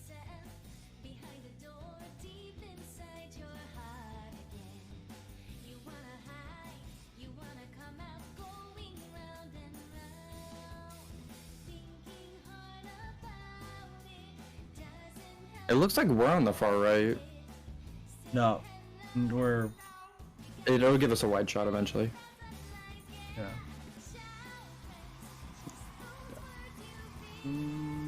I guess, Get fucked! yeah, I guess we are. But even though the answer is gonna be Nato in the thing, Yeah. I guess it might be excluding us. Well, yeah, we're not one of the options in that voice. So Oh, see, then here it looks. I don't know, weird. But yeah, no, definitely like. Oh, I look so happy. I'm gonna make myself pasta with no sauce. I'm just gonna put Parmesan cheese and a little bit of olive oil on it and eat it. But I need to eat food. I have realized that I started going through a depressive episode yesterday. We just came to that conclusion after I was like, oh, you know, it's weird. I normally have the mental capacity to like sit and edit for like 8 hours because I love it. But like all I've done all day is sit, cry, and can't focus. And then all of yesterday, all I could say was I needed. I'm going to mute that real quick.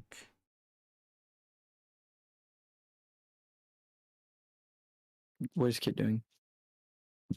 Oh, I Muting just you? muted you real quick. Why'd you mute me? Because Your roommate was very clearly being saying things that would be a good thing. Meh, you're okay. Anyways, we can wrap up the stream. Daily Persona. Sparks, you should go back and watch everything. I will say though, sure. I mean, we also gotta watch. Asses. Those guys can't match our supreme snowball skills. Well, I do feel a bit sorry for them. Still, today's hero's gotta be Marie-chan. You go, Snowball Queen! That's the wrong gender. It's heroine, not hero. Whoa, Good old Marie. your skin is so She's a god, by the way. Yeah. Your complexion is amazing. Oh, that's another thing. It says how do we avoid getting tan? Obviously, in America, we want a tan. They don't in Japan. It's a really weird thing. Don't let me down now. Oh, we just don't really want to be a part of this. I know. He was just like, please stop. Yeah, you hate this. You hate this with a burning passion. They're also not wearing towels in this, right? Yep. Trying to peep again.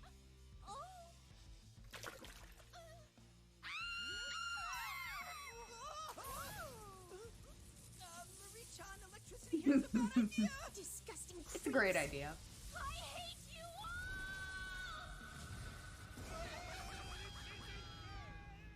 Sometimes. Oh man. But yeah. Good memories. So yeah, But this- Persona 4, 115 hours overall. It was a good time. Yeah. So Really, really good GG's. time. Very excited for Ultimax coming out next month. I think the 17th. Yep. And we kind of danced around how we're gonna handle that. Essentially, Doge and I will be playing it. We won't be doing the story mode right away though, nor anything related to Persona 4 characters. We're just gonna be playing it and just kind of doing a few matches and such. It's gonna get his ass rocked. Probably. But yeah, we're gonna be playing all the different characters, and then we won't be doing the story mode stuff until we beat Persona 3. Correct. So, anyways, thank you for the journey, which it really was a fucking journey. Oh yeah. I mean, that's how all Persona games are, though. It's a good time. It's a really fun game.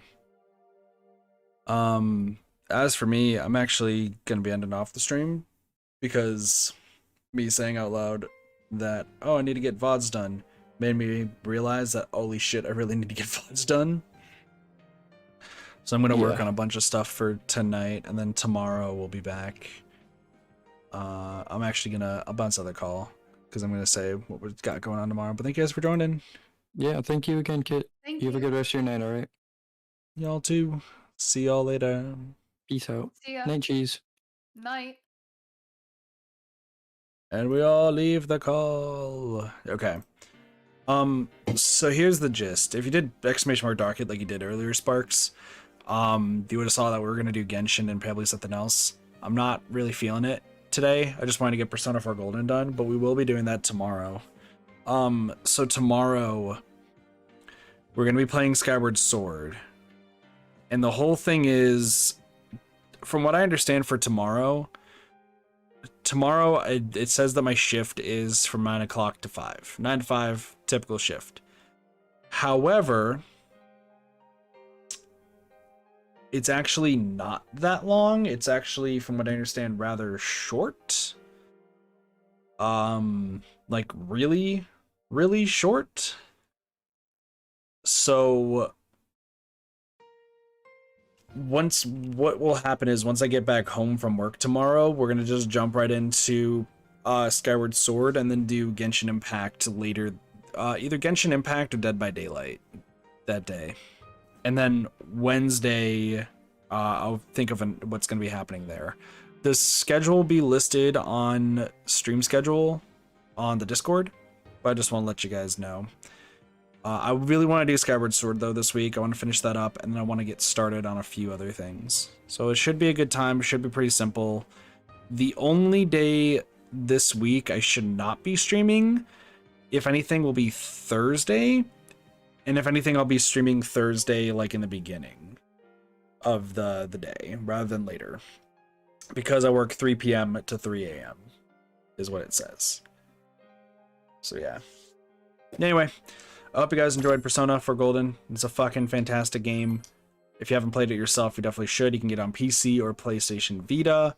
We'll be back with Persona 4 Golden in the far future to play some New Game Plus. So I hope you guys look forward to that. With that, thank you guys so much for watching. Thank you for Doge and Cheese for joining me in the stream today. Of course, have a wonderful day, night, morning, afternoon, and or evening. Of course, my name's Katathi. I'll see you guys next time for some more Vending Gaming. See you guys later. Peace. Bye, everybody.